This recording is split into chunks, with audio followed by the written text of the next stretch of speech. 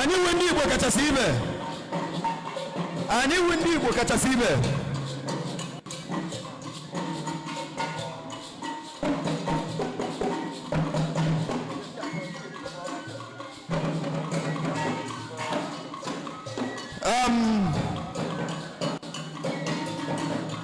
Igbo ndị ọma, ngwanụ ndị egwu biko nụ. Anyị ga-agbapụ ya ọsọ maka na oge akarọ nkụ. Oge akarọ nkụ biko nụ. Enwere ndị si Enugu, enwere ndị si Abia, enwere ndị si Rivers, enwere ndị si Kogi nọrọ ebe a taa, enwere ndị si Edo na Igodo, enwere ndị si Delta, Anioma, enwere ndị si Abia steeti bịara ebe a taa, enwere ndị si Imo. Anyị ga-eme ihe ọsịsọ ka onye ọbụla nwee ike nwetakwa ụgbọala, nwetakwa ụzọ o ji anachi ya. Njikọta ọdịnala Igbo 2026 awụrụgo ihe kpụ ọkụ n'ọnụ. Alright, ngwanụnụ. Udo. Ka anyị kọọ n'obi ndị Igbo taa.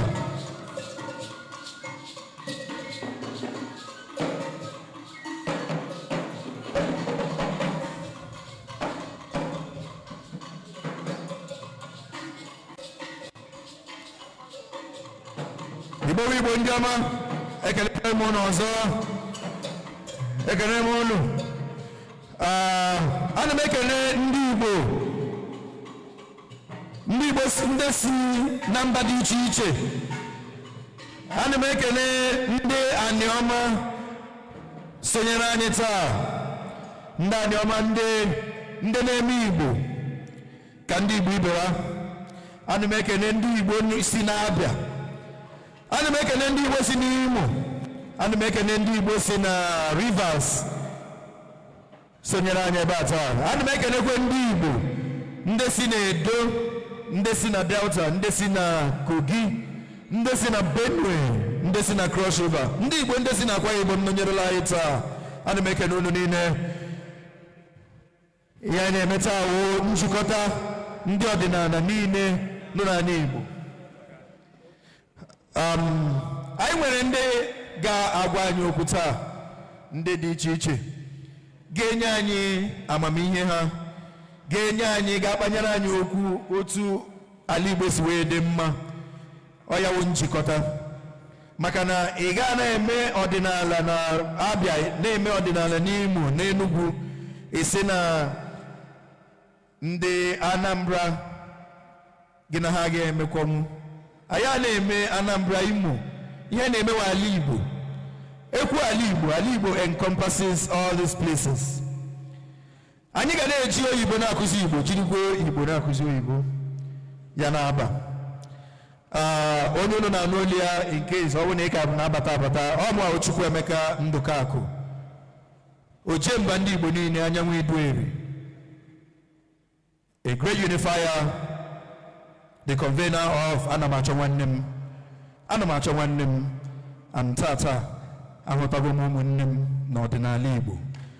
Onye na-eme ọdịnala Igbo nwanne m. Otu aka ọ dị.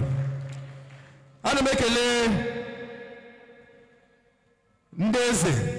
Ana m ekele ndị eze, ndị akụ ajị ọfọ, ndị na-achị obodo. Ana m ekele ndị dibịa, ndị ji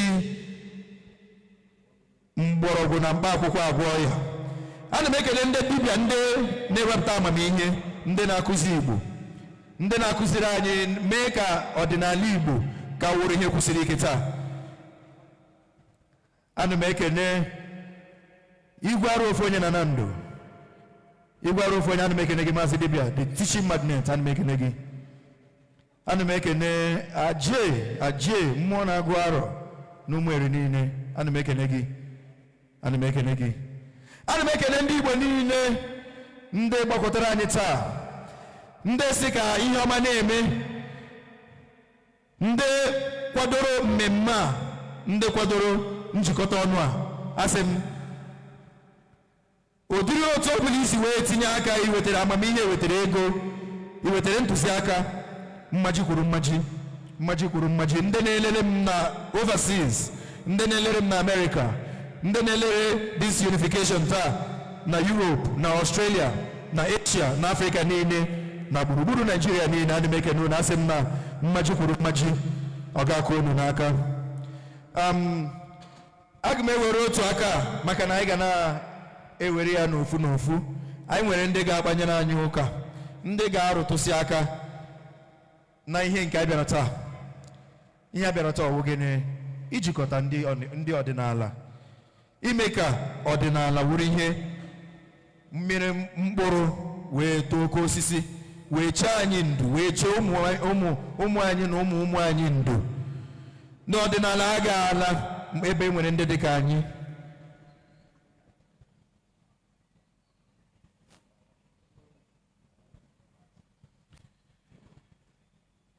Ndị si na ọdịnala agaala maka na dịka anyị bichara n'ụwa taa, a ga-enwerela mkpụrụ anyị kụrụ.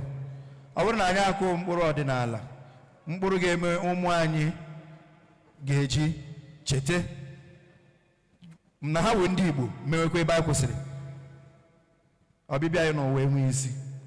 Ana m akpọlite ụdịrị mmadụ dịka the teaching magnet, igwe arụ ofu onye na ndụ, igwe arụ ofu onye na ndụ, Maazị Dibịa,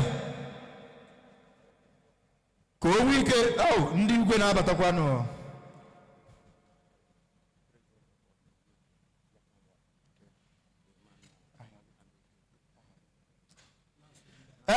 Biko anyị na-anabata the president of Odinani Igbo nationwide. Anyị na-ekene gị na ndị eze ndị igwe ọcha, ndị na-ahụ maka ọdịnala Igbo.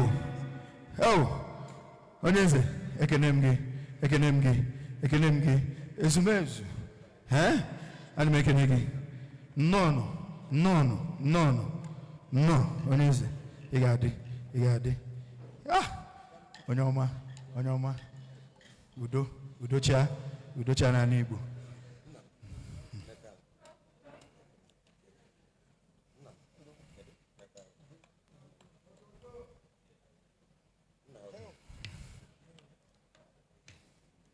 Udo.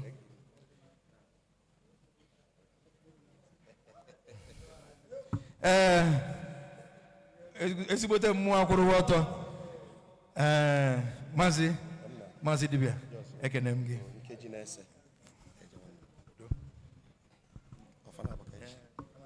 Igbo mma mmanụ, Igbo kwen,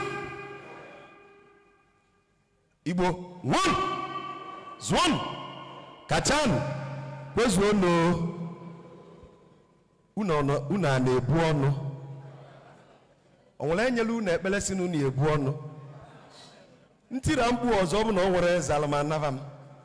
Nsị ka anyị nava na o nwere ibe anyị bịara ime. Checheche Igbo kwen. Mbao Chukwu ajụ. Kwụsị na iku ume na ọmụ na-abịa.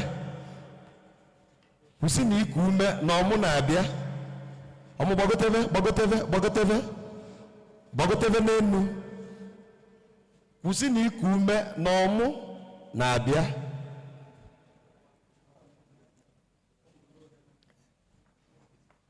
Anya nwekwa oke. Usher ọmụ in, please. Nekwa ọkpala igwe edo. Ikwu.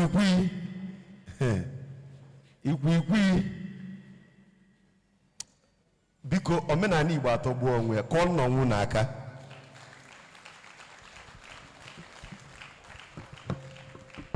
Ịmala arọ na ịchọ ịnọ n'elu ụwa, kụọ ya n'aka ya.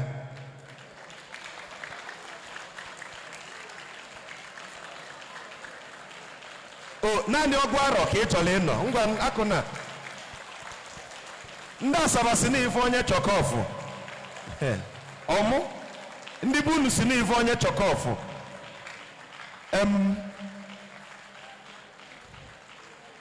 Biko sikpu ka ikele oche mụ na je, ka nwaanyị nọbido mụ na je.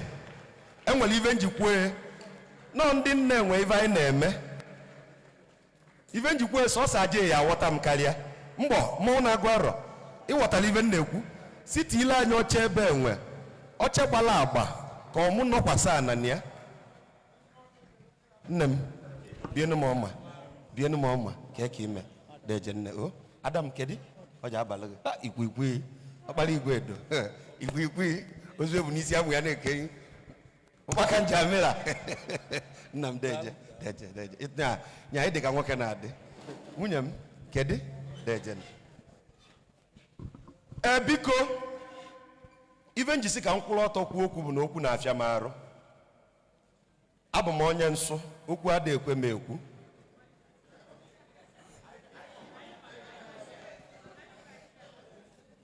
Nke ka nke bụ na mụ bụ onye ivele na-eme. Andị ife nwe bụ okwu oyibo ọzọ ya aba m ọnụ. Okwu ikpeazụ ya aba m ọnụ bụ okwu oyibo bụ andị nwa m kwuru. Maka na otu sụbakwa Igbo nọ n'iru m na-ede m ka ọ tụgbuo m ọnụ ma m kwuo ife ahụ m na-ekwu ọzọ. Ife meli ya bụ na omenala Igbo bidogolu n'asụsụ Igbo. Abịarakwa m ikwu ife ọbụla o n'ọka ntụ igodo ga-alụ ife mela anyị ji bịa n'ọnwa. Ife nji kwuo na ife nwaanyị na-emeta anyị na ọ bụ na nwaanyị anọrọ ya n'ife a na-eme nwere isi ma ife kpatala ya. Metụ nwanne gị aka sị ya, gịnị bụ omenala? Ọ ya asọ m ka ndị na-ese ive ise nọlọ ọta aka welu nu zoom maka na a na-eme ivu nnọchi ndị mbụrụ onye anyị nọchiri iru ata nga amosu. Nke bụ eziokwu ka m na-ekwu. Ọ bụ na ọ ya ekweme ndị na-ese ive onyonyo welu nu zoom wee bịa nna m ewe n'iwo welu zoom wee bịa kunu kwụpụrụ nwa ada anyị n'ezi ka ụmụada at least ikwuchelu ụmụ agbọghọ ezi ọ na-aka ewute m kwuchelu ụmụ nwoke rapụ ụmụ agbọghọ ka ụmụ agbọghọ na-enene m ọfụma. Ụmụ agbọghọ kwana ya. Gịnị bụ omenala? Metụ nwanne gị aka sị ya, gịnị bụ omenala? Ndị gboo kụziri anyị na ana bụ nwaanyị. Na-egekwe ntị. Si ya na nsị ya na ana bụ nwaanyị. Ana bụ nwaanyị. Maka na ife niile dị n'ụwa nwere oke na gịnị nwunye. Ọkwa na ya igwe bụ di na-anụ ana. Ozi ọma ọdịnala. Ọkwa nnukwu mmadụ zoro n'ịkpa. Ọkwa nnukwu mmadụ zoro n'ịkpa. Ana m asọpụrụ onye ọbụla niile n'ebe a. Aka mbụkwa maazị dibịa oji nkụzi eme ọjị aka ji ofe arụ ofu ya na ndo. Biko ana bụ nwaanyị. Ele ana ji bụrụ nwaanyị di na-anụ ya bụ igwe. Ọkwa na eziokwu igwe chọrọ ịtụ ana ime kedu ife ọ na-eme? Kedu ife ọ na-eme ya? Ọwụ kwasarị ya amịrị. Ọrụ amịrị ka eji atụ nwaanyị ime. Ọka nta mmanwụ ụmụazị nọ n'ọnwa. Ọrụ amịrị ka eji atụ nwaanyị ime. Kedu elu igwe ji atụ ana ime? Ọrụ igirigi mmiri oyizo. Ngwa gee ntị na ọ nwere ife ya amụta. Ọ bụ na ana bụ nwaanyị anyị wee nwee ife a na-akpọ omenala. Maka ndị si na omenala avụrụ nwaanyị n'anya gekwe ntị na ọ nwere ife ya amụta. Ana bụ nwaanyị mụnwụ na-agụ arụ. Anyị wee nwee omenala. Kedu ife ọ bụ? Na ife niile anyị na-eme bụ ka anyị wee mete nwaanyị gịnị mma. Metụ nwanne gị aka sị ya na nwaanyị bụ ife. Ịghọta ya etu a ndụ ga-eto ogologo. Ana the feminine goddess ma ọ bụrụ ọnụ ndị iti. Mana ife niile anyị na-eme bụ ka anyị wee mee ka obi wee vuo ana. Maka na obi gbalụọ nwaanyị ezinụlọ anyị ebu. Ọmụ emejọ nwaanyị a na-ebu n'ezinụlọ. The balance duto na-enwelu nhata nha ive kwụlụ ive akwụdobie. Ọkwa na ya igwe wee na-anụ ana mana ya obi rapụ ana ka ọ nwee agịrị. Si ya ịma na ana nwere agịrị? Jụọ ụmụ nwaanyị ka na ịma na ana nwere agịrị? Iya amụta na ya taa nne. Mụta nke izi na ana abụrụ aja ana. Aja ana mekwa ka mmadụ. Ana abụrụ gịnị? Aja ana. Ọtụtụ ndị Igbo che na ana na aja ana bụ ofu ife. Ọtụtụ ndị mmadụ na-eche na ikwu ana kwuo aja ana na ofu ife ka ị na-ekwu. Mụta ya tata. Ana bụ nwaanyị mana aja ana bụ nwoke. onwere ife ịmụta ị na-aghọta ya. Kedu ife aja ana na-alụla ana? Aja ana na-eme ka iwu na nsọ eji eme ka obi ana zuo oke na-edogbelie. Aja ana na ọnọdụ ka polisi onye uwe ojii na-eme ka iwu gbasara aja ana ka ayala ime gị, iwu gbasara ana ka ayala ime gịnị imefie. Onwere ife ị na-amụta. Igwe na-anụ ana mana ọ rapụrụ ya onwe agịrị. Kedu ava agịrị ya? Nke atọ ụmụ nwaanyị ọmụ ịghọtara Igbo bụ agịrị. Maka na ịma na ụmụ nwaanyị a aghọtara na ọvanwa bụ mmebelu. Without the feminine onwere ife anyị na-eme ebe. Ewepụga ụmụ nwaanyị onwere ife anyị na-ebe eme. So isira m na ị na-eme omenala ife ọ pụtara bụ na ị na-akwanyeli nwaanyị ugwu mee gịnị lulie. Onwere ife ịmụta. Ya mere na ụka ọbịa bịalibe anyị wee sị gị Jehova wee mee Adam ọlala ụla, wee si na mkpịsị ngụ ya mmiri ovu mkpịsị ngụ wee kee onye. Metụ nwanne gị aka sị ya na asị dị ya. Kwụsị enyi ke sị ya na asị dị ya. Onwe nụrụ nwoke kele nwaanyị mbụ. Ị maara ebe esi eke nwoke? Ị maara ebe esi eke nwoke? Na ndị kele anyị, na ndị kele anyị, na ndị kele anyị, na ndị kele anyị. Ewezuga ndị nwa aja apụta ụwa. Ele nra ifu m ebe nna anwụ ala. Ọkwa omenala ka ị bịara ime. A na-ekwu okwu nye mezina gị velo ife ka nna akụziri gị ana m egwuregwu. Ọsọkwa nwoke ra isi ka ele enwe amụta gị n'ụlọ ọgwụ. Kedu ife izi imele? Kedu Chukwu izi zụrụ gị? Kedu Chukwu izi zụrụ gị? Kedu Chukwu izi zụrụ gị? Mama gị nwoke mana kerekwa ụzụ na-akpụ nwa. Metụ ụzụ na-akpụ nwa aka. Kene ụzụ na-akpụ nwa. Kene ụzụ na-akpụ nwa ọmụ. Maka na ife kwuru ife mee gịnị akwụdobie. Nye melụ na nsọ kachasị nsọ n'ala Igbo bụ ịsọ otu ana.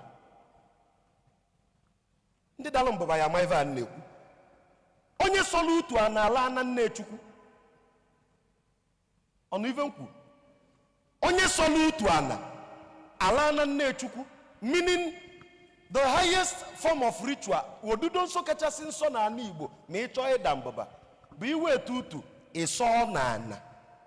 O nwere ritual a na-emelie emechela iwepụta utu sọ na ana.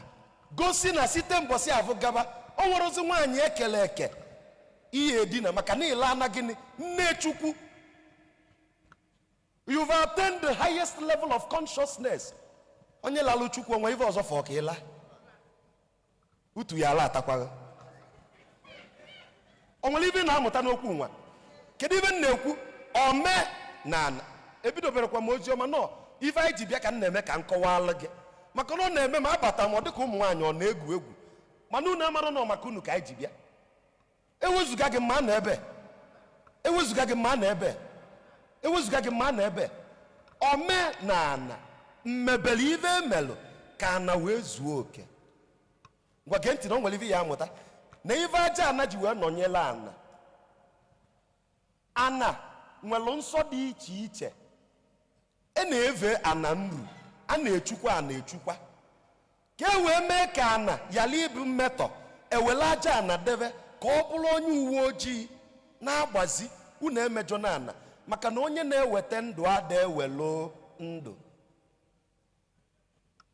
Aja ana nọlụzie imezie ịbịa saa ivi. Ọkwa na ya kedu ife niile na-eme ife a ka ana wee mee gịnị? Ịma na ekwuo when we talk of nwaanyị we are referring to the divine feminine.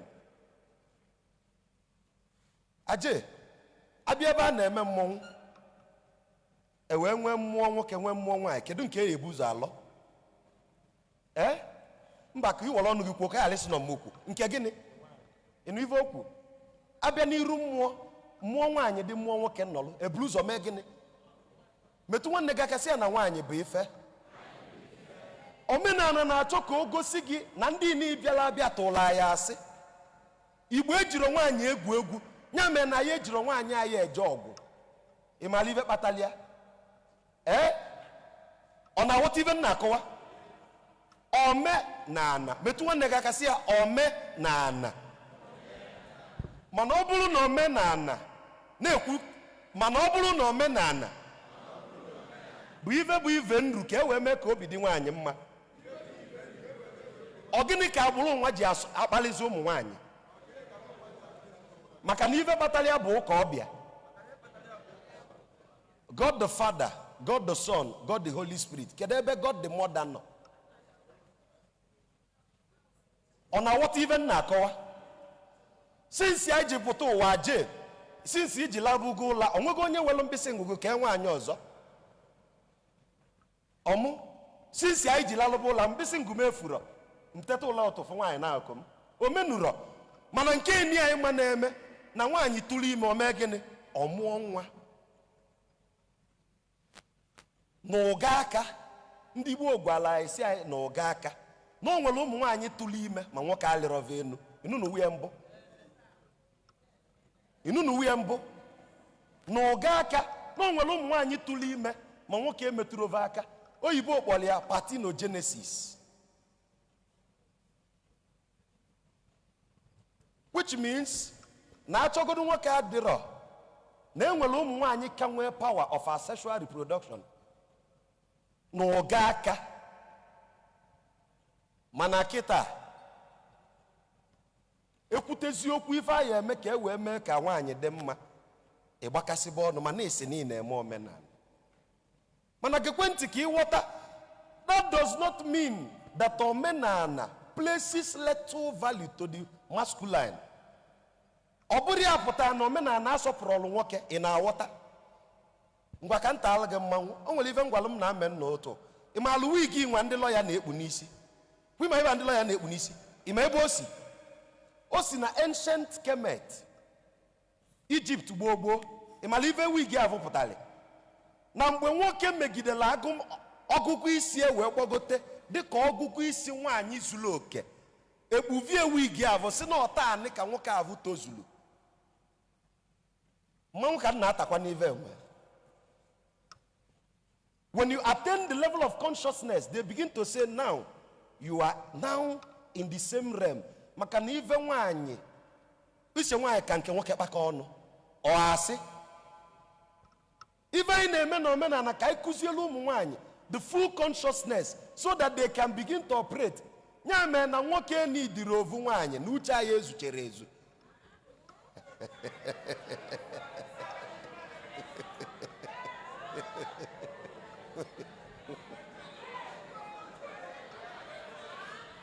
Biko kuo nnu m aka na nke a mkpulekwu ekwuzi m nke ọ dịzie ka mụ na ụmụ nwaanyị osebela okwu maka na anyị enwechara uche anyị n'idili nwaanyị ya na-agbazili anyị eto ọkala ovu ebụọ ịtọ maka na ejiri ovu nwaanyị eme gịnị aza nna anyị metụ nwanne gị aka si ejiri ovu nwaanyị aza nna anyị aje eri nna ekwu okwu nwa ọ na-adabara mmụ na nwaanyị oluzie saịdị nketa anyị eseve okwu dịka ọra ọ dọrọkwanụ mma sinsi nna ekwu okwu nwa ọ na-adabara mmụ na ụmụ nwaanyị eluzie m na-ejiri ovu nwaanyị aza nna anyị unu amịa mma tinu mma unu n'ọbụ n'olube mgbe eji asụ mmadụ na-egekwe ntị kedu ive bụ ive kwụlụ ive akwụdebie oyibo kpọrọ ya duality. Everything dị n'ụwa nwere duality ive kwụlụ ive akwụdebie ọ bụ na ọchịchịrị adịrọ ive ama ndị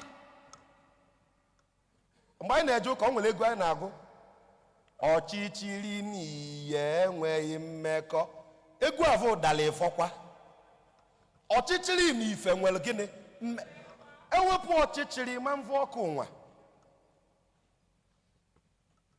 ịnụrụ ive mkpu ewepụ ọchịchịrị ive ama nguzo nya ka anyị ji nwee aka ose iyi ojii ọkwa ya ka modern science na-akpọ kịta the black hole. Black hole modern metascience na-ekwu kịta the black hole the energy of all energy mana ndị Igbo amagolie dịka aka ose. Agwara m unu si na amara ife anyị na-eme unu chel na ife anyị na-eme bụ just ka iyi akwa tee nzu n'anya gbala akpali ọ bụrụ ya na omenala metụrụ ebe niile dị n'ụwa mana akwụkwọ ị na-agụ agụ mana anyị na-akụzizie ị na-amụta nke mbụ na ife anyị ji eme omenala ọ nwaanyị na-atụ ime ọkwa ya ọrụ nwaanyị na-atụ ime ịkpụ ịmụ mkpi kịta kpụ ịmụ nwunye ewu kedu onye ka mele ife ọma aje ịkpụnye m mkpi kpụnye m nwunye ewu ọmụ kedu onye ka mele ife ọma mụ na ịkpụnyelu nwunye ewu ka ị mere ife ọma mkpi ya je enwe ike chọwa jebe buru utu jebe ebe ọ ya eje mkpi na-agbara ọra mana nwunye ewu m ya nọ lata mkpi ọzọ ọtụ onye ime gịnị ya eme biko onye ni tụrụ mmadụ ime onwe ka ya sị bịa m mkpi gị tụrụ nwunye ewu m ime a na-akọrọ ụda aka akọ ewu m mụọ nwa ije arọ na abụọ bịa mkpi ya je atụọ na nwunye ewu 100 ime mana ewu m amụọ na alụ m nwa 10 ịghọtali maka na nwaanyị na-eme ka ọmụmụ na-abawanye ụba mana nwaanyị n'ụwa kata ọ ya atụ onwe ya ime nwaanyị ọ ya atụ onwe ya ime metụkwa nwanne gị aka sị ya ive kwụlụ ive akwụdovie nye mere omenala ji akụzili anyị balance na nwaanyị nwere ọlụ ya o nwere mbọsị na-eme nkụzi si na nye nwere ive bụ gender equity na omenala Igbo gender equality sorry na ya nwere gender gịnị equality na nwoke na nwaanyị alarọ nwa bụ maazị dibịa ama mbunwu nwa n'afọ m wee dị na mpechene agwụ ma ebe bụ ịdị na mpechene wee dị na mpechene ọnwa wee gaa iteghete wee chịva nwa ka iru m ya dị ebe na-achị nwa makwa n'iru m ife ebe n'iru m na-achị nwa enyunugo nsị akpaka ịmara ka ọ na-adị meziela ụmụ nwaanyị ebele o nwere ife nwaanyị ya eme nwoke ama mmenwu o nwekwara ife nwoke ya eme nwaanyị ama mme gịnị nye ka ndị gboo ji si na ife ọbụla nwere ife Chukwu kelie ka o mee iji maatụ enwee kịta ka agwọ tiga gata na ebe anyị nọ na n'ọnụ na ụmụ nwaanyị agba ọsọ true of us naturally ọ ife dị n'imeve mana nwoke ya atụgharị azụ si kedu ebe o si abịa chọba okpiri o ya eji mee gịnị kugbuo ya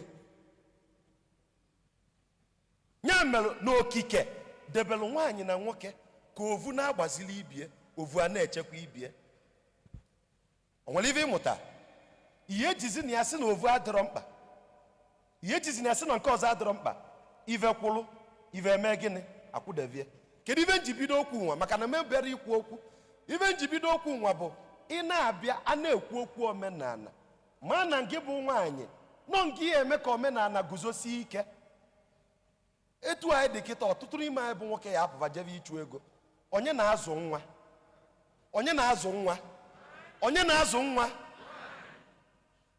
ọ gị ya asị ụmụ gị na-ekwenụ dị ka omenala be anyị dị nwa ma emenele mana ọ bụ na o nwero nke ịma anyị azụta ụmụ gị azụta nye ka m na-asị ọkwụ ndị nne mụrụ gọvanọ ọkwụ unu mụ prezidenti mụọ kọmishọna mụọ dairektọ mụọ ndị ori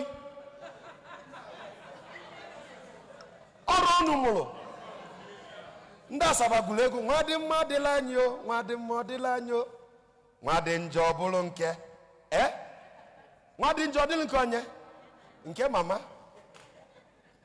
nye melụ kedu ife m na-akọwa omenala ife izi eji amụta taanị na anyị abịara ebe nwa ka anyị kpoo oke gekwe ntị na mmadụ nọ n'elu ebe nwa abụrụ na ọka gị baa ulu ọ na-aghọta okwu m ọ na-aghọta okwu m ọ bụ na onwego ndị Chineke nyere kafa dịka ndị ndu ọkwa ife anyị alụba anyị na-eso ha eso ife m nwa nọ bụ onye ọbụla ya edu anyị dute anyị maka ife na-eme gịnị na-aga aga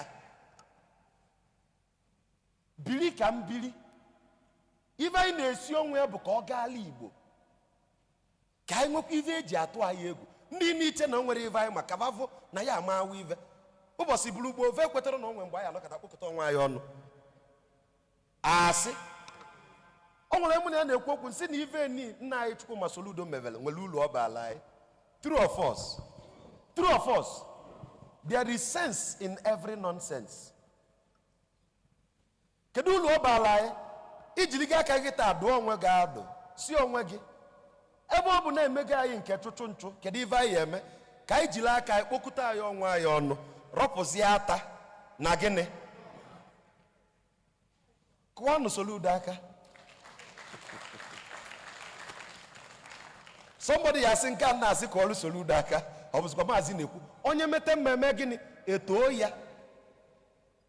Ife nna m kụziri m na ife ọbụla ị na-eme n'ụwa gbaa mbọ ka ịfụta ezigbo ife n'ife ọbụla mere gị. O nwere nwaanyị na-agụ okwu nsị ya ị na-atụ alị na enyi gị nwoke rapụrụ gị na ọ nụrụ gị. O nwere ife ịmụta n'oge gị na ya nọ. Nwekwe mkpụrụ ọkụnye gị n'ime ka ibulukwe nzuzu a na-ebunyekwa onye ọzọ. Nwe ife na-akọwara gị n'ife ni nna anyị Soludo si ka ọ kpụbalụ ndị omenala ijirizi uche gị si ọnwa anyị kpokọta na ọnwụ ụlọ ọnụ ka anyị rọọ ata na gịnị ọka. Mgbe anyị arọpụchacha ata dị n'ime anyị ọ ya akpụzi anyị ọzọ, ọ ya akpụ anyị ọzọ. Because the vision is that by 2030 or thereabout, the next commission of culture na Anambra State ya abụrụla onye ọdịnala.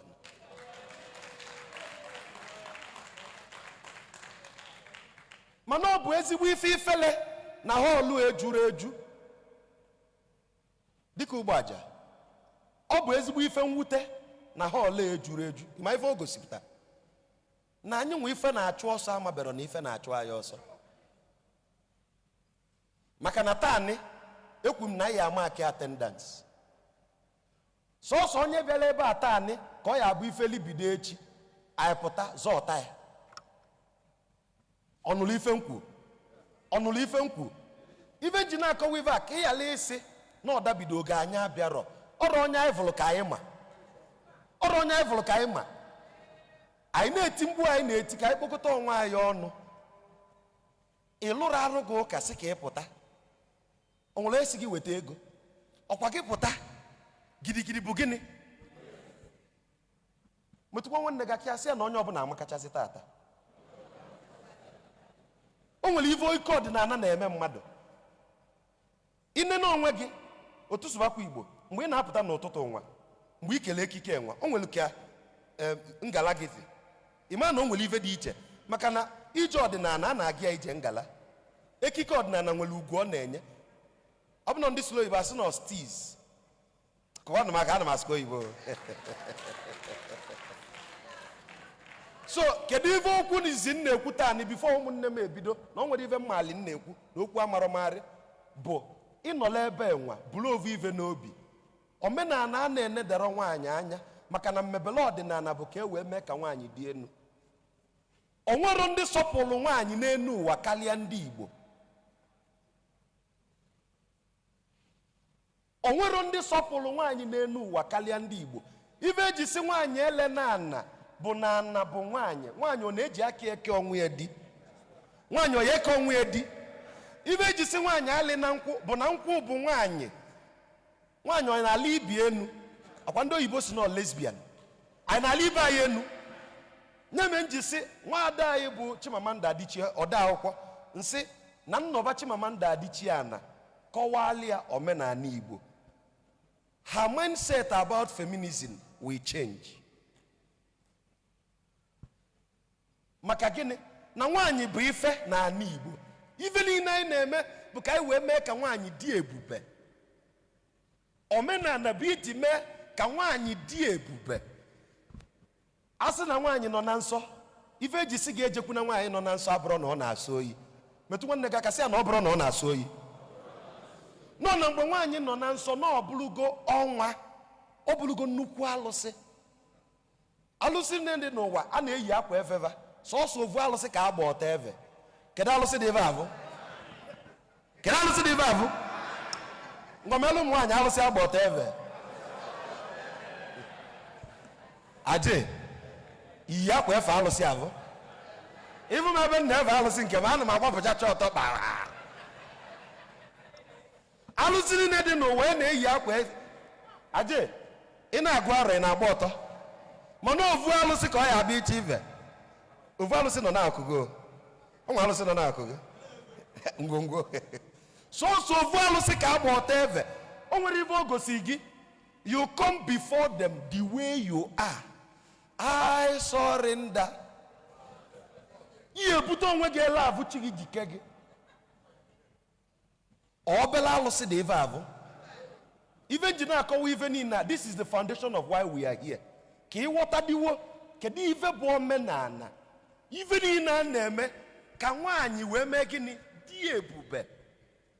If you have this understanding ọ dịle gị mma. Kedu ife dị iche na ọdịnala na omenala? Anyị pụtala ụwa kwudo anyanwụ ọkwa ya kwudo abọsị kwudo ebenebe ọ bụ na-eche ndo ọjị ọha ngwu ụlụ oke osimiri kpakpando ọnwa ife niile a dị n'ana. anyị mee gịnị? anyị bịa anyị wee were ife a niile dị n'ana wee na-emezi ka ana wee nwee ụva. Is it making sense? Anyị ji ife ni dị n'ana wee na-eme ka emee ka ana wee dị enu ka ọ nwee ụva ka o lite elele ka obi dị ya mma ka anyị vaa na nru.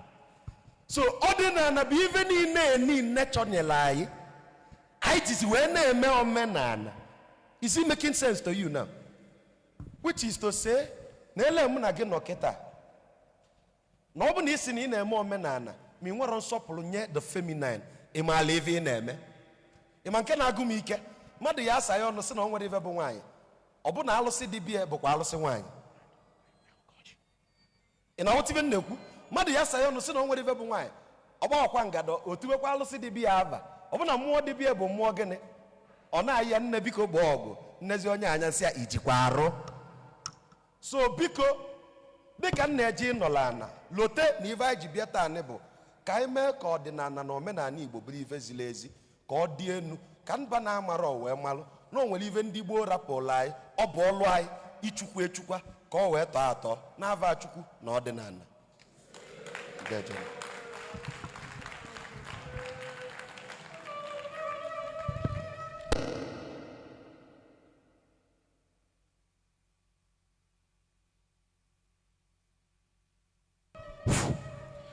Bukonu kupuruni aka ọzọ ezigbote aka onye nụrụ olu ya wụ the teaching magnet igwe arụ ofu onye na Nando Maazị Dibia emeela ọtụtụ ihe n'ala Igbo gbasatara otu anyị si ahụta ọdịnala ndị Igbo. Omego ya were nkuzi na nkọwapụta were mee ya onwe ike kweghị nghọta maka na before now ụfọdụ ndị na-ahụta ọdịnala Igbo ka ihe rụrụ arụ but site na nkuzi ya o mere ka ihe niile wee dị nwee ihu. In fact kwekwe na nghọta maka na ị ga-akpọtali nwatakịrị si kọwara gị ihe nọ n'agwụ. Maka mgbe m na-eto anyị nwa ndị amụrụ na 80s a sị na agwụ a na-eji derogatory a na-akpọ ya asị derogatory means agwụ na-achọ onye a na-ahụta ya asị onye apụọla n'elu ụwa na enwe ihe eji eme. Mana ugbu a anyị na-ahụtazi ihe nọ n'agwụ ghọta na agwụ nwere mmiri dị iche. Asịzie ka arụọra mmadụ agwụ na ọ na-amara na ezigbo ihe. Maybe I call them this part na my introduction. By the grace of God, I am also governorship of Imo State, governor of Imo State, and I will contest and I will win.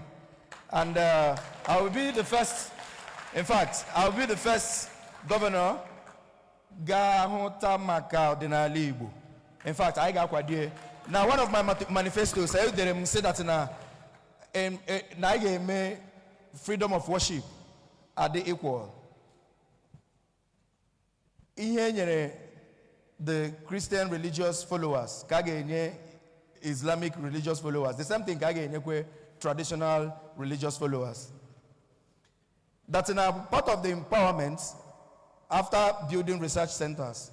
Na I part of the empowerment wo I ga no obodo ho umu nwoke nde ma umu nwanyị ndị nwere otu si dịrị ha anyị akpọ ezigbote ndị dibịa ha gba afa ndị oni dịrị gịnị ịrụrụ ha agwụ on a touch. No governor na-eche this far because onye rụrụ agwụ onye arụrụ ihe nọrọ ebe mmadụ na-eme na mpaghara ma ọwụ ihe na aka nkụchasị emecha rụọrọ ya agwụ gị mecha lay life of that person in the next 6 months, in the next 1 year, you begin to see something ị ga-ahụ ihe dị iche. So ka ezi ihe ga-eme gọọmenti ga-eji ha hụta youth instead of ịhazi ha isi ekponye ha egbe ma wee mee ha turn ha into political talks, it's not a ballot box. When the Ministry of Arts and Culture should be able to mee gịnị kọwapụta ndị a ga-arụrụ agwụ arụọrụ onye ọbụla agwụ arụọra ndị kwesịrị ịrụrụ agwụ ndụ ha dị mma. A round of applause for that. We shall try it and we shall succeed, and the rest of the states ga copy this particular system because I get save a lot of youth. All right, ojonunu kana n'olu ya wo Chukwuemeka Ojemba ndị Igbo anyanwụ idueri. I want a lot of dignitaries in the house. I want ndị dị iche iche, especially ndị eze. Mgbe anyị na-ekwu okwu mgbe Maazị Dibịa nọ na podium na-ekwu okwu, anyị nwetara ezigbote ugeze, ezigbote nwaanyị ọkwụrụ ọkalịsịa na aniọma nwaanyị gbuo ọnụ that is spiritually she is connected and physically she is connected.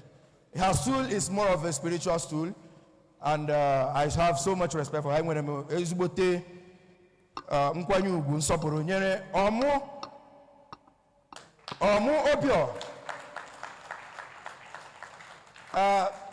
The other time, I'm magma prophecy, but young I'm not sure. But I'll get better. Before now, I went on your money in the person of late Mata Dumku, Her Royal Majesty. But she's late today. May her soul continue resting. She wield the responsibility of that stool to the fullest.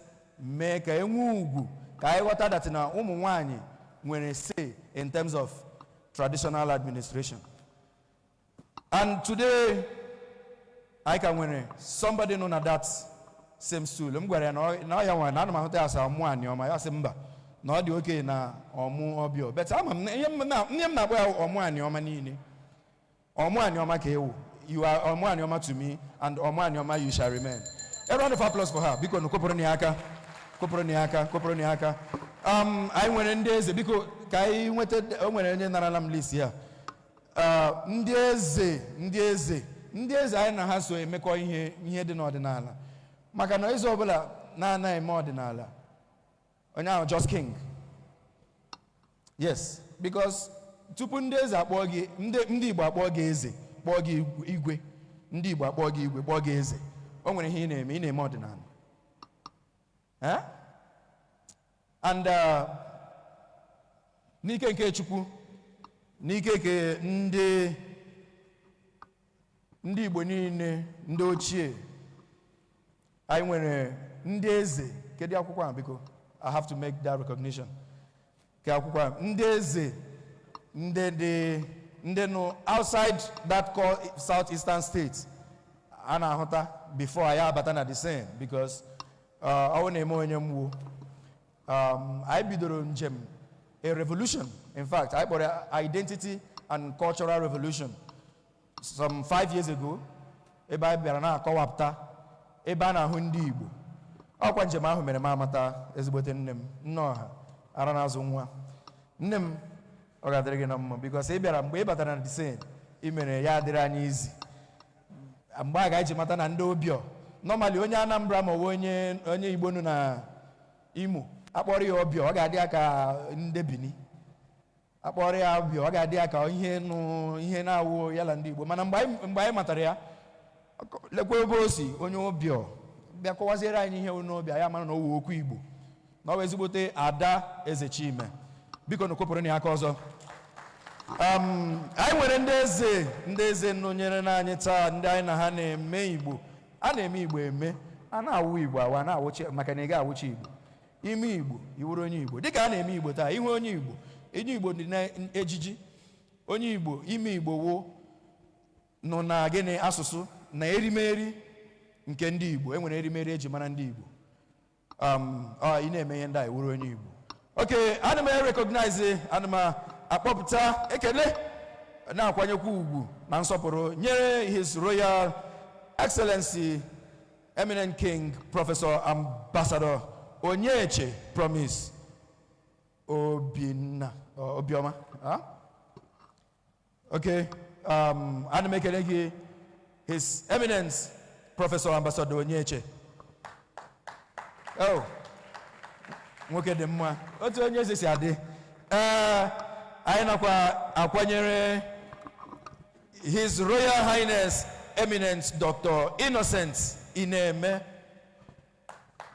biko nụ kụpụrụ na aka eze chara acha eze juru anya ọ na-achabakwa n'anya anakwa m akwanyere ugwu His Royal Highness King Engineer Kenneth Opara JP Justice and Power biko nụ mmanụ biko nụ a na-akpọpụta ndị eze ụta biko na-enye nụ ha ezigbote aka na ụda aka na awụ and all representing the Supreme Royal Council of ndị eze okay anakwa m recognize ndị anyị na ha ga-anọkọta na ọgbakọ nke taa njikọta ọdịnala ndị Igbo Chief Joseph Anikwe Dikora Umueri Chairman njikọta Igbo gburugburu bikonu kụpụrụ ni aka bikonu ọya wawo Dikora na Umueri niile ana m ekelekwe Chief Priest Uchenna Nnazoba Ajie mmụọ na-agwarọ bikonu kụpụrụ ni aka Ajie mmụọ na-agwarọ na Umueri ekene m gị a na-ekwugide ọjị okwu biko ka anyị menụ ọjị okay all right enwere m onye biko na achọrọ m first of all ka m recognize ya nze anyanwụ akpa oke nze ukwu na Aguleri na Idueri Kingdom nze onye Chukwu gọziri biko na okopụrụ na ya aka ọ dị izi onye ezubike for the last 1 week ọ gbara ga ebe a na-agbarị onye Igbo ụra but onye nwe ụra anya nye ya biko ka onye to okay ana m ekele na-akwanyere the Queen Mother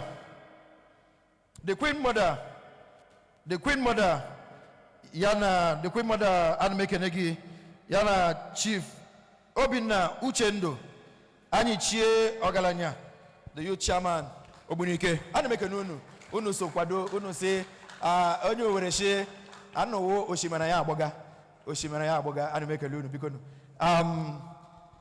biko ana m akpọpụtakwa na-ekene Chief Michael Nnazoba Chimerem Eze na Umueri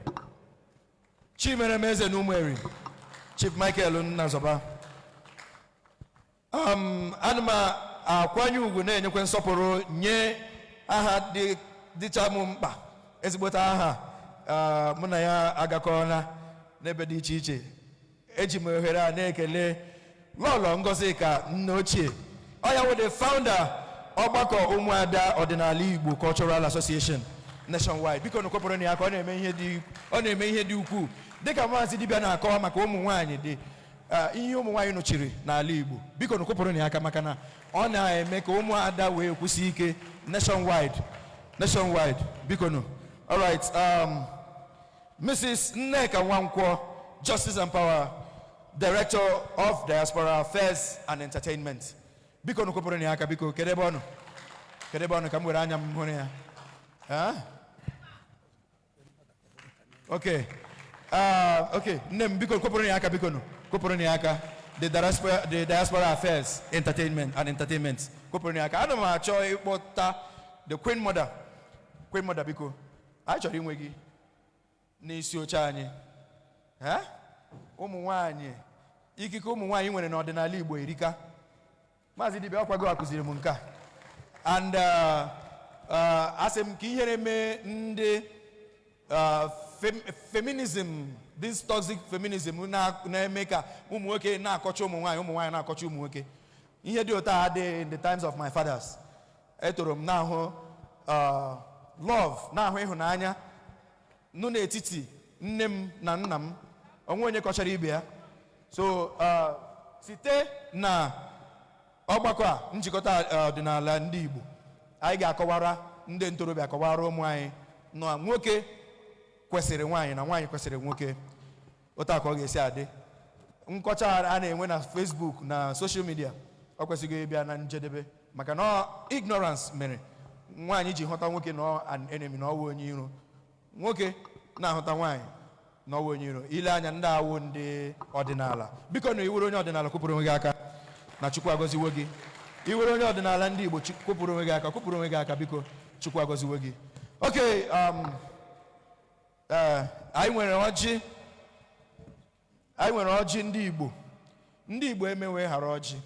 Ndị Igbo emewe ghara ịgọ ọjị, maka na ọwụ ọjị wụ onyinye Chukwu nyere anyị, si anyị jiri na-akpọku ya, na ọwụ anụ arụ na ọbara ya. Onye ga-agọrọ anyị ọjị taa wụ Ajie mmụọ na-agụ arọ. Ajie mmụọ na-agụ arọ n'Ụmụeri. Anyị na-ekele gị. Ọjị ndị Igbo abịala. Ọjị a na-agọ n'Eke, gọọ n'Afọ, gọọ n'Orie, gọọ na Nkwọ. Ana m ekele gị.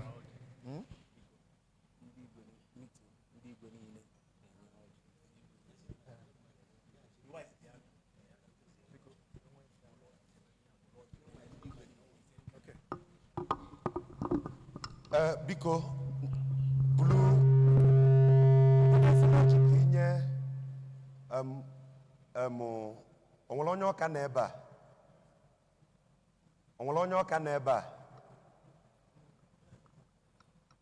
Okay, onwere onye bu aja na ọka ebe a. Aja na mekwa ka mmadụ. Kedu onye bu aja na aka? Biko first of all, wele ọjị wejele onye bu aja na ọka. Asị ọbịalụba onye abịagbunie, ọ nabakwa mkpụmkpụ emegene ya. A na-eve nru n'ọdịnala. Ive nru is the word reverence. We respect hierarchy. Anyị nọbe mmadụ ọrịa. So first of all, we pay homage to ndị nwe obodo. Biko onwekwa nwaanyị ọzọ gbagotego na age, that is nwaanyị na-ada afụzụ nsọ from 60 years up bụ onye ọka, ka o wee na-alụ ụmụada. O nwere nwaanyị ọzọ onwele ngwa bịa, a na-eme na-amụta. Nna m o nwere duru welu na-ava ndị ọka deje welu ọjị wejelu Aje duru Ụmụeri.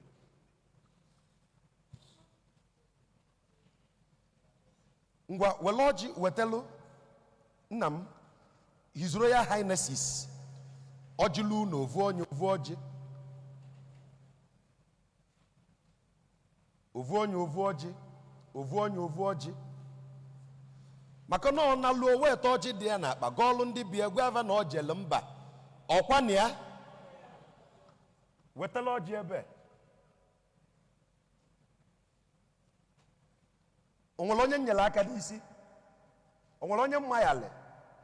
Ịma na m amachara ife, onwe nke ndala ada okwu na-agwa m. O nwere onye mmayali? O nwere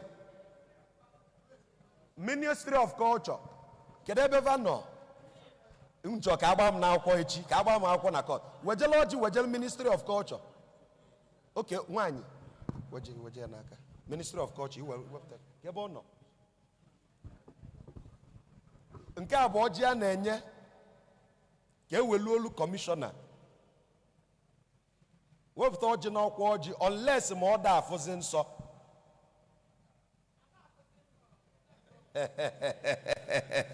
Chadu ụzọ ka mfu iri ya. Chadu n'ụzọ ka mfu iri ya. Pọdụ m n'ezi ọbụlụgo nne mmọnwụ. Ministry of Culture ibụlụgo nne mmọnwụ. Deje ya abalị gị. Maka na ịma na nwaanyị na-ada afụzi nsọ n'ala Igbo bụzi gịnị nne mmọnwụ. Nọ na ịma na bife ibụlụ nne mmọnwụ ihe emekwa ekwe mbọ imecha ekwe wee chịtara gị anya na ibụlụgo gịnị nne mmọnwụ. Ọ bụrụ isi na ibụlụgo nne mmọnwụ. A na-amụtakwa wele ọjị wetalụ ọmụ. Yes.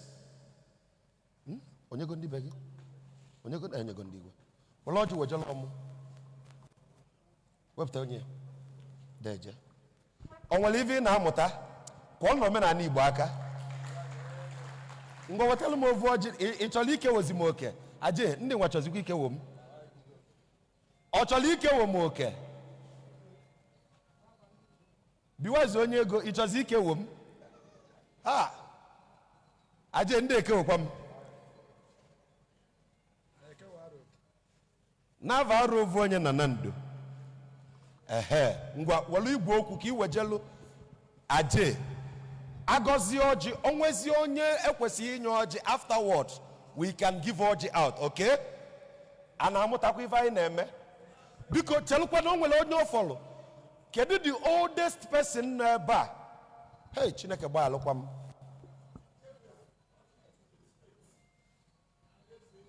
deje biko eze eche ọ nọ ebe a kedu ebe ọ nọ wele ji wele ịya ala atakwa m ka jikọ na be m ka ị chọrọ eze eji biko eji nchukwu ayọ ụgbọala m ji akọ na ivi ji ọkụ gbakwala m ive ọma biwaizi ị chọrọ ịla ata m n'ebe enwe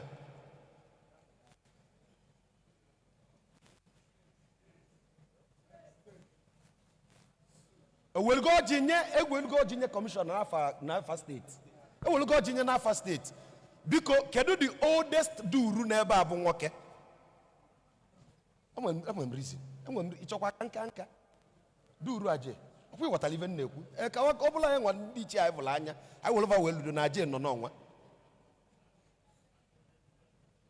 o nwere onye ọzọ tọlịa weje ọjị onwegodu fana abụọ kebezie ikpe ndị aka akwụ na ọ bụrụ m kunu ya ala ata unu alakọkwana mụ na ndị duruo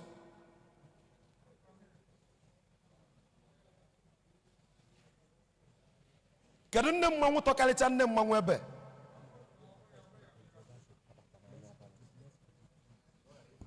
biko nke onye chili ya zelu biko eji m ọtọriti ndị eze niile n'ebe a na duru ụmụeri dịka igwe arụ ofu anya na ndo na-asị ife gbasara ọjị niile all protocol duly gịnị observed ngwa Igbo ekene m unu Igbo mụrụ nze m ọzọ ekene m unu anyị bụ ndị Igbo gbakọrọ n'ụbọchị tata bụ edebe ọjị ma ndị gboo na-ekwu si na ọjị bụ nya ka eji ayọta ezigbo ive n'ala Igbo anyị wee na-ekwu si na ọya adịla onye ọbụla na mma onye rapụrụ biya wee bịaba ebe a n'ụbọchị tata bụ ezigbo ive ka n'obi wee bịa ezigbo ive ya emere onye ahụ anyị ncha niile Chukwu ya egozi anyị nyere anyị aka n'ihe ọbụla obi aka anyị na-eme ọ na-agazi ka anyị si wee che ngwa na-ayọ Chukwu okike abịa mma pụrụ ime ihe niile si ya ka ọ chebe anyị ncha niile n'ovu n'ovu ka anyị rapụsịrị be anyị n'ovu bịara ebe a n'ovu iru anyị dị iche iche ụdị anyị iru anyị dị iche iche ka mkpa anyị dị iche iche Chukwu ya emela anyị ebe ọbụla bụ echiche obi anyị na-abụrọ ngana n'afọ ọdịnala ebe anyị ahịa adịn dejen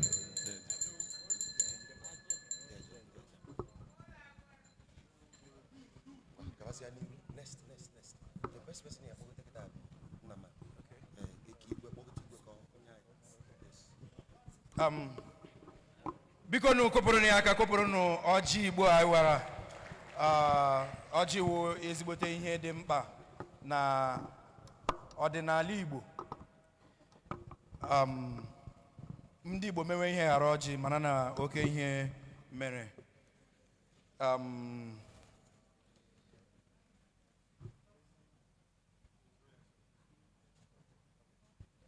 na-atụfughị oge ana m eji ohere a na-akpọbata His Royal Excellency the Eminent King Professor Ambassador Onyeche Promise. I na-akpọbata ya n'ọgbọ. Thank you, Your Eminence. Thank you, Your Highness. Thank you. Anyị na-ekene gị ịdị ka eze si adị. Biko nụ na-akụpụrụ na ya aka.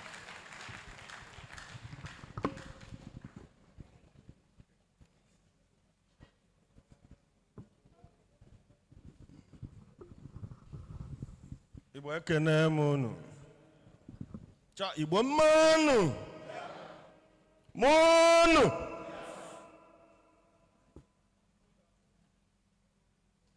N'aha ndị echichi niile nọ n'ala Igbo.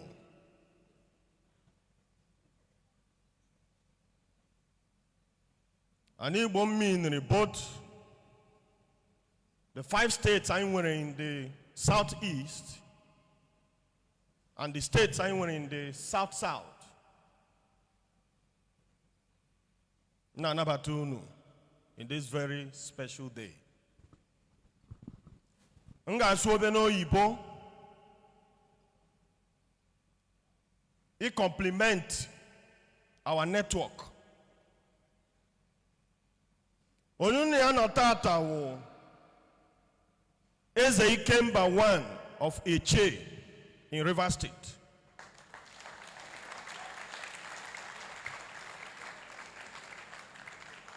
Odum Ezumezu Ojofa Sato as Onyishi Alolakwa Agrishi. The progenitor, the keeper, and the protector of Ezumezu's ancestral altar in Ikwere and Eche local government.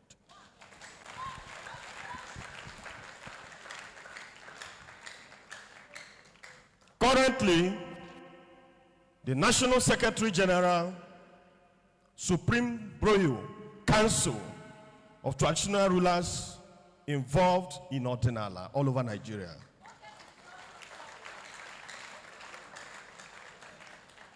By the message of Chukwu Kikabiama, Ndi Ichie,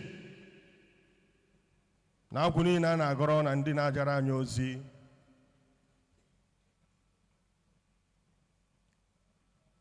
I was recognized as the king of traditional medicine across the 17 states of southern Nigeria.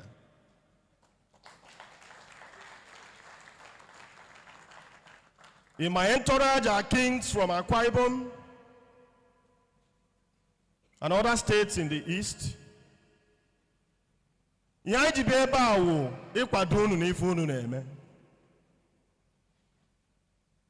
that the federal government has taken the bold step to recognize traditional practices.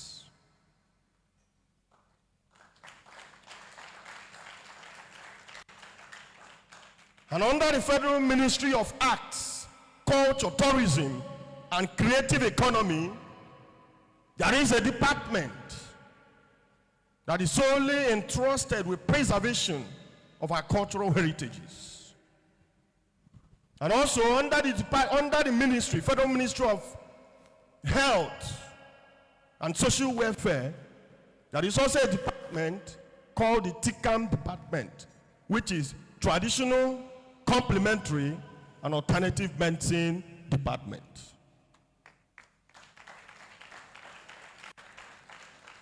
And in these two ministries, the Supreme Royal Association of Traditional Herbal Medicine Practitioners of Nigeria, under the Supreme Royal Council, has been given a national mandate to document all traditional practitioners in Nigeria, regulate them, standardize their practices, and ensure that they conform to what culture and tradition stipulates.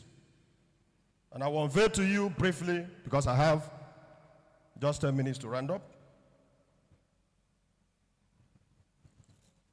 This is the official mandate letter from the Federal Republic of Nigeria, the Federal Ministry.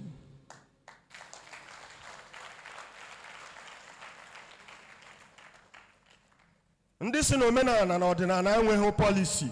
I'm going to unveil to you now the policies of government as it reads: Federal Republic of Nigeria, Federal Ministry of Health and Social Welfare, strategic plan for implementation of the traditional medicine policies of Nigeria, code of conduct and practice for traditional practitioners,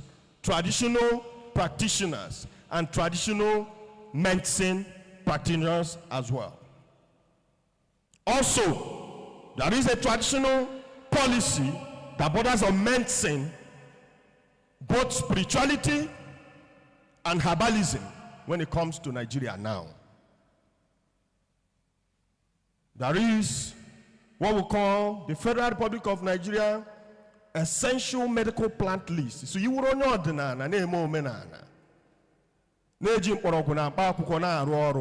there is an enlisted plant and herbal list approved for your practices. Then there is the current situation of traditional medicine production and registration. This is the policy document. Why is there a new document in there? Or can you matter that the consciousness to move traditional practice from that communal level to an internationally recognized level has already been prepared by the government since 2025. Policy were enacted March 2025. And on November 26, there was a national summit in Abuja where all traditional rulers from the north, south, east, and west gathered at the Federal Ministry of Health Conference Hall. And a northerner, His Royal Highness, Emir Ambassador Abdul Razak from Kano, was elected as the national president of this movement. And I, His Royal Excellency, was elected as the National Secretary General to represent the entire southern states within the Supreme Council. Now, who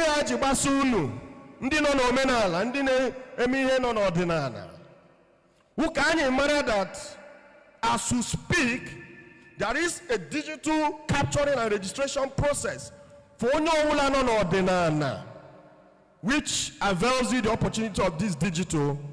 I believe we just registered Ototo. He has gotten his own. And a certification, because the federal government is giving out license for all practitioners.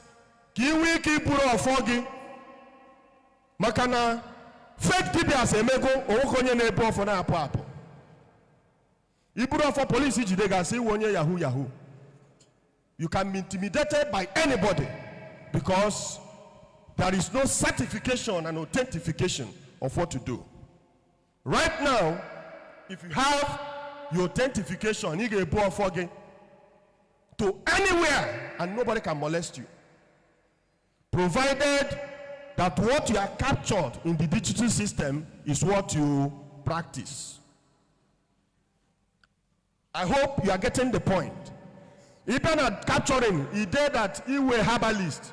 Meaning agent poroguna pakuko na warrior. Meanwhile he was Jofo. Or when he was Jofo, he did that he were herbalist. He baje kezi ofo mbede. He da we na deceive ndi madu. Onye be sin ofo ginsin ko ofo asoro nka. In there are 2 million. You are engaging in criminal activities. Owurozikwa omenana ki ineme. And anye bidogo ezumezu in council ratification program. Iwu onye ji ofo ndi iche. I am at the history of Fiji. Ofo managi na be nna ye obu ibe ukwu unu.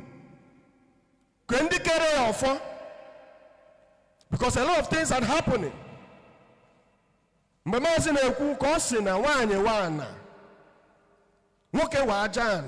Those are basic life principles.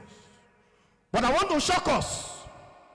Makanadi, the way that has been polluted by what we knew not when we are growing up.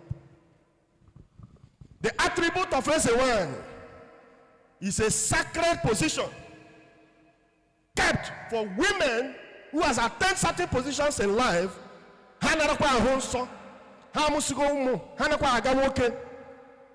They are women kings who have served the land and have been given special recognition. It doesn't just end by recognition.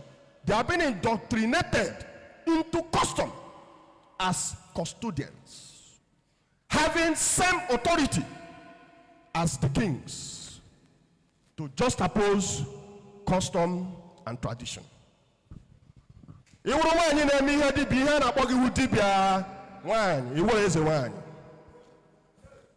Are you getting my point?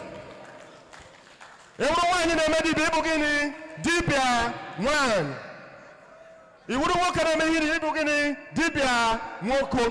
is nothing like Ezewan.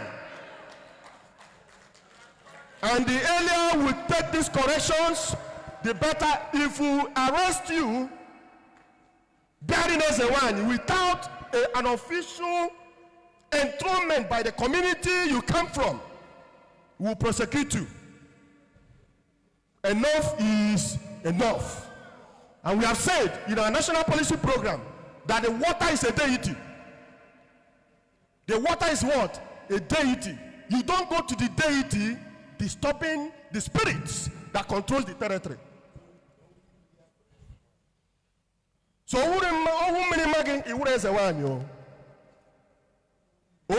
you will dibia, I Toganya, I get ligate kagu to Pugafia. But you will let's get this clear. When you woman a DJ, no name dibia. Are you getting it? Agumagi, you are an ancestral priest. Agumagi wugeni, an ancestral priest. Otua Aguna Mande Madonoka. Owoto Mande Madino Dena Anna. Then Agumagi Gabano Dagumaragi. You got one in Agumaragi, a Bariban Obudo. Disturb what people. I got Mato Dagumaragi Maragi. I want to encourage the organizers of this program to synergize the opportunities I will go with this team and to ensure that going forward we'll cooperate and partner with you to give you the legal framework and the national recognition to keep doing what you do. On behalf of the Supreme Royal Council, I, His Royal Excellency, hereby affirm our resolve to adopt your movement into our national program. Manasi, congratulations to all of you. Udo Derono. Ibo Manu! Ibo Kanemu! Manu! Zonu! Ndewo.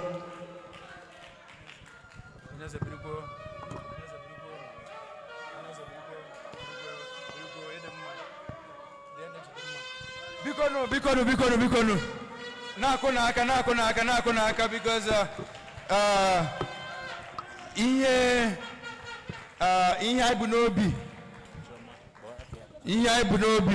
n'obi emewego ọdịnala Igbo enwego iru ọdịnala Igbo akwụlugo otu o si wee dị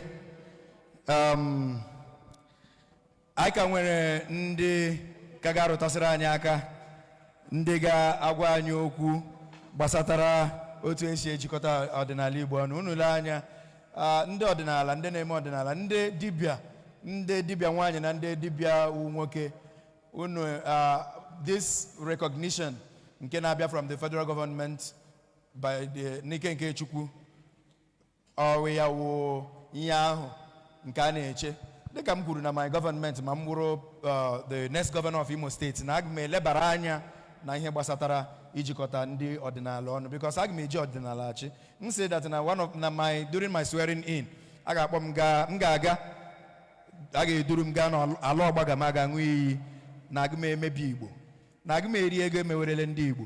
Ọ bụ na gọvanọs anyị ndị gọvanọ Anambra, ndị gọvanọ Abia, Imo na ebe niile Igbo sọtụrụ na a na-edu ha gaa n'iyi ọrụ duo ha na ala ọgbaga ma ọwụ ụmụ oke arụsị dị iche iche n'ala Igbo.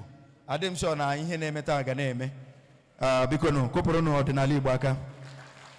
Ana m akpọbata ezigbote nwaada Igbo, nwaada na-ahụ na asụsụ Igbo agaghị maka na ya ga-ekwu okwu ọdịnala Igbo ghara ikwu okwu asụsụ Igbo.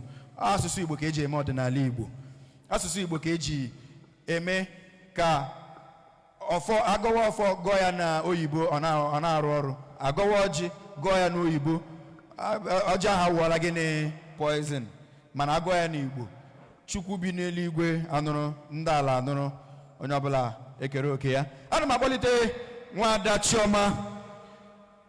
Chioma onye na-ahụ maka asụsụ Igbo ga-adịrịrị foundation.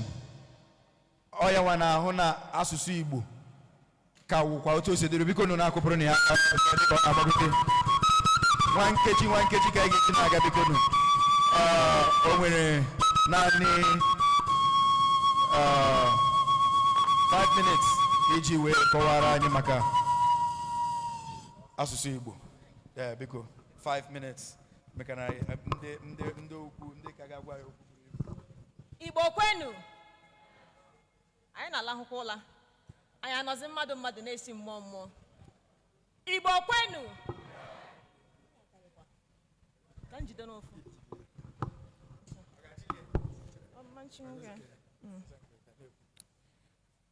kwezuonu, ndewonu. Ekene m onye ọbụla bịara ebe a tata. Obi bụ m sọ aṅụrị ife ọmarịcha ihu ndị mmadụ jụrụ ebe anụwa. Biko ndị isi oche nke onye chiri ya zelu, ana m ekene onye ọbụla ekenesi n'ike. Queen Mother, ekene m gị nwaanyị ọma, daalụnụ.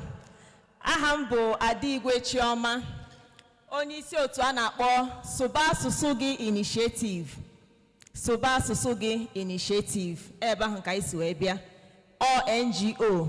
Ozi anyị bụ na-akụziri nwa ịmụtala asụsụ Igbo.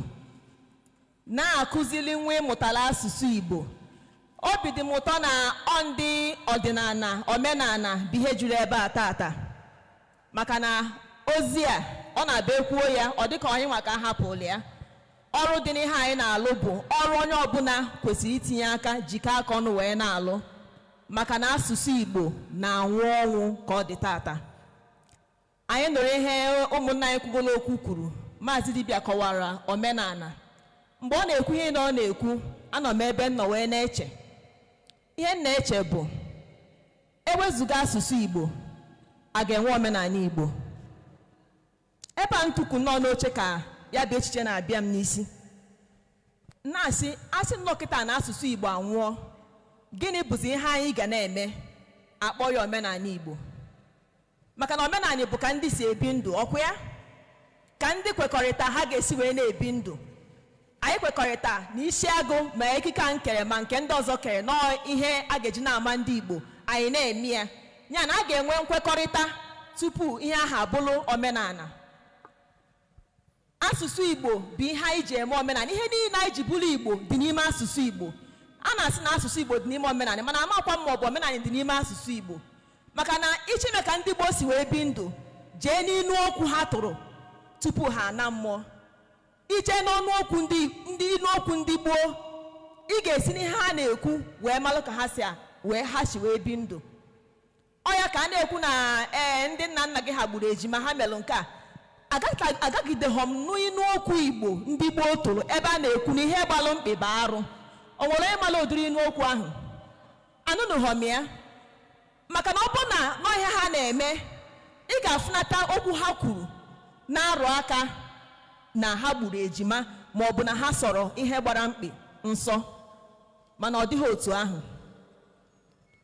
Ihe ọzọ m na-ajụkwa mgbe a na-ekwukwa okwu, o nwere nna anyị ukwu kọwara maka agwụ. Na-echekwa ebe a ntụkwu na-asị agwụ na-ama mmadụ, kwa ka esi ekwu na agwụ mara mmadụ.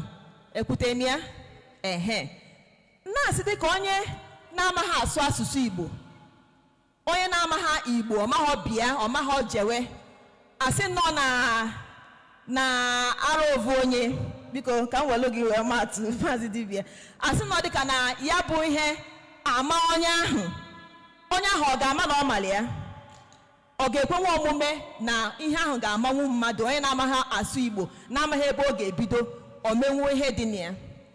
Ọ ihe m na-eche, enweghị m ọsịsị ya maka ndị ka mmalụ nọ n'ọdịnala, achọrọ m ka ha zaa ya bụ ajụjụ. Mana ihe njiwe na-eche ihe ahụ bụ na ịbụ ndị Igbo aghọtabere ihe a na-ekwu na asụsụ Igbo na-anwụ ọnwụ. Anyị aghọtabe ya na-ekwu, ọ na-efe anya efe na ntị. Kedu ka asụsụ Igbo si anwụ? Ebe ị nọ kịta jụọ onwe gị ajụjụ, ị kọchanugo onye Igbo ibe gị na ọ sụrụ Igbo nyụọ, na ọ sụrụ Bekee nyụọ ọgbụ, ichinu gị ọchị. Ọ bụ na ichinu gị ọchị isi egbu asụsụ Igbo, maka na Bekee bụ asụsụ bịara abịa, second language. Ọ bụghị asụsụ onye Igbo, mother tongue. Ọ bụghị asụsụ agbụrụ ya. Ọ ya ka ị ga-afụ onye China, ọ na-egbuji, ị na-akpọrọ ya isi anị, na-asị ya yesa. Ọ na-agwa gị ihe ị ga-eme, ọ na-agụ is was, ị na-asị ya yesa, maka na ọ gaghị ịfụtaghị ya na ọ nyụrụ ọgbụ. Maka na ihe asụsụ na-alụ bụ mmadụ na mmadụ iche wee nwee mmekọrịta. Ọ gwụcha ịnụ ha n'ihe onye ahụ kwuru, ọ gwụcha ihe o ji wee kwuo ya bụ okwu. Mana anyị bụ ndị Igbo, anyị ji asụsụ oyibo ekwu na mmadụ ma ihe maọbụ na mmadụ amaghị ihe. Nwata ije na Facebook ma soshal midia dị iche iche, ana m afụ ihe ejije, ihe onyonyo na-ada eme, mika kpọta ụmụaka na abụọ, onye nke a sị na ọ kụrụ ya, ọ mere ya nke a, mmadụ asị ya sụọ ya n'oyibo, nwatakịrị ha atagheriwe ọnụ, ije na kọmentị a na-achị ọchị. Ọ bụrụ ndị Igbo, ha na-achị ọchị, na-etinye like, na-etinye ihe niile a na-etinye na Facebook, were ya na-eme mmadụ akaje maka na ọsụta ha asụsụ bịara abịa na-abụghị asụsụ nke ya. Abịaza na asụsụ nke bụzi nke ya ahụ, onye Igbo na-asụ Igbo o nweghị ike ikwu okwu bido kịta ruo nkeji na abụọ na-etinyeghị ya is na was. Itinye ihe ya asị na ịmaghị ihe, itinye ya ịma na ịma ihe ị na-ekwu. Ikwu okwu dịka onye Igbo, so my dear, as I was saying yesterday, asị na ịma ihe ị na-eme na ịgbajiri mkpịsị. Mana onye Igbo na-asụ Bekee tinye ya Igbo maọbụ na-asụtaghị ya ka o kwesị isi wee dị, asị na ọ nyụrụ ọgbụ. Ọ bụ na ị na-eme ihe dị otu a, isi egbu asụsụ Igbo. Ọ bụrụ na nwa ịmụta n'afọ iku n'aka ma nke togolo eto amaghị asụ asụsụ Igbo, isozi wee na-egbuzi ya pii, maka na ihe ga-aga n'ihu bụ osi n'aka fele aka, ọ banye n'aka ọzọ. Nna gị ha sụrụ Igbo, sụcha tinye n'aka nna nke gị nwa, asụrụ ya mgbe ụwa bidoro, maka ndị Igbo bụ ndị Gboo. Asụrụ Igbo mgbe ụwa bidoro wee na-aga, gagide rute na nke gị na nwunye gị wee were eme gịnị, zodia ụkwụ wee sị na ọma nga n'ihu. Ọ ihe ahụ nke ị na-eme mgbe ị sị na nwa gị ama nsụ Igbo. Izodia ụkwụ, nwatakịrị abụghị anụ elu, ọ bụghị anụ anị, ọ bụ ụsụ, ọ nweghị ebe ọkwụ akụ. Ịnata be nna gị, a na-akpọ gị dike, a na-etu gị afa, echichi niile dị n'ụwa ichie ya, akụwa ogene, ịzọwi ụkwụ egwu, maka na ị na-aghọta ihe ekwe na-akụrụ gị, ị na-aghọta ihe onye ọcha na-afụrụ gị. Nwa gị etukwuru na-ekiri ka onye ọbịa. Nwa ịmụta n'afọ bụ nnọchite anya, maka na Igbo ihe a ji amụ ọmụmụ bụ maka gịnị, ka aha ka ezinụlọ wee na-aga n'ihu. Ọ ya mere ihe nna gị ma ọ were ha nche wee tinye gị n'aka ka ezinụlọ aha unu wee na-aga n'ihu. Mana ihe ị na-eme wee sị na ịma nkụzi nwa gị asụsụ Igbo, maka na asụsụ Igbo ka eji etinye onye Igbo mmụọ Igbo n'ime.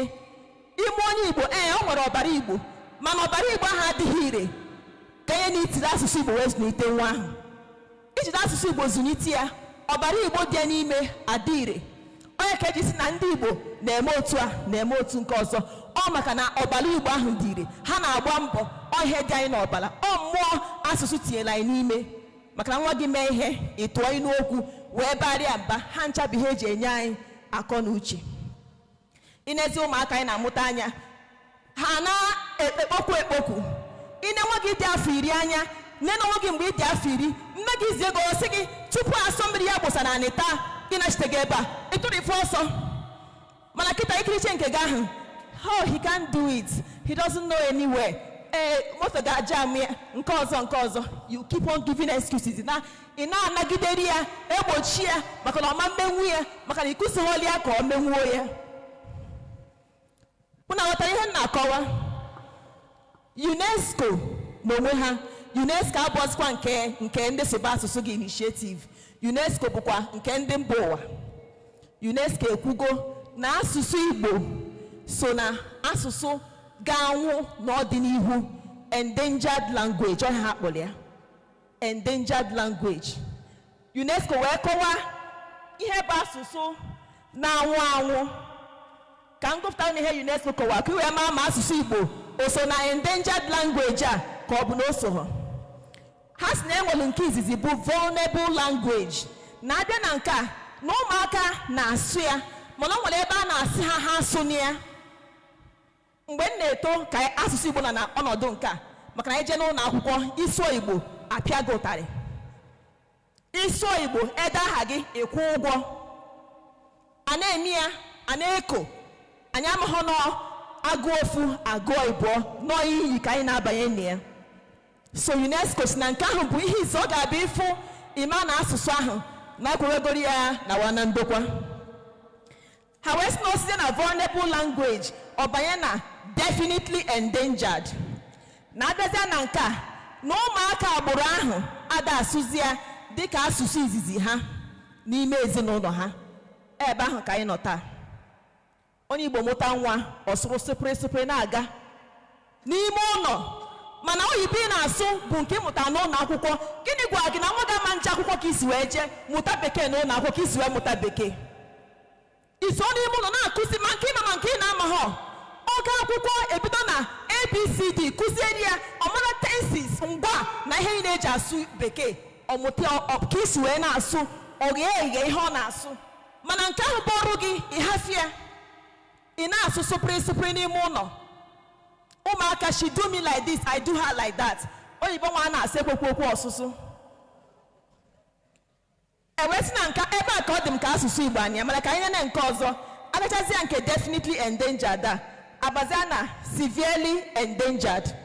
Ewesi na asụsụ ahụ bụ sọsọ ndị mpa nnukwu na-asụzi ya, mana ụmụ ha bụ ụmụ na gị na-abụ ndị Gen Z, ọkwa ka esi akpa anyị ndị Gen Z mothers. Ụmụ ha na-anụ ya anụ mana ha ada asụnwu ya. Otu a ka ọ ga-adị gị na nwa gị, maka ụfọdụ n'ime unu ibe ikwu ọkachacha ndị nne njọ n'isi ibe ikwu madam sụọ anụ nwa Igbo asị ya anaghị asụ, ọ na-asụkwa ha nche niile. Isizi nwa ahụ nkedo ọ sị ga fine maka ọ na-aghọta ya mana ọ maghị asụ. Mana gị ọbụ mami ya ọnụ gị ekwu ha ya ọnụ ga-eto ogologo na ọ na-anụ ọ na-asụ ọ na-anụ ọ na-asụ. Isizi nwatakịrị ahụ egwu ehe n'Igbo ọsa dị ya na bekee. So na nke a kịta anụ bụ na ndị mpa nnukwu na mma nnukwu jizi akpa nkata, mana ụmụ nke ha mụtalụ ya ọ ga-adị ka anyị nwa mgbe anyị ga-abụzi papa nnukwu na mama nnukwu anyị na-asụ Igbo n'onwe anyị, mana ụmụ nke anyị a na-aghọta ya mana ha ama na-asụ ya. Osizie na nke ọ banyezie na nke dị critically endangered. Ha si na speakers ndị na-asụzi ya bụ asụsụ bụzi ndị grandparents, ndị papa nnukwu na mama nnukwu ha bụ ihe na-asụzi asụsụ ahụ. Ya na ụmụ nke ha bụ nne na nna ada asụkwuzi, ụmụ ha ada asụkwuzi. Ka njigodi gị ihe ị na-eme kịta, ọ bụ na nwa ga-asụghị Igbo, ịma na ọ nwụta nwa na nwa nke ya ma nsụ Igbo. Ịma na nwa ya mụta nwa ya ma nsụ Igbo. Ịma na ọtọ ka a ga-esi megide ya amụtasịa na agbụrụ gị ahụ ndị na-amaghọ na ha bụ ndị Igbo. Identity crisis ọ ha kpọrọ na bekee. Ajụwazịa ha onye nke asị mba ya bụkwa onye Lagos, nke asị mba I'm from America, my dad is from Nigeria, my mama side bụ Igbo. Ịma na ihe ahụ nke ị na-eme, ịma na anyị ada eche uche chemie ya echemi. Ihe anyị na-afụ bụ kịta ọ ihe na-ewu nwa agbata obi m na-asụ ọkachi na nke m ada asụ. Onye ka na-anụ n'ọnụ ndị nne akpọrọ ya mother tongue, maka na nne na-azụ nwa dịka ofu onye kwuru okwu si wee kwuo. Ọ ndị nne na-azụ nwa. Ọtụtụ ndị nna ọ na-agbara ha obi ihe anyị na-eme, mana ha ada enwe ohere ha na ụmụaka ịnọ. ịmụta nwa 9 months buo ya, onye ịmụta ka ọ nọchie anya di gị na ezinụlọ ya. Polygamous family, ezinụlọ ndị Igbo ịma ka o si adị, maka ụmụnna si adị, ị ga-aka ọnụ aka, okwu ga-esi gị ike n'ana n'uwe ọgụ dị na ụmụnna, ma ọ bụ na nke ụmụada, ma ọ bụ na nke ndị inyom di. Ọhịa okwu anwa gị jigo ga-eji wee jụ ka nama ga-eji wee jụ ụmụahịa. Dekedeke anyị na-emeri ya, maka bekee na-eme ụmụaka dekedeke. Inene mgbe anyị pere mpe, ndị si obodo ebonata ifu na ha na-eme, anyị na-akpọ ha ndị nzuzu, onwe ka ha sicha eme. Ọ asụsụ eji wee zụ ha, ọ asụsụ eji wee zụ ha. Anyị nwe ọdị anyị ka isi anyị na ọbụ na ọ dị anyị ka isi anyị na-arụ nkọ maka asụsụ eji wee zụ anyị. Akọ na uche abụọ sọsọ akwụkwọ, ịma ihe enwere ihe na-akpọ street sense. Akọ ogbe, ihe na-enye street sense bụ asụsụ Igbo na-enye onye Igbo street sense. Mmadụ ahụ ịma nchagidere ya moto ruo echi, o nwere mgbe ọ ga-eru, ị ga-ahapụ ya. Ụmụaka ọ ga-echekwute bụ ndị tọọ n'ime esi m Enugu wee bịa, amaghị m maka Ọka, ọ ebe na-akpọ obi agụ, nwee Abakpa, nwee kamp. Ọ ndị tọrọ ebe ahụ, mgbe ọ ga-erusi n'ọgbọ, ọ ga-eri nwa gị ahụ maka onwe ihe ịkụziri ya. Ị na-asụ sụpịrịsụpị na-enye indomi na akwa na ndị otu ya. Okwu juru m n'ọnụ, mana o nwere ka esi takwunyere m ihe ka m bezie ya nkenke. Achọrọ m iji abụ anyị na ded anyị ji agbasa ozi na soshal midia wee mechie okwu m. Echekata m, kedu ka m ga-esi gwa Igbo okwu? Elokata m, kedu okwu a ga-agwa Igbo ka ha ghọta? Ọ bụ m kụrụ ịgba gawa n'ama, mmadụ one ga-anọkwanụ n'ama? Ka ọ bụ m kụrụ ekwe gagharịwa, ntị one ga-anụkwanụ? Mana a ga-ekwukwari ya bụ okwu, n'ihi na ekwughị ekwu mere ọnụ, mana ekwuo ma anụghị mere ntị. Maka na ntị ga-anụ ihe abụghị ma ọha ka okpu ata. Kedu ka a ga-esi gwa Igbo okwu, okwu ga-akpọghachite mmụọ ha azụ, mee ka ha ghọta na onye hapụ ihe o ji ama mma, mma ya rụọ?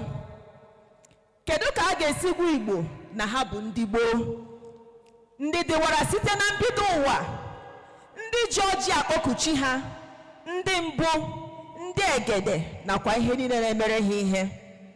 Agbụrụ Chukwu ji amamihe chọọ mma, ndị ihe ha na-acha na mba niile. Ịmakwa na mgbe bụrụ mgbe, ndị nna nna anyị ha na ndị agbara ji ụwa na-achịkọrịta izu, mere ha ji ama mgbe ha ji abịa ụwa nakwa mgbe ha ji ana. Mana ya bụ ezi dịbụ n'ụkwa ụkwa chiri ụbọchị anyị ji obiọma were nabata ndị ọbịa na-acha ka anyarị anyị hụrụ n'ikpere mmiri anyị, n'agbanyeghị na ọnụ ha na-emeghe mana anyị anaghị anụ ihe ha na-ekwu. Ọgọm ebu na mbọ aha bụrụkwa okwu, mana ọgọ nke a ghọrọ anyị ahịa, n'ihi na ndị anyị tara gbuo n'obi tachara were bụkwa anyị anya. Ha riri nri anyị, ha ṅụrụ mmiri anyị, ha gagharịrị n'ala anyị, ha bewere isi na akwa anyị. Mana oge niile a anyị amaghị na ha bụ ndị mere mere n'ihu gwa mpịtị n'azụ, nke na agha egbe nakwa agha uche sochiri ọbịbịa ha jekwutere anyị na ntụmadị. Kedu ka a ga-esi gwa Igbo, kedu ka a ga-esi mee ka Igbo ghọta na ọ bụ ezie na agha egbe lara mana agha uche alaghị? Agha uche nke na-eme ohu akọ na uche esoghị ya wee na emeghị ihe ọzọ, ọ na-akawanye njọ. Ọ bụ ohu akọ na uche ka onye Igbo ji mụta nwa gụọ ya aha ọ na-amaghị ihe ọ pụtara, maka na a gwara ya na ọ bụ aha onye dị nsọ. Ka m jụọ, ndị Igbo n'onwe ha ọ pụtara na ha anaghị adị nsọ? Ka ọ bụ na onye zara aha Igbo enweghị ike ịbụ onye dị nsọ echi? Ọ bụ ohu akọ na uche kpatara na ụmụ nwaanyị ndị isi ojii anaghị ekweta na ha mara mma, ganye na ha ekpuru ntutu nwaanyị ọcha n'isi. Ọ bụ ohu akọ na uche mere na ọtụtụ ji ude ọcha were na-etegbu ọmarịcha anụ ahụ ojii ekekere ụwa jiri chọọ ha mma. Ọ bụ ohu akọ na uche mere iji kpọọ omenala na okpukperechi ndị nke gasị. Chefuo na ọ bụ Chukwu kere agbụrụ kekwara ụzọ ya na ha ga-esi wee na-eme mmekọrịta. Ọ bụ ohu akọ na uche mere onye Igbo ga-eji mụta nwa taa, hapụ Igbo ọ ga-eji tinye ya mmụọ Igbo n'ime, sụwa Bekee, nọrọkwa n'elu ya na-ajụ kedu ebe eji Igbo eje. Chefuo na ọ bụ nkụ dị na mba na-eghere mba nri.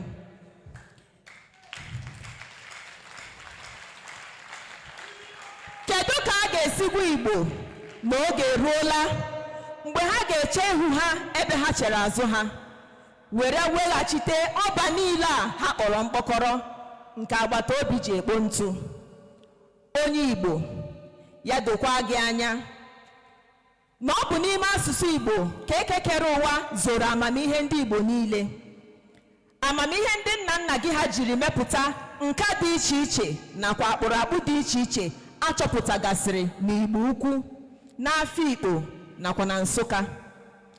Amamihe ha jiri wuo ugwu ụtọ ha wuru na Nsude nke mmadụ na-amaghị ma ọ nwee ike ịkọta mgbe ọ dịwara. Amamihe ha jiri kpọọ ụzụ gboo n'oge yitewere mbido ụwa nke ihe akaebe ya dị taa n'Otobo Ugwu Leja. Amamihe ha ji họrọ ọnwụ dike n'ime osimiri karịa ịbụ ohu na mba ọzọ nke ụwa niile na-anụ taa dịka Igbo landing. Ọ bụ amamihe a nke si n'aka nna gị ruo gị aka ka iji eme ngala na-azụ odogwu dịka onye Igbo, mana ohu akọ na uche ekweghị gị nyefee ya bụ amamihe n'aka nwa nke gị. O doro gị anya na ọ bụrụ na nwa gị asụghị Igbo, na ụmụ nke ọ ga-amụta agaghị asụ Igbo, ụmụ nke ụmụ ya ga-amụta agaghịkwa asụ Igbo. Otu a ka ọ ga-asị gagide ganye na-amụta ndị nke na-agaghị ekwunwuzi ma ha bụ ndị Igbo ka ọ bụ na ha abụghị. Asị amara ụta a ga-ata nkịta na-eri nsị, na-eri akwa si taa ndị nwe ya, mana ọ na-eri akwa were hapụ ya. Kụziere nwa gị asụsụ Igbo ka ọ nwee amamihe ndị Igbo, ka ihe niile Igbo ji dị ebube zuo oke n'ahụ ya. Soba asụsụ gị.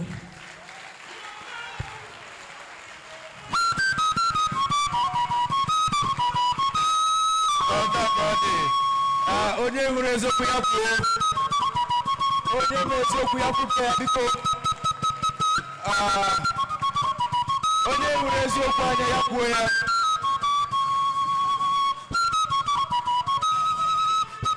Onye hụrụ eziokwu ya kwuo ya biko, kwupụrụ na ya aka n'asụsụ Igbo agaghị ana. Not in our generation, ọ bụrụ n'aka anyị ka o ji ana. Ọ bụrụ n'aka anyị ka asụsụ Igbo ga-eji ala.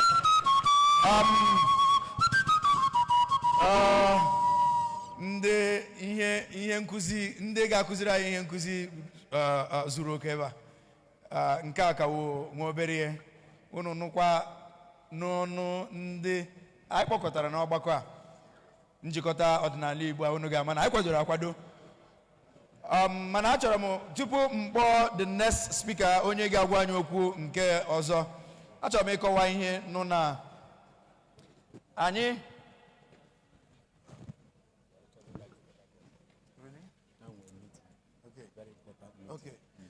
biko n'okpopụrụ ndị eze anyị aka, ndị si Rivers State, ndị si mba mmiri, ndị si Igwe Ọcha, kwụpụrụ ha aka biko na ọ dịrị izi.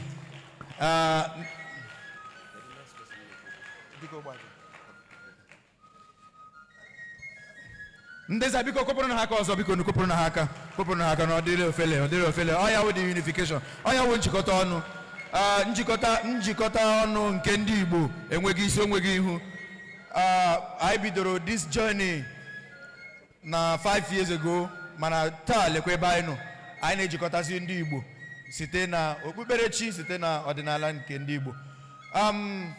Anyị nwere the next onye ọzọ ga-agwa anyị okwu wo nze ukwu n'ala Igbo niile, nze dike Ogbaja biko, nze dike Ogbaja.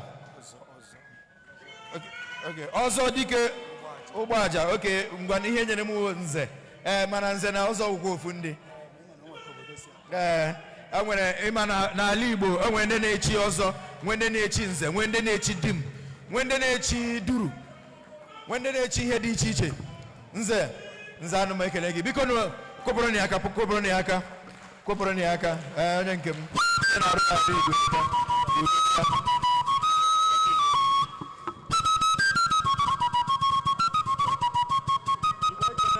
Igbo ekene m unu.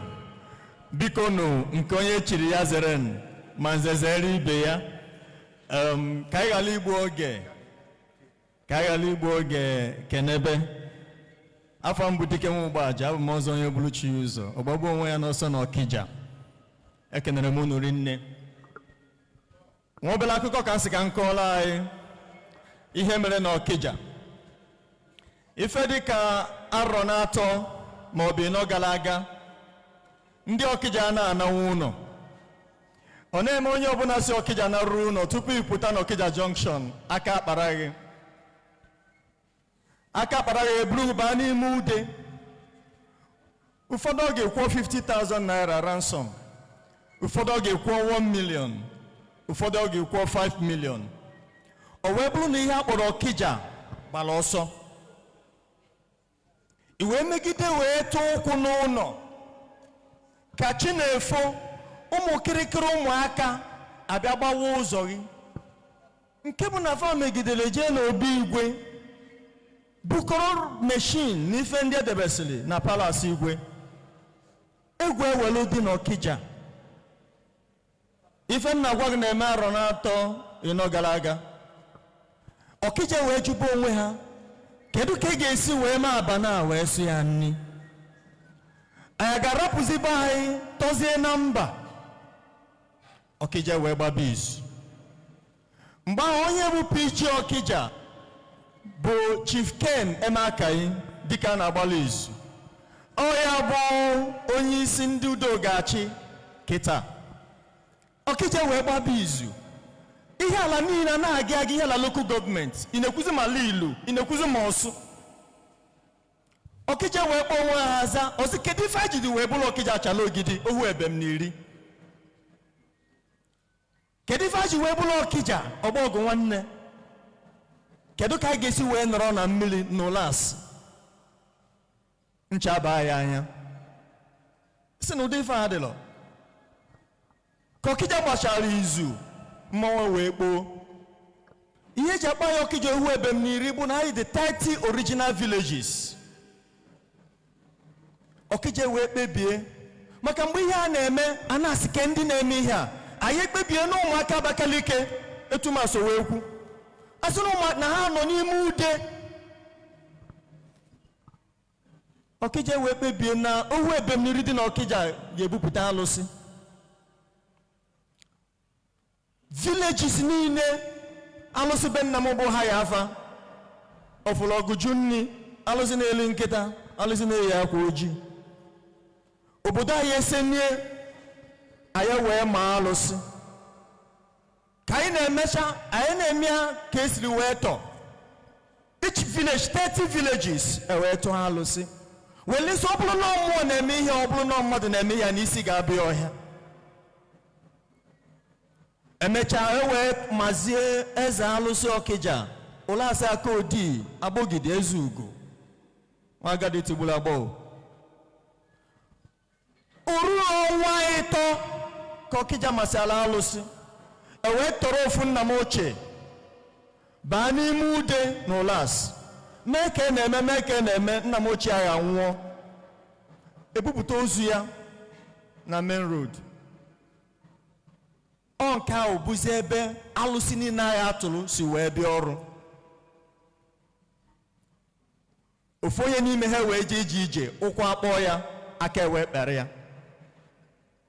O were gụbazie ka nwanza. After 3 months Ọkịja tụrụ alụsị. Wee kpọba afa ke na-eme aka anyị wee pụta na Ọkịja wee kpọọ ndị Ọkịja aza sị okwunu furu list a villages niile ịmara nwa gị kpọpụta ya na ka onye dị ka ụmụnne ya mụ ya. Ọkịfu list a anyị chọrọ ịfụ ha. Ụfọdụ agba ọsọ, ụfọdụ ana mba, ụfọdụ ka ejidere, ụfọdụ apụta kpere ọnụ ha, ụfọdụ furu taa. O nwere ka ndị gboo si eme ihe fanatazia. Ọkịja wee jụrụ oyi. o wee na-emezi ụmụnne anyị nọ n'ala ilu chọọ ime wedding ha abịa Ọkịja. Ụfọdụ ndị nọ na Azia chọọ ime wedding abịa Ọkịja. Ọkịja wee jụrụ oyi. Anyị wee chọpụta na ọtụtụ ndị na-eme ihe a bụdo ụmụ nwanne anyị na ọbụrụdụ ndị mba anyị che. Kedu ebe okwu m na-aga? Taa anyị na-ekwu okwu insecurity. Mana anyị na-ekwu okwu insecurity na-adịghị ọdịnala Igbo. Wee jụọ ebule egwu ghara na a ga-agbanwe ebe.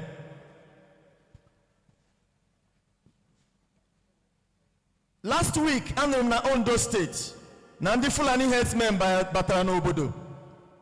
Ọ bụrụ na ihe ọdịnala be ha nọ n'ọrụ na ndị bịara ịtọ mmadụ wee mee gịnị, ewere da wee mee gịnị, wee larụba ụla. Ọkwụnụ nụrụ akụkọ a. N'elu agha, anụrụ m akụkọ akọrọ n'ide mmiri.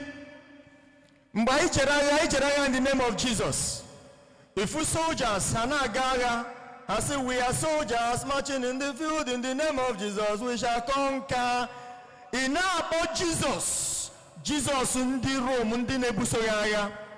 By the time atachara anyị kirikiri, obodo niile nọ na Biafra wee nazie defense, wee nazie na agbụrụ nke ha.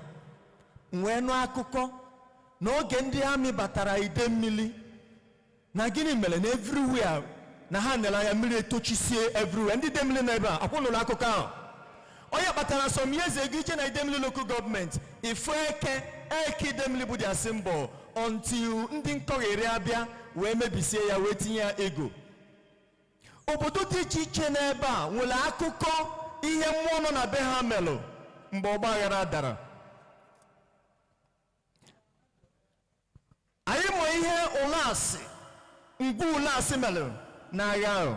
Ewee mesịa Igbo ewee pụta. Mgbe ndị Igbo na-enupụte na-aga Lagos, a na-ajụ kezi ndị nwụrụ n'agha. Because the communities activated what made them potent. The communities kpọnitere mmụọ na-eche obodo maka na eburu egwu ghara na onwere ebe a ga-agba ya. Mana taa everywhere insecurity gbara ya okirikiri.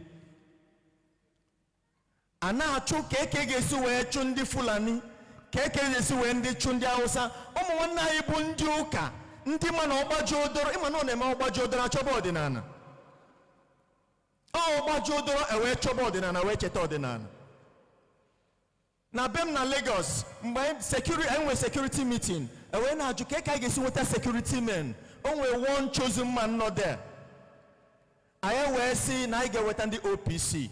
Onye ọbụla ewenye aka na anyị chọrọ ndị OPC maka na ndị OPC na-eji ọgwụ eche nche. Ewee m ji onye chosen wee sị ya, why not ka anyị kpọta ndị chosen mopol?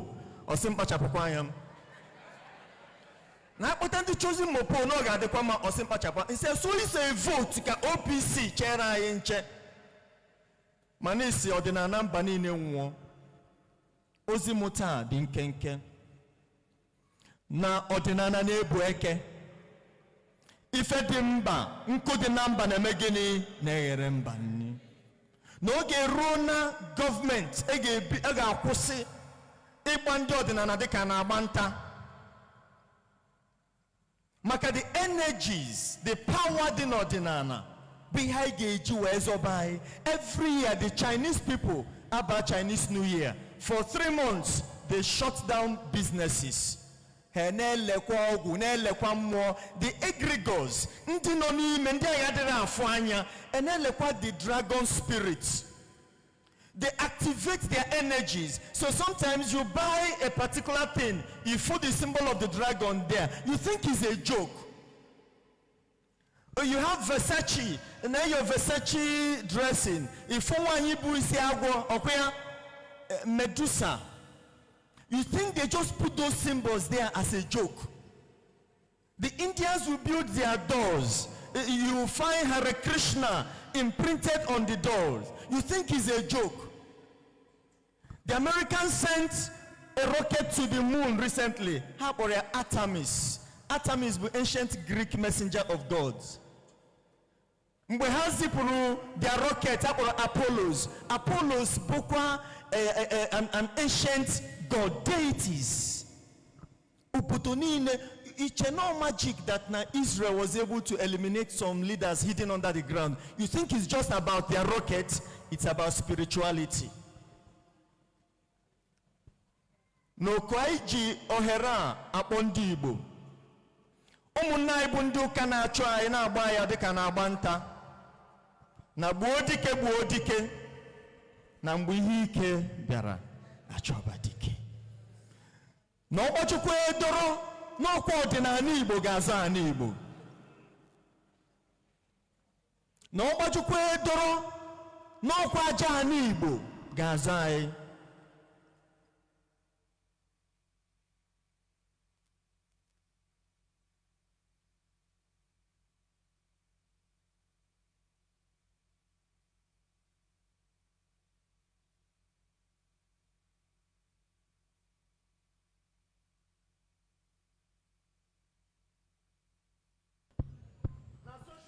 Okay. You went off with Dibia.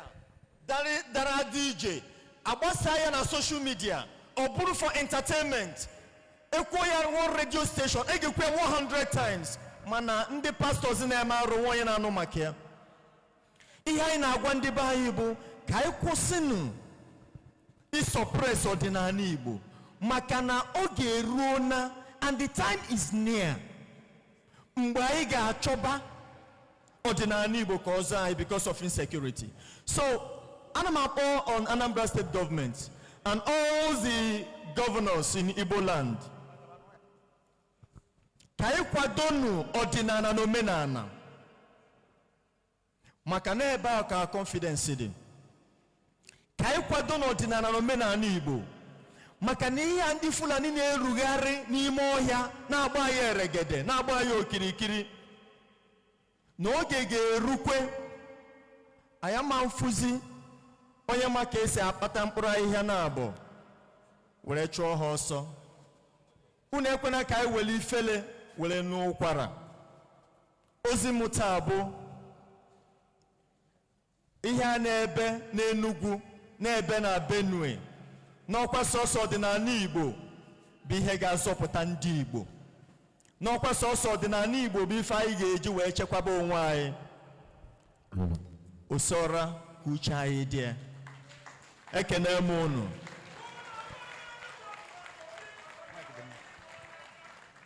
Achọrọ m ikene Akajọfọ oruru eke nwanne m kunite ka ifu anya.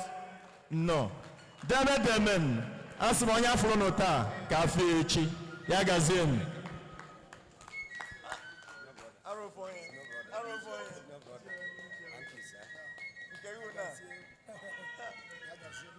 Biko nọ na-akụpụrụ na ya aka na ọdịrị ofele. O nwere okwu dị mkpa o kwuru ebe ọ sị na sọ ọdịnala Igbo ga-azọ ndị Igbo. Sọ ọdịnala Igbo ga-azọpụta ala Igbo. Ala Igbo, ndị Igbo nọ efesi ihe a na-akpọ an existential threat. I know in the brink of extinction. Mana Chukwu ekwekwana ka ngwere gbaa ji. Dịka Nwaada Chioma na-ekwukwe na asụsụ Igbo na ana o nwekwara ebe ọ rụtọrọ aka gbasatara the identity genocide, the language genocide I faced mgbe anyị na-eto eto. Like I said, amụrụ m na 80s and during the time anyị na-aga akwụkwọ, mgbe na-aga akwụkwọ a na-apịa anyị ụtalị for vernacular speaking. Onye a na-apịa ihe ma o mee ihe ọ ka ga-eme ihe ahụ ọzọ. N'imere ihe na-apịa gị ihe si ga-emekwere ihe ọzọ ị ga-eme ya ọzọ. Ụjọ ga na-atụ gị. Apịara ya ezigbo mkpịsị. Ọ na-ekwuli 1 naira ma ọ bụ 2 naira mgbe ha ga-apịa gị.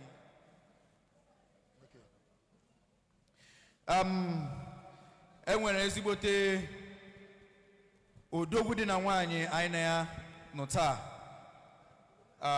Achọrọ m ịkpọlitie ka ọ bịa rụtụkwara anyị okwu, ka ọ bịa rụtụrụ anyị ụka ka ihe gbasatara ọdịnala, ihe gbasatara the Igbo identity, ihe gbasatara eji mara ndị Igbo.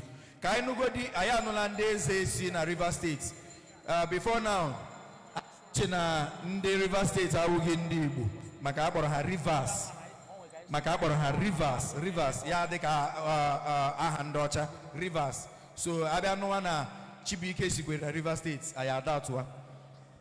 I know na Chibuike no na Wonye River State. I there ko film. I know na Uchenna Wonye River State. I there the same thing called the Delta. Delta, but a Delta. Now I know na the Delta they were in Igbo. Igbo Wonye Anambra Wonye Imo Wonye Nubu. Money where the proper education and information. I cannot take it or win film. Manata, I na polite, esibote, odoku di na wanye. No hanine, nendi Igbo, omu obio, omu anyoma, kobia, banyera anyo kata. Biko no koporo ni aka diko na pota.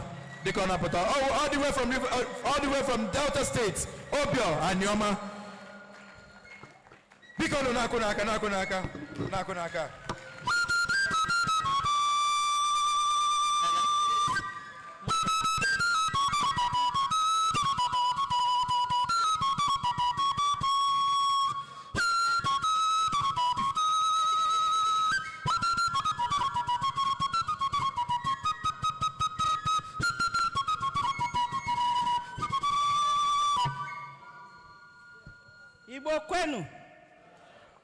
Igbo kwenu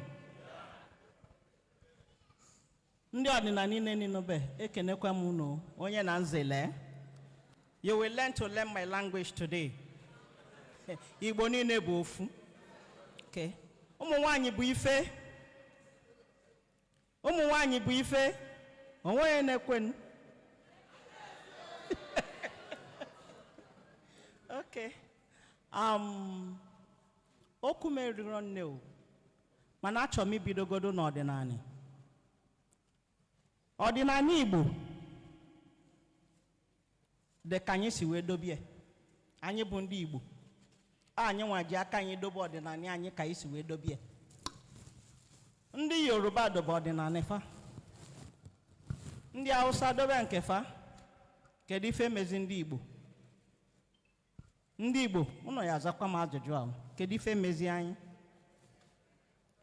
Why o ji bụ na ọdịnala anyị na anyị rapụzi ya wee mebe omenelu? Anyị nwa kachasị eje Catholic Church. Ndị Igbo kachasị eje Siemens Church. Anyị nwa kachasị eje Deeper Life, Christ Embassy. Amamihe a na-akpọ nke nwa Winners. Ebe a na-agba ọtọ. Ọdịnala anyị anacha. Does it mean no we find I need the cleansing? Because as it is, we need that cleansing. I want to face you now. Because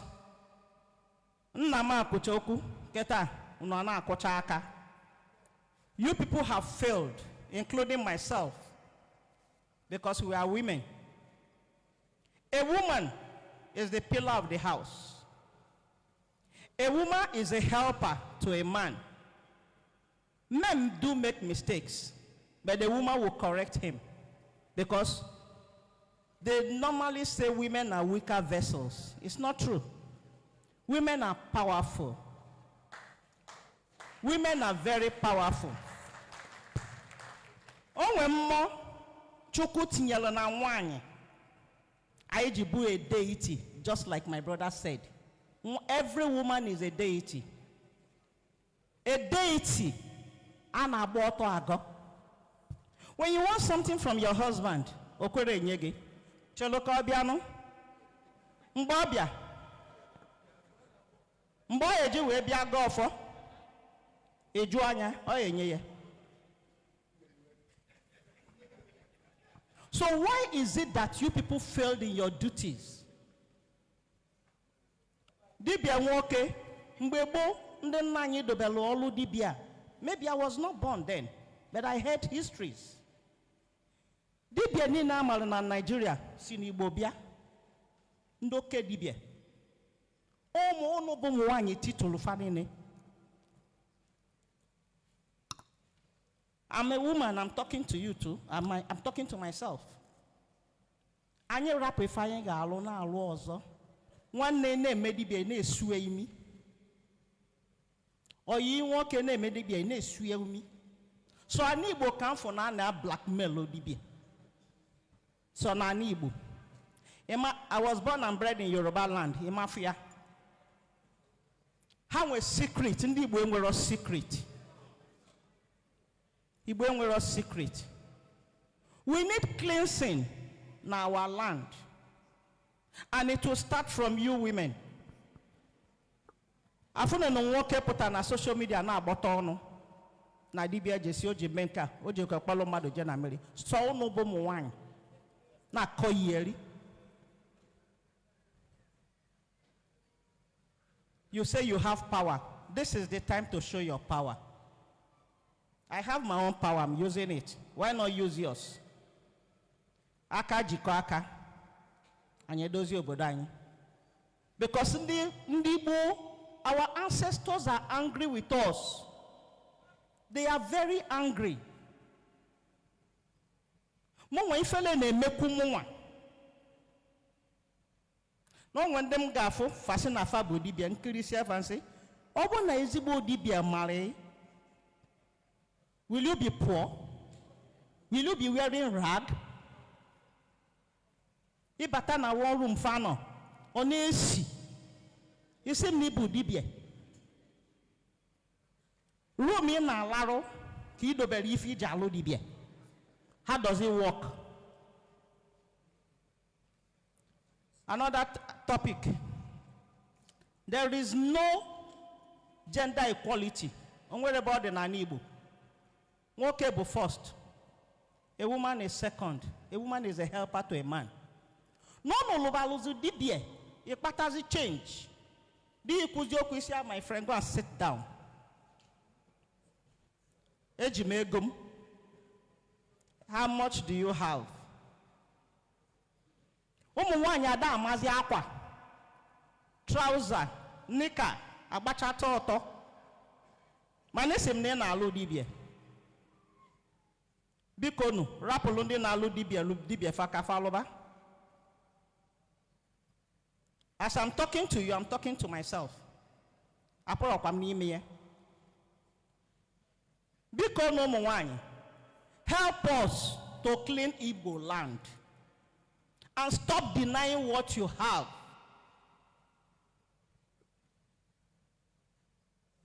Stop denying what you have. Onye Abakaleke, onye Anambra ma like ya. Onye Imo pụta, nke Anambra ma like ya. Also no nwakanka onye nwakanka dibia nọ na Owerri. Ke onye gwaghị no kanka dibia. A man is the crown of a woman. Just like I'm putting on this cap. One non amazes. Let me pronounce it. Permit me to say that. Na fogie. Eh? Ko didi be sene nalo? Answer me. Isine bi no nanso da kapota. E manya no nonso. Ese ne na lu dibia. Oh cho. Ezboto cho.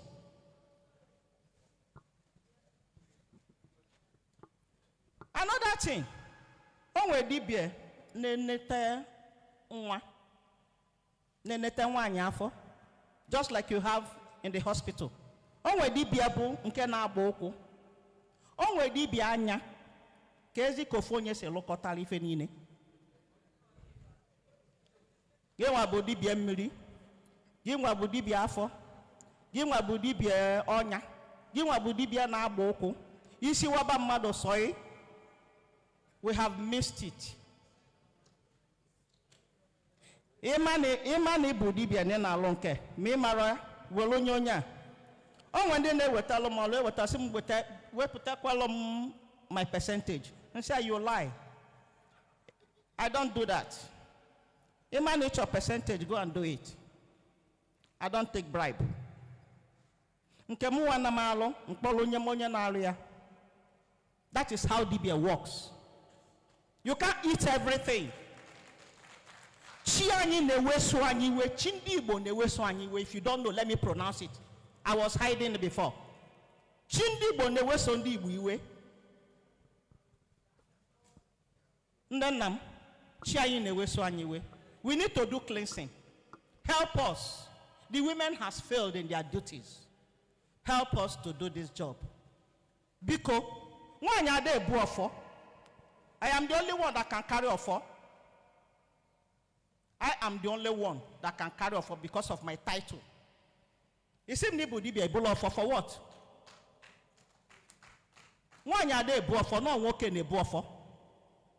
Only if one ye jalolo. And ibu offer, yes, in ibu offer, without your husband, offer one ada alolo. Without the prayers of your husband, only for an alo. Let me just tell you the truth. If you didn't be Erike, Adamose, it's like a school that has no graduation. Ada graduating here. Biko Nundibu. Anywhere I go, I keep saying one thing. Umuwoke, already, they are higher than us. Like I am a woman. I cannot tell you now that I'm a king because I have a king. I stay in my place while he stays in his place.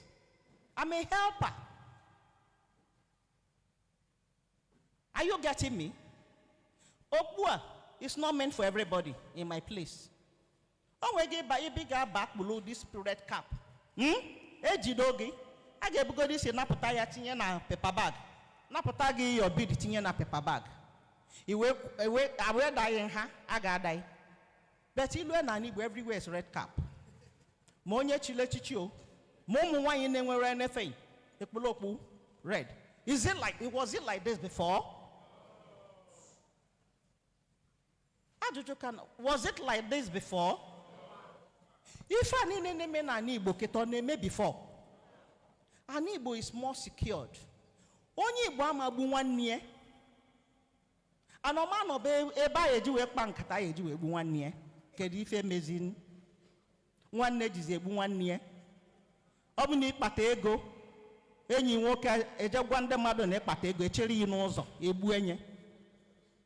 Egwa you just wasted that life.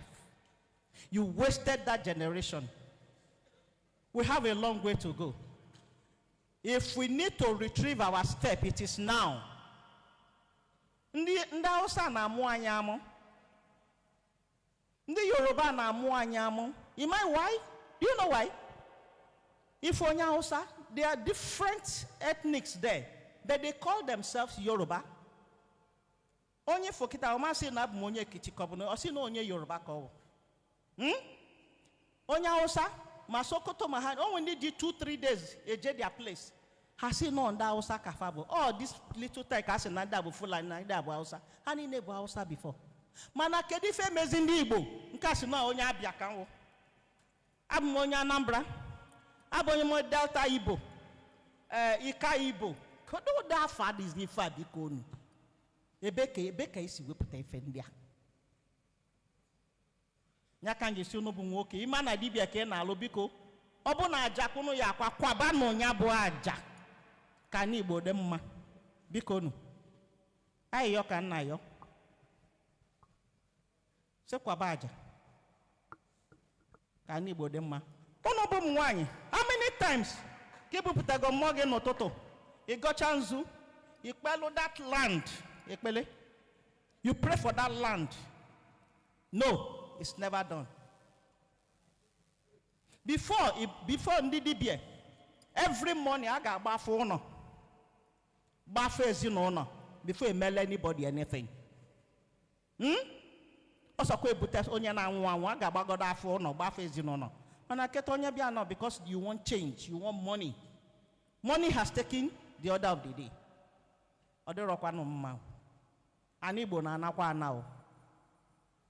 Ọ na-anakwa ana biko ndụmọdụ nwebụ onye ọbụla banye n'ọrụ ka edozi anyị Igbo Igbo Delta o Igbo Rivers o Igbo everywhere ebe niile ma Kogi ha niile bụ ndị Igbo nọ ndị ọcha bịa divide anyị They deceived you and I.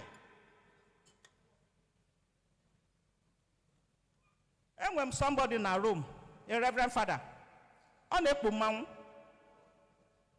a reverend father, on a puman in a room, on a modern in a room, man, not be here mount a pulpit. Or say get your question and KBB. It's not right now. Our tradition must not die. Bikonu.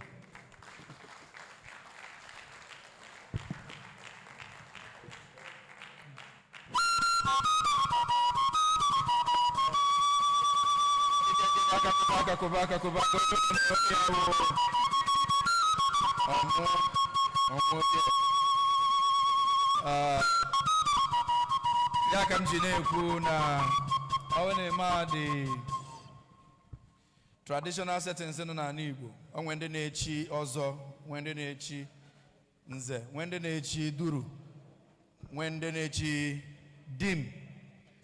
Biko nụ anyị ga-agbapụ ya ọsọ ozugbo.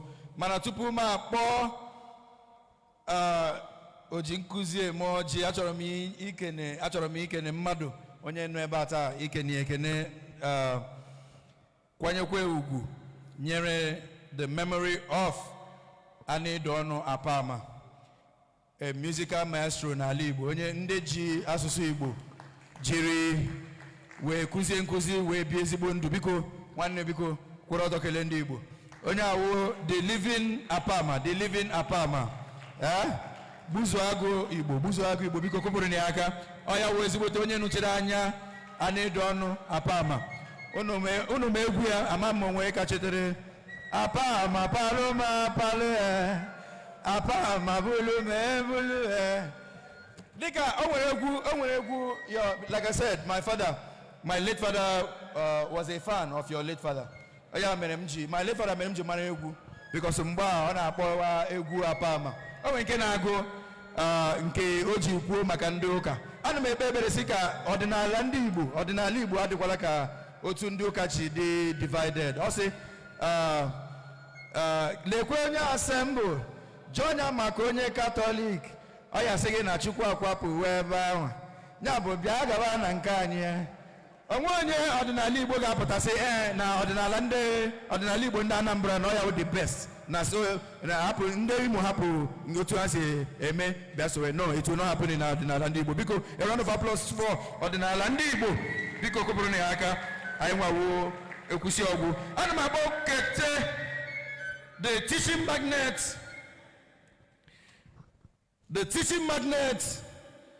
Igwe.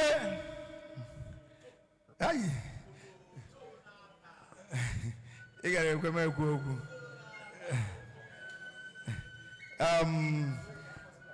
Ana m akpọ the teaching magnet Igwe arụ ofu onye na Nando. Kwụọ n'aka na ịbụrụ amosu.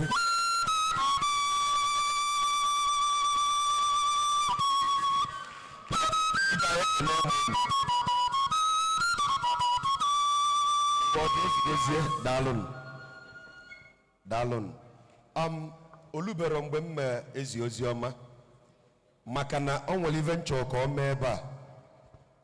Asị m na ife anyị na-eme na omenala bụ ụmụ nwaanyị ka eji vidiyo ọkwa ya. Biko since ụmụ nwaanyị na-ekwu okwu ebe a, onwekwa ife ịmụta. Mana mụ nwere ife mmụta. Kedu ofu ife mmụta? Mgbe nwanne anyị nwaanyị Oswakwa Igbo na-ekwu okwu ọsị, kedu ka m esi gwa Igbo na nwaanyị Igbo enidiri ikpo sponge n'isi ka ọ wee maa mma? Mgbe ọ gbada strebulet n'anya mfu ka dị bọmbụ na-ada gbuo onye ọbụla na-eze isi ya, nnepụ anya sponge karịa ozugbo okwu dịtiri onye ọbụla na-eze sponge ya. Ọ sị gị na ohu akọ na uche, slavery of the mind, ohu akọ na uche. Ya mere nji chọọ ka mkpogote nwaanyị ọzọ ga-atụ ilu n'ọnụ, maka na ọ bụ mmụọ bụ nwoke kwuru ya, asị na maazị dibịa na-enu n'anya n'isi. Kedu ife arụvo ya na-enelu n'anya n'isi? Mana ọ dịrị m obi mma na nwaanyị gwara unu okwu nwa ka m kwuzie okwu nne gwanụrụ gị o nwere ife na-atọ m ụtọ ka mgbe nnepụrụ nwaanyị anya n'isi mvu ntutu ya. Ịnụ ife na-ekwu nnalụta ụlọ ndị nwunye m chọọ gaba mma ite m obi mma ka mvu ntutu unu. Mgbe ọ ka ji atọ m ụtọ bụ mvu ka isi unu ya sachala ya sacha. Hei, o nwere ebe ọ na-akpa m aka ịghọta ife mmemme ozugbo bụ nchịrị mmadụ taa, mana ebe ọ bụ na ọ dịghị etu ọ dị, ọ bụ na nke bụ nwoke ji ọnụ agwa nwaanyị Igbo na ntutu ya marọ mma ya kpụrụ sponge kpụ n'isi kwụsị ya, nke oyibo kpọrọ body shaming. Nwaanyị mụrụ nwa, anyị ma na nwaanyị mụọ nwa na o nwere akala ịmụ nwa na-arapụ n'arụ nwaanyị, ọkwa na eziokwu. Ndị gboo nwere ife anyị na-akpọ ajụ mba ise, ụzụza na ụda ụshakịrịsha eji emekwa ka ngwongwo nwaanyị dịkwa ka ọ dị. Mana onye ọbụla tụola ime emali na o nwere ife dị iche dị. O socha na ife anyị akụzi ife mere anyị ji etukwu amụ nwa, ife mere anyị ji akwụ ọta amụ nwa n'ime mmiri. Eri oyibo ji bịa gwazi anyị na a na-amụ nwa. Eri afụ ka ụmụ nwaanyị anyị ji enwe ife ịwagharị. Nye ka m ji na-ekwu okwu si diko ka m kponyite nwunye nke m, maka na nwunye nwanne gị nwoke bụ nwunye gị, ọkụ ya ibe anyị ọrịa anyị ji eme ka m kpọgote nwunye m bụ agbara nwaanyị nne ochie ka o welu nkeji one na one tụilu unu bụ nwaanyị okwu a na-akụkwa aka ebe a.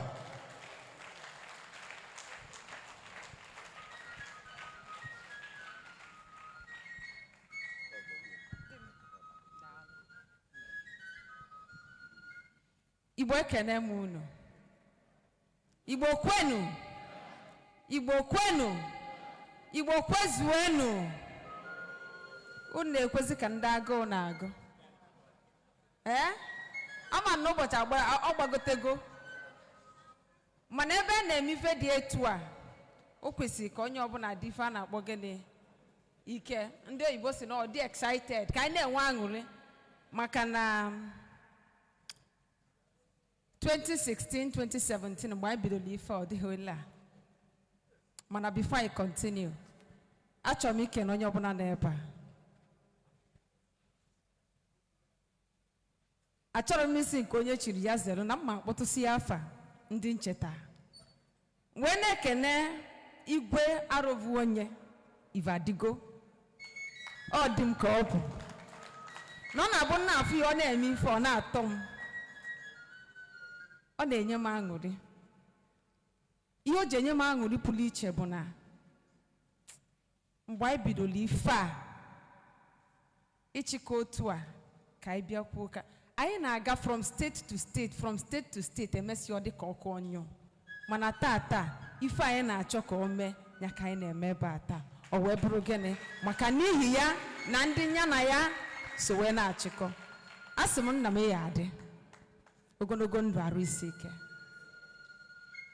Wee na-ekenekwa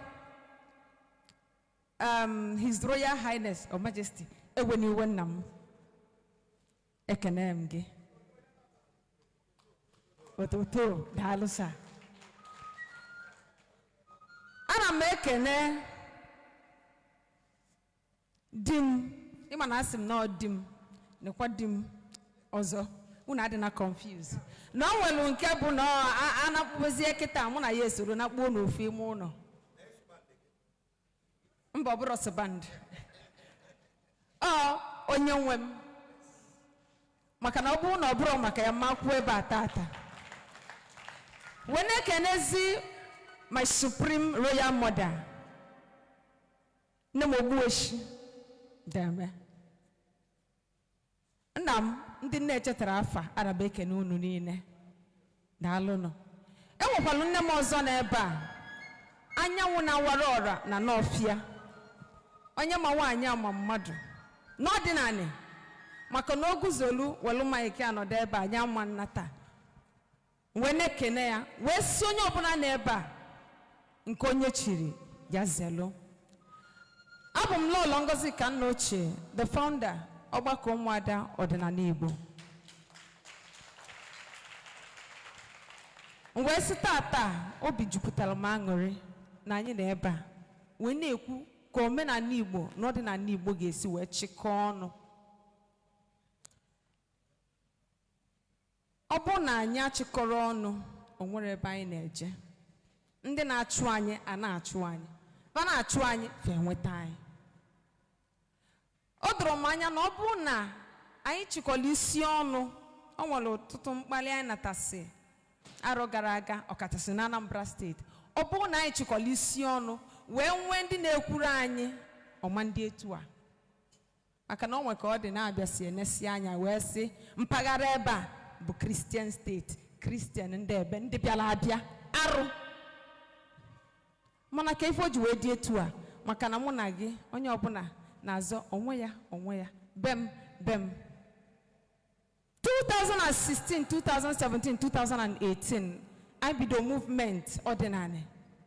Ife onye ọbụla dị afta bụ ka anyị chịkọọ Igbo, ka anyị kpụkọ, ka anyị chịkọọ, ka anyị mebe ọdịnala, ka anyị kụzibere ụmụ anyị ọdịnala, ka anyị mebe ife ka o kwesịrị isi dị along the line 2019, 2020. Onye ọbụla azọbazie afọ ya, TikTok, Facebook. Ifuziere ndị nwa si na ba na-eme ọdịnala efu nwaanyị dị ka ma ọ pụta oyiri panti n'ilu ọwa o wee gbasaa ngada na-akụzi nkụzi na soshal midia sị gị ya na-eme dibịa arụ. Ifela adịrọzi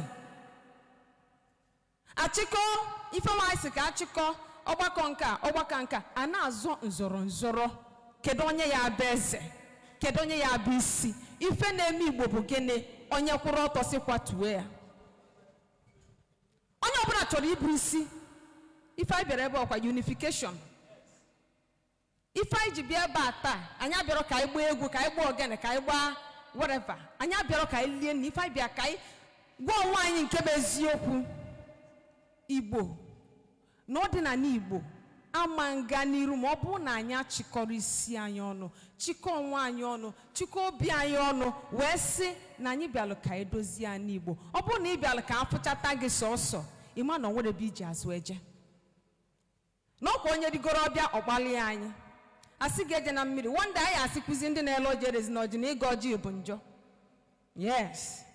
One day anyị asị gị ijide nzu, asị gị kedu ibe eje n'ugo m Enugu ebe m na-eje, asị kedu ibe ji na akpa nzu. Oh, na you dey work for Yahoo boys. Wetin you dey do with nzu? O wee bụrụ dị ha that day ụdị anya mmiri gbalụ m n'anya bụrụ maka the embarrassment, no maka gịnị. Ife anyị bịalụ ka anyị dozie ebe nna anyị. O wee bụrụ ife ndị mbịambịa wee welụzikwa ụmụ nwanne anyị gịnị a na-asụ ofu asụsụ Igbo ofu nzu n'aka gị. O wee sị na gịnị n'ịbụ onye ọgwụ ego ma n'ihi na-alụ ndị Yahoo, n'ịbụ ritualist. Ụmụnne nke anyị o wee bụrụ ife jọgburu onwe ya na njọ. Okwu m dị nkenke. The theme of this program is again, awake, O ye sleeping giant. Ọ bụ na ị ka nọ mana social media or anywhere, nkụzi gị niile ife niile na-ekwu abụrụ maka gị, you are still sleeping. Ị ka nọ n'ụla.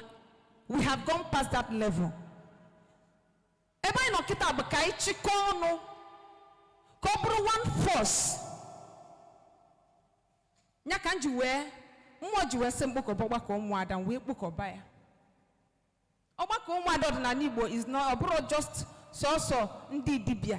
O nwere na-emebu anyị introduce asara si bụrụ onye nwere calling. Ọ bụrụ ọsọ ndị nwere calling. Nwaada ọbụla bụ nwaada nọ n'ala Igbo bụ nwaada Igbo. You're supposed to be a member of that ọgbakọ. The reason bụ gịnị? Anyị bịalụ ka anyị dozie ọtụtụ ife na-emebi ọkachasị site na ebe aka ụmụ nwaanyị nọ. Echetara m mgbe m na-eto, my grandmother, nne m fa bụ ije n'obodo fa tikọrọ nwafe ọnụ akpọ fa ndị ọchị udo. Kedu ife ndị ọchị udo a na-eme? Iwe bụrụ nwa agbọghọbịa na-eme pem. Before gị nwa na-ama na ịdị ime, fa afụgo na ịdị ime. Iwe mebe ka izobe ya, o nwee nke zogide a na-eso ya wee ruo mbọsị ọ mụrụ nwa n'ọfịa je tufuo, fa sogide ya soba ya n'ime ọfịa. Mana tata ndị nna anyị adị amakwụzi mgbe nwa fa dị ime. Nwa ba dị ime ọ mụọ lee arụ. Ihe nọ n'ụlọ nwa ga-adị ime anya ga-anọdụ na nwa onye ọzọ nke ga-adị ime amụọ ele arụ na-amụba n'ala Igbo ndị nna amarazi ọlụfa ụmụ nwaanyị amarazi ọlụfa ịya afọ onye nọ n'ọdụ soshal midia ọ na-atalụ gị chingom ntakam anya na-akwụ nke ị mụrụ anya ga-adị eru n'ebe ụmụ gị nọ ụmụ nwaanyị Igbo na tabanụ anyị nwere ọlụ Gen Z mothers anyị nwere gịnị ọlụ ọ bụkwazị pụta ife anyị ga na-azọ ọ bụrụ nwoke si nwaanyị si I am the head I am the tail ụmụ nwoke intimidating us ọ bụrụ na ịchọ ka nwoke nwere your value pụta ka ife mekene ife iji bụrụ nwaanyị ime ife iji bụrụ nwaanyị nwoke fụgo malụ na nke a bụ nwaanyị nwere ọlụ nwoke nwere ọlụ ịma nchọ ka nwoke kwanyere ugwu ruo olu gị mana ọ na-abịa ịpụta ị na-eme mmemme ya ị bụrụ onye na-ebute ifele n'ezinụlọ asịrọ na ịbụrụzie dibịa bụrụ eze nwaanyị anyị adị akpọ eze nwaanyị abụrụ m eze nwaanyị asịrọ na ịbụrụzie onye ọlụ ịpụta ị na-eyeye gị na dibịa nwoke nke ata gị na nke echi gị na nke nwanne echi gị na nke ịpịtọsi ya ịpụta isi emelewo nke a mee mụ nke a mee mụ nke a ọ na ị nwere okwu ọnụ gị tedebe na onwe unu ule ụmụ nwaanyị ụmụ nwoke tata enwezi ụmụ nwoke na-agba egusi apụta soshal midia kama anyị ya na-achịkọ na-enye nkụzi ka ọdịnala ya esi dị mma ife anyị nọ na-eme bụ gịnị anyị na-agba egusi ife maazị dibịa ji kwuo nka ife mmejọ ji wee kwuo nka ife onye a ji kwuo nka kedu nke i kwuru enough is enough ọ bụrụ na anyị chọọ ka recognize ya anyị na-akwanyere anyị ugwu ka anyị kwanyekere onwe anyị ugwu ka ọ wee dịrị anyị na mma ekenekwa m unu asị m nke onye chiri ya zelu ndewonu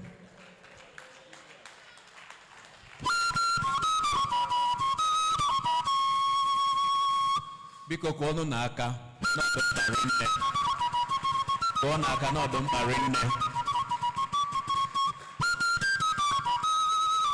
o nwere ife chọrọ ịlụtụ aka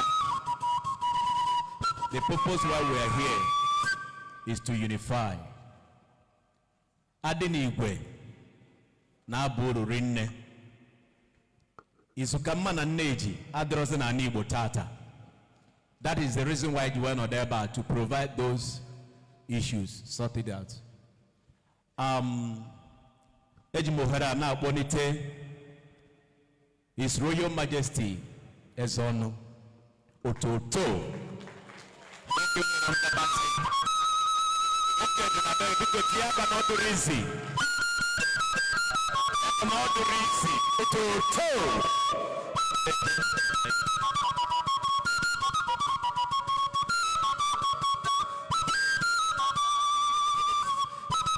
Igbo mmanụ Igbo kene m unu Igbo rienu Igbo zụọ ọnụ Igbo kwezu unu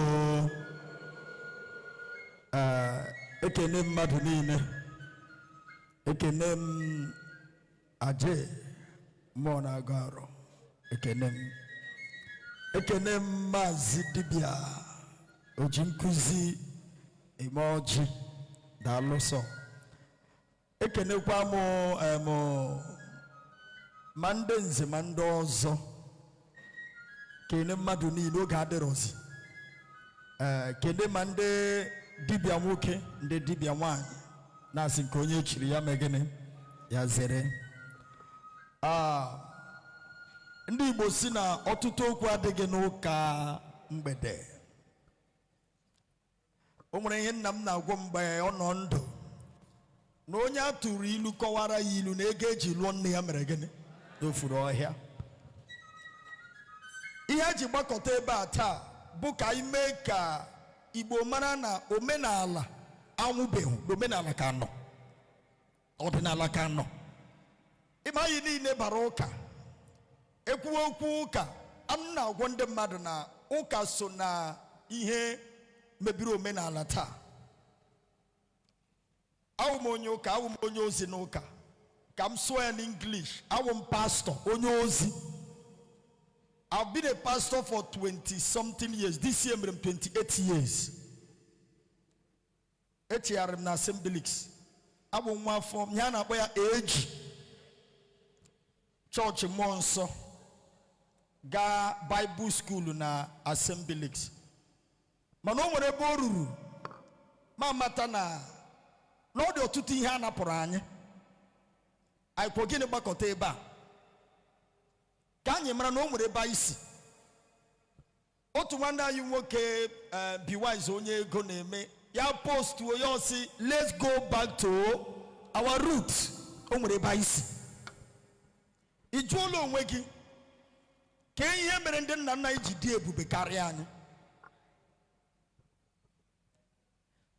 Nna ndị abịa na social media ha si our ancestors we literate ha agaghị akwụkwọ mana ị maara na ndị ichie ndị nna nna anyị ka anyị mara ihe. Ụka mere anyị ihe.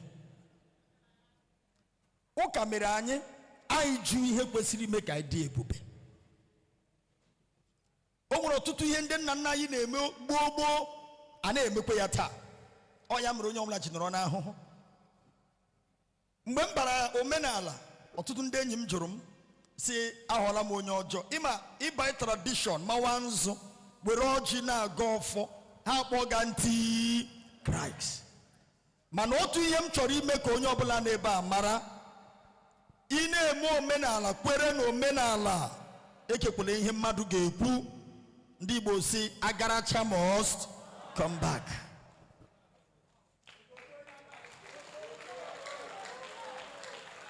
Achọrọ m ka ma nwoke ma nwaanyị mara na omenala abịala.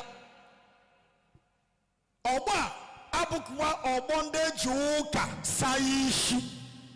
Ọgbọ a bụ ọgbọ ndị na-ajụ ajụjụ. Onye ajụjụ a na-efu ụzọ.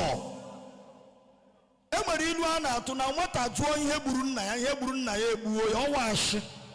Ma nwata ajụ ihe gburu nna ya, ọ mgbe ihe gburu nna ya ga-egbu ya.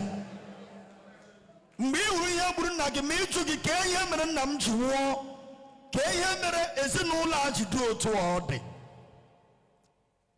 E nwere ndị a na-akpọ CAN, PFM, CAN, Christian Pentecostal. Ahụ onye ama ama na CAN. Ha kpọrọ m meeting na Rivers State si m Izike n'iwe otu na young ministers ndị anyị ji eme ọnụ ke mmụọ bara gị n'ime masị ya na ọnwụ mmụọ ndị nna nna anyị na ọnwụ mmụọ ndị ichie na ihe bara m n'ime. Ha jụrụ m ofu ajụjụ, kedu ihe ọma ị hụrụ n'omenala mere iji hapụ ụka banye omenala? Ma bịa tụkere ha si ya na mbụ na abịara m tụọ onwe m mbọ n'oge gboo ndị nna nna ya na-anwụchi ọnwụ ha na-ebi 200 years 180 mana ugbu a ewere ụka cha anyị n'ihu bupụ brain box anya ahụ zombi.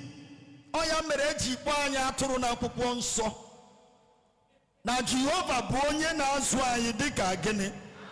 N'ihi maara na atụrụ dị 1000 ebe ọbụla ofu chere ihu wee bụ onye ọbụla na-echi ihu. Metụ nwanne aka si nwanne m lọtawa o na eriela anyị o.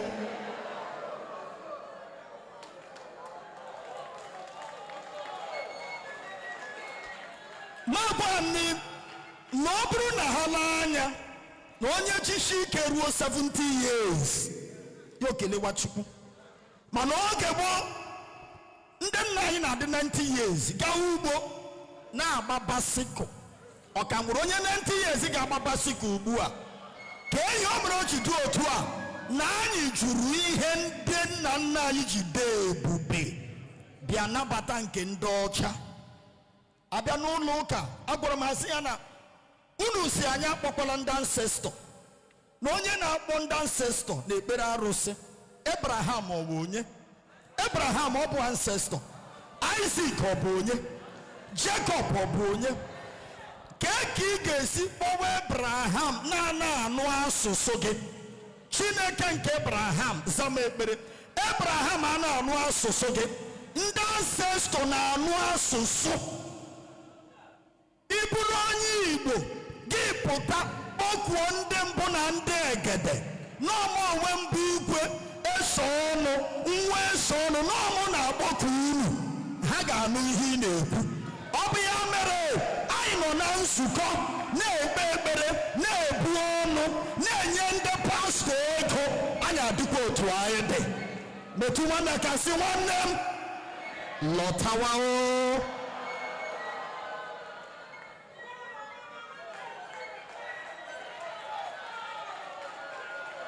Ọtụtụ ihe emebiwo. Abụ m asị ya na anọgo m n'ije ozi ọtụtụ afọ. Ị ma na ọtụtụ ndị pastọ na-eme ego kọ ha chọọchị ha daa, ha chọwa ndị omenala, ndị dibịa ga-arụrụ ha ọrụ. Ha pụọ n'abalị, ha ga-egbuoro ha ewu, wara ha ọjị, kpọkuoro ha ndị mbụ na ndị egede. Ha pụtazie n'ụtụtụ, ha sị gị na ihe a bụ ihe ọjọọ, mana onye ha na-eme na nzuzo. Onye ka a na-aghọgbu? Oge eruola mgbe anyị kwesịrị ibili ka anyị mee ka ha mara na oge eru na nke anyị omenala ala, omenala agaghị ala. Ị ma na oge gboo o nwere otu nkụzi maazị dibịa m gechara. O nwere ife o kwuru, o sị na ị ma na oge gboo na onye pụta n'ọfịa nyụọ nsị na a na-edowe ego. Ma idowe ego imejọla ndị ichie, n'ihi ebe ahụ ị bara menyụrụ mamịrị menyụrụ nsị, enwere ndị ichie n'ebe ahụ. Mana taa anyị a na-emepe ya. Ị ga na-aga mebe ị na-eme travel, gị pụta n'ụzọ, driver biko I am pressed ka m nyụtụ mamịrị, gị chewe nyụwa imam ebe ị na-anyụ mamịrị, ma ọ wụ ihu mmụọ imam ọ wụ ebe ndị ichie nọ. Ịnyụcha gị banye moto. Ọ ya mere oge gboo ndị gboo banye n'ọhịa, ihe ọbụla e mere ha ewere ego mee gịnị? Igbo si na ugwu nkwanye nkwanye nwaanyị amụta ibe ya. Ị jụọkwala ihe mere ndị nna nna anyị ha ji bi ogologo ndụ, mana anyị nwa na-ebi ogologo ndụ. Ị ma na oge gboo ezinụlọ ọbụla nwere ndị na-azụ ewu, o nwere ndị na-azụ ọkụkọ. Wee lọta ụlọ gị hụ ọkụkọ eju ebe niile, ewu eju ebe niile. Ndị nna nna anyị maara na enwere mmụọ a na-akpọ mmụọ na-ewepụ mmadụ. Mmụọ abịa ya hụ ọkụkọ, kama ọ ga-eri mmadụ ya were ọkụkọ. Ọ ya mere mgbe ụfọdụ anyị bilie n'ụtụtụ asị gị na ofu ewu anwụọla, na ofu ọkụkọ anwụọla, nna gị ochie ebulie mmanya wụọ n'ala, kpọkuokwa ndị mbụ na ndị egede. Mana ugbu a aka nwere ezinụlọ na-azụ ewu, enwere ndị na-azụ ọkụkọ. Ọ ya mere mmụọ na-ewe mmadụ bịa, ọ ga-ahụ ihe ọ ga-ewe ya were mmadụ.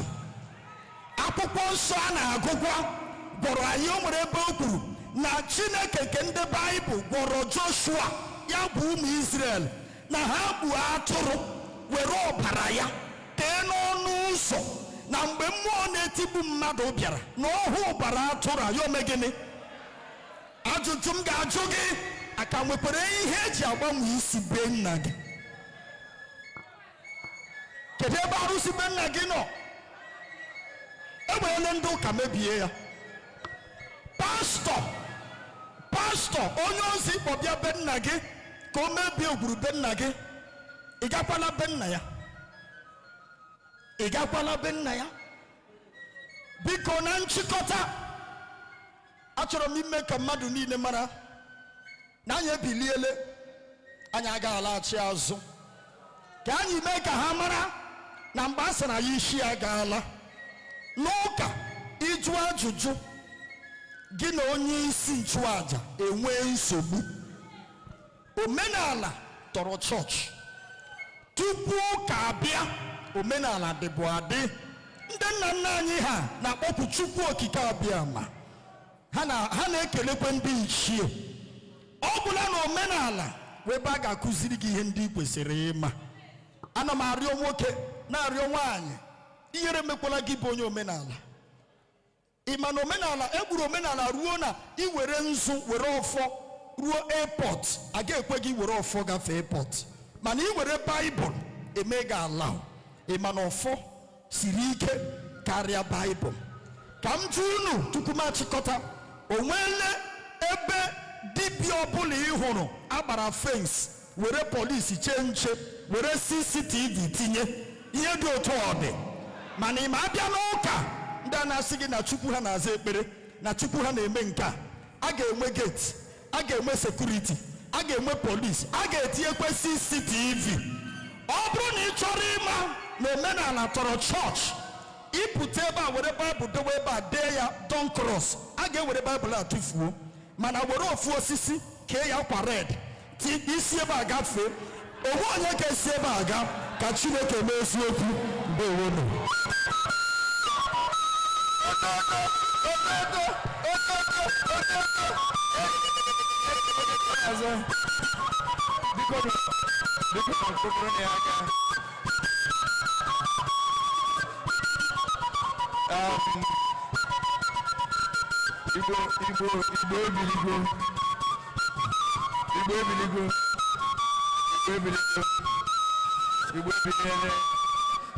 Igbo kwụsị n'okwu ha taa.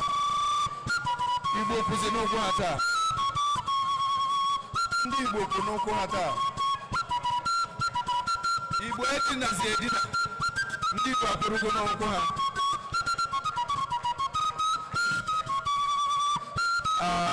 Ọdịnala ndị Igbo agaghị na. Okay. All right. Bikonu.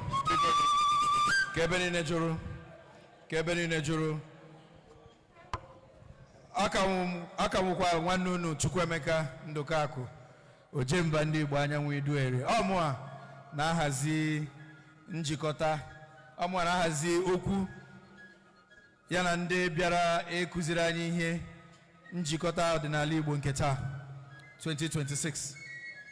Taa 27th of May 2026. Biko nụ achọrọ m iji ohere a kwanyere ụmụaka maka na ụmụaka wụ the future of our existence. Ọ bụrụ na ya enwe ụmụazị taa ya wụ na nkụzi a bụ ụmụazị dịka ndị a ikwu n'aka. Nwaanyị ọma biko, nne mụrụ nwa eji m nwa gị as a point of contact na-enye ụmụazị niile ndị na mba ụwa niile, ụmụ Igbo amụrụ amụ. Asị m ka Chukwu gọzie ha, ka Chukwu nye ha amamihe, ka Chukwu nye ụmụazị niile amụrụ n'ala Igbo ndị ga-anọchi anya anyị, ndị ka ga-eme ọdịnala, ndị ka ga-ahazi ọdịnala ndị Igbo. Ana m ekpere ha ekpere ọganiru. Ana m ekpere ha, ana m agọrọ ha ọfọ ndụ na agọrọ ha ọfọ amamihe, si na dịka ha na-eto na ha ga-eme ihe ọma, ha ga-eme nke ọjọọ, a ga-anụ aha ha na ihe ọma. Ha ga-eso na ndị ga-akwalite ọdịnala Igbo. Ha ga-eso nna anyị Asọmba, ndị na-ahazi nna anyị Asọmba, Nze Ugwu, Nze Anyanwụ Akpa Oke. Ụmụazị ndị amụrụ taa, ndị a na-eselebreti taa, ụfọdụ n'ime ha ga-adị ka kakwa nna anyị Asọmba. Ụmụ anyị ndị amụrụ taa ga-akacha Maazị Dibịa. A ka ga-enwe ndị ka ga-awụ ọmụ n'Obiọ na ọmụ Aniọma. A ka ga-enwe ndị dịka Aje mmụọ na-agụ arọ. A ka ga-enwe ezigbo dibịa na ụmụ ndị amụrụ taa, ndị anyị na-eselebreti taa. Taa bụ Children's Day. Okay, na-egbughị oge na-atụfughị oge ọbụla, aka m na-akpọlite ezigbote odogwu nwaanyị n'ala Igbo, the Queen Mother, the Queen Mother, the Queen Mother. Ọkachasị ibe ile ọ na-acha ka o nwere mgbe anyị na-eto onye ọbụla mara mma too much asa ọ bụ Mami Wata. Amanụ mma agụma ya wa agbara mmiri agbara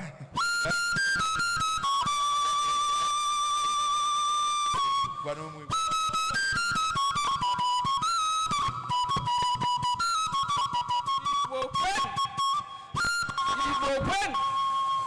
Igbo kwezwenụ. Ndị eze anyị ekene m unu. Ekene m ndị mbụ na ndị egede. Kene onye ọbụla bịala ebe a. Ndị nze na ọzọ, ndị echichi, ụmụ okolo, ụmụ agbọghọ, na ndị nne anyị na ndị nna anyị. Nne ngwa ka ọ dị o nwee m kwulu n'iru unu n'ụbọchị tata ka anyị kọwala unu na taa bụ n'ọnụ oyibo Children's Day. Ọkwa ife ndị gọọmenti kwu ife tata na-akụzi n'ala Igbo bụ akwali ọmụmụ dee. Ị na-anụ ya?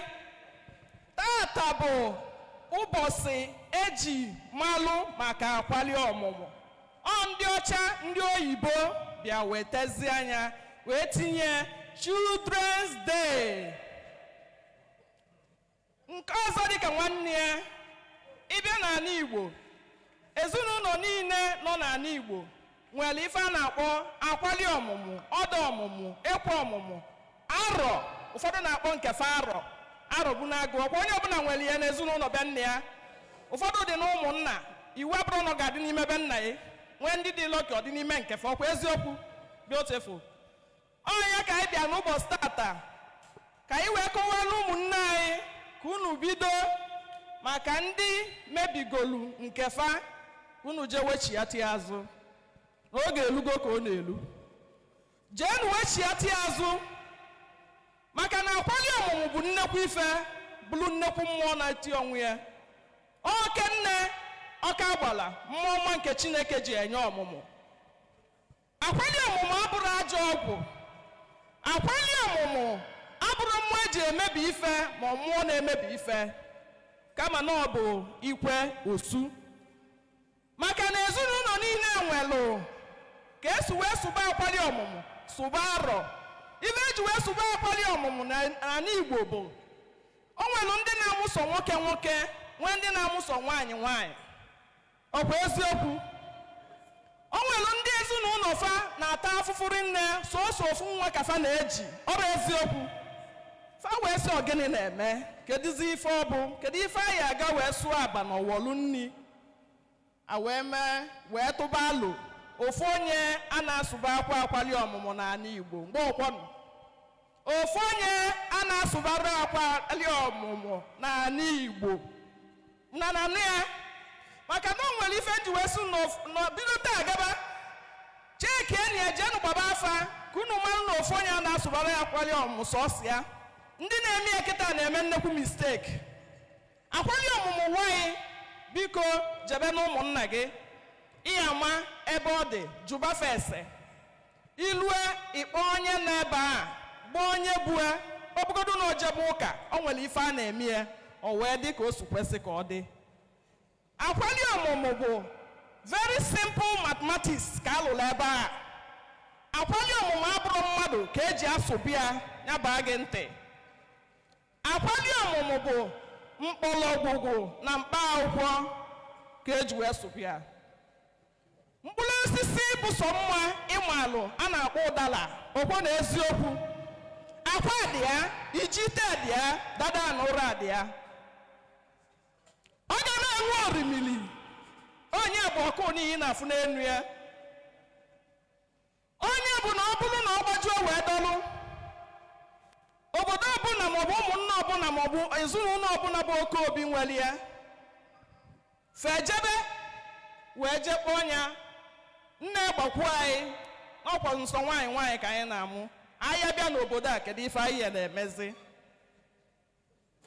I wee gbakwuli ya onye unu nwa nwoke, unu enwekwala ife ọ keme gịnị jee kene ya. Akwali bụ mmụọ ọma nke Chineke ji wee dị ebube. O nyere mụ na gị bụ onye Igbo ratia. Akwali ọmụmụ bụ oke nwaanyị dị ike, dị nnekwu, dị ngidi otulodi. Akwali ọmụmụ bụ a na-agwọ n'ele. Onye kpatara na ọ bụrụ na mgbe a na-akpọku ndị niile bụ ụmụnna si unu bịakwanụ na o nwere ife kwesịrị ka eme na akwali ọmụmụ. Onye ọbụla eme gịnị? Ụmụnna ifulufefe onye ọbụla na-eje. Kedu ka amali ife ekwe na-akụ, ka amali ife afapụ ife ọbụla osisi nye ya. Ọ bụ na ahịa ka a na-akwado ije fejebe na arọ, maka na arọ bụ nnekwu mmụọ. Ovu dịka a na-ama nzu n'anya ga n'ogwe anụ kpọrọ nkụ na-eju ọnụ, odogwu akata aka. Maka na arọ bụ na-agụ ọbụla dị n'ala Igbo bụ nnekwu odogwu. Ọ bụrụ na ịrapụrụ arụbụrụ agụbe nna ya, ma na ị na-eme efe na ịmara ife ị na-eme. Arụbụrụ agụbe nna ya ka iji dị ebube. Ịrapụzie anyị ijebe na Yoruba, jebe na Hausa, jee bute mmụọ. Ibutezie mmụọ, arụbụrụ gị ga-eje n'ụfụ na ọnụ ụsụ na-enene ya. na-asị na-ekele nwa m ọ ka isi dị ngwanụ gị na mmụọ ebute ka unu mebe iwe ewelu mmụọ n'ụlọ ka iwe kpee ike emekatazi ife ihe anụzi bụ oyibe ya egwu efu n'anya maka na mmụọ ahụ iji ebute mmadụ ife etilu n'ime mmadụ ife eji wee ledo ya mmụọ gị sọrọ ya nsọ mmadụ ma anya bụ mbe ndị be nna ya na-asọ eke ndị be nna ya na-asọ nya ka iji wee jee bunatalụfa ka fa na ba mebe onye akpata na iwu ọchị ya dibịa niile na-eji ebute ike unu nwa ọchị ya nwantị oge ezigbo mmadụ ka ọ bụkwa bifo jebe ọ na-arọ mgbụrụ one na one nwantị oge ife ya na-afọ obodo ibia afọ akpaba efe mee elibe gbuo ekwuzie mmadụ mebe alụ dibịa bụ nnekwu ife ọ bụ na ibu dibịa kwụọla onwe ya aka ọ bụ na ibu dibịa nwoke dibịa nwaanyị kwụọla onwe ya aka ịbụ na ibu diọkpala n'ebe anyị nọ kịta kwụọla onwe ya aka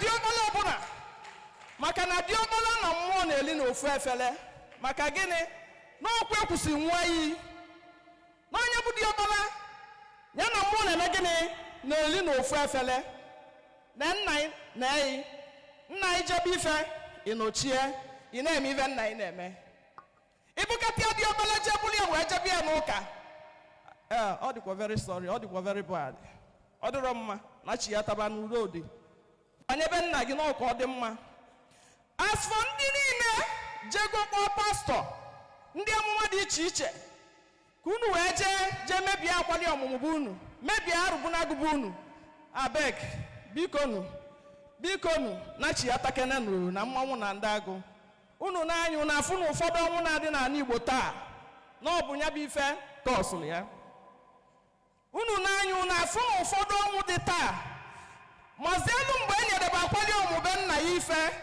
na arọ bụ na agụ be nna gị ife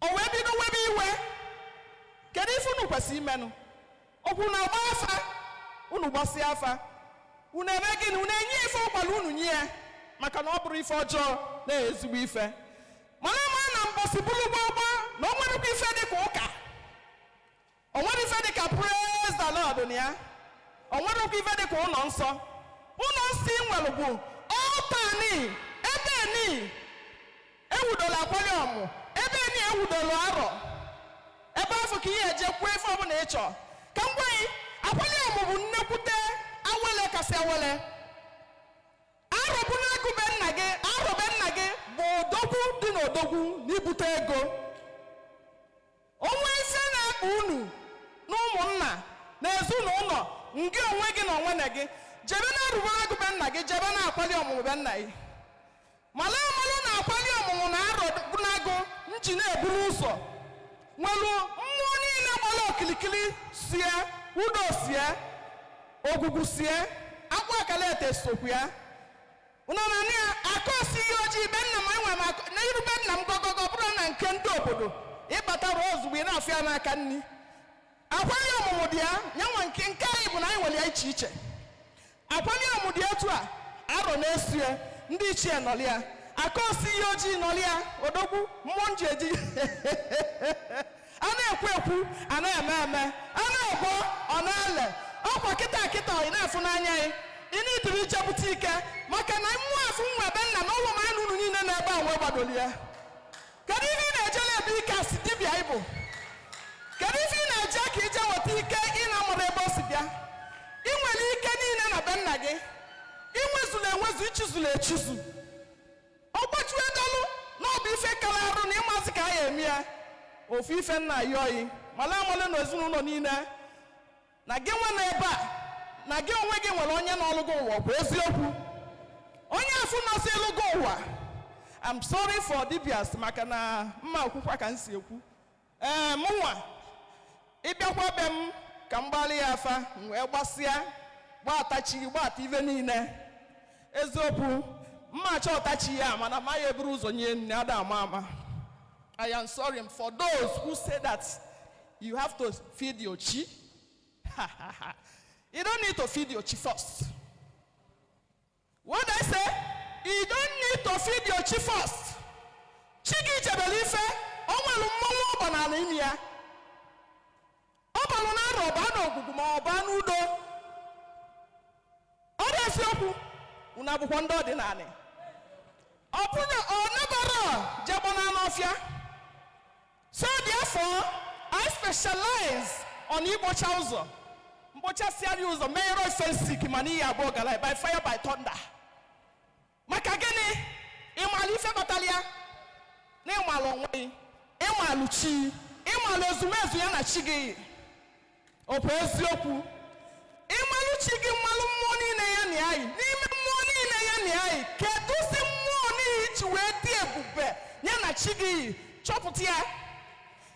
Chọpụta ya, ilibe ife. Mgbe ọbụla ọ na-eziokwu. Achọpụta ya. Elashaba aka. Anyị ji agara ya mmụọ. You are one of them. Ana agba n'ele. Atụsị n'ụjọ. Na n'ime na-ekwu. Ana agba isi gị jee n'ọnwa mmụọ na-enye nsogbu na be nna gị. Were ọsọ. O nwelu ndị dibịa kasịla aka nọ n'ala Igbo. Unu n'anya na-azụ m, unu ya na-afụ maazị dibịa. Ife ọ ya eme bụ ọchịniti ya, ọwụ anya, ọchịnitekwu ya, ọwụkwu ya, ọwụ anya, ọkala ịnya. Ikwelu na ọ na-eme. Bụkwa eziokwu na ife nji wee kwee ya etu a bụ maka gịnị? Ekwute okwu mmụọ ọbụla maka ndị gị bụ ndị na-eje ụka. Asị gị na ancestral spirit na-enye gị nsogbu. Just go home and do your prayer.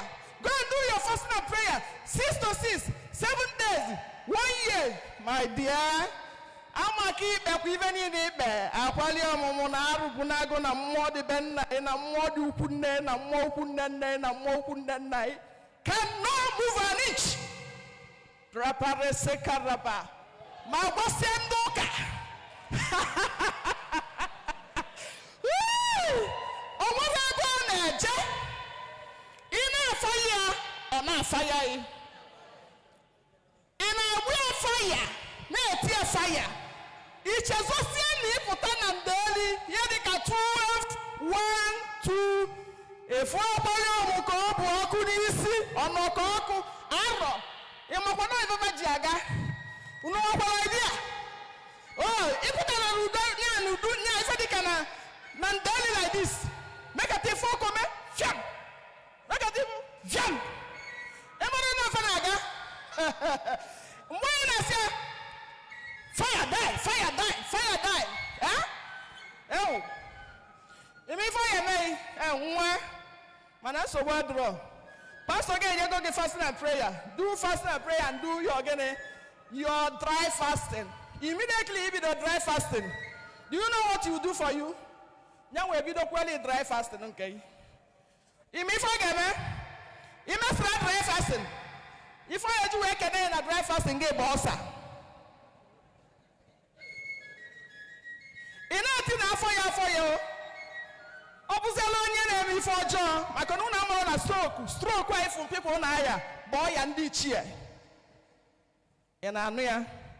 Ụfọdụ bụ nke mmadụ melụ mmadụ ibie.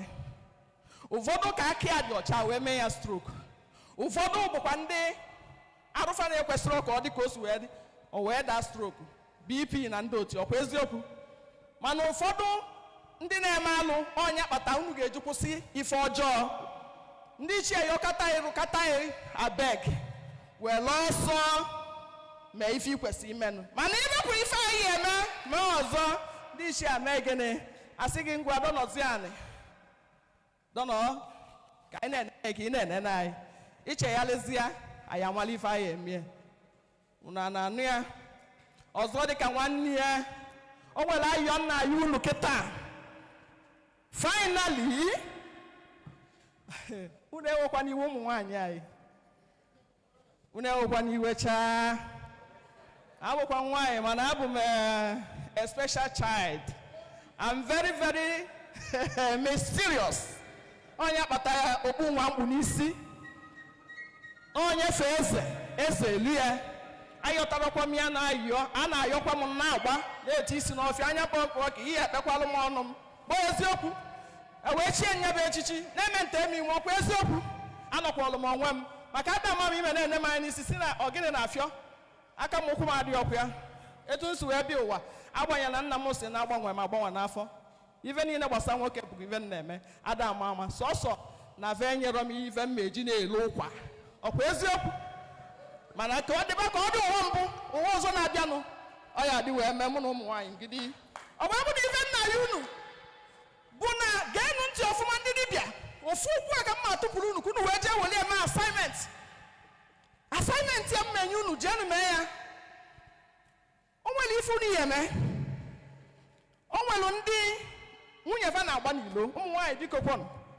asụkwa m gbaa ya alụkwa n'o mana ọ bụ aka alaeze ọmalụ ọ bụ eziokwu biko no ayọkwa m ayọ maka na ọma bụrụ ama wee mee nna unu na lụ na gbafa o nwere ndị enwe ka esi wee mụfa o nwere ndị ebughị afọ imefa wee bịa ije di hatia o wee bụ na mbọsị ọbụla onye bịara beghị ka ị gbalị afa ịgbasị afa ị na-egwe jee na ndị ichie afa wee na-asị gịnị na omego n'elu ma na ndị ichie a na-anabatara ya na ndị ichie nwa na-achụpụzi ọsọ gị bụ dibịa ka ọ dịlụ rapụbaka na ego afọ na chi ya n'ime akwa ọra ya jee nyochaa very well inyocha ị ga-afụ n'onwe ka mmiri si wee ba n'opu ụgbọgwụ ma ọnya ya ọnya nna achọrọ m efe kpọọlụ m nne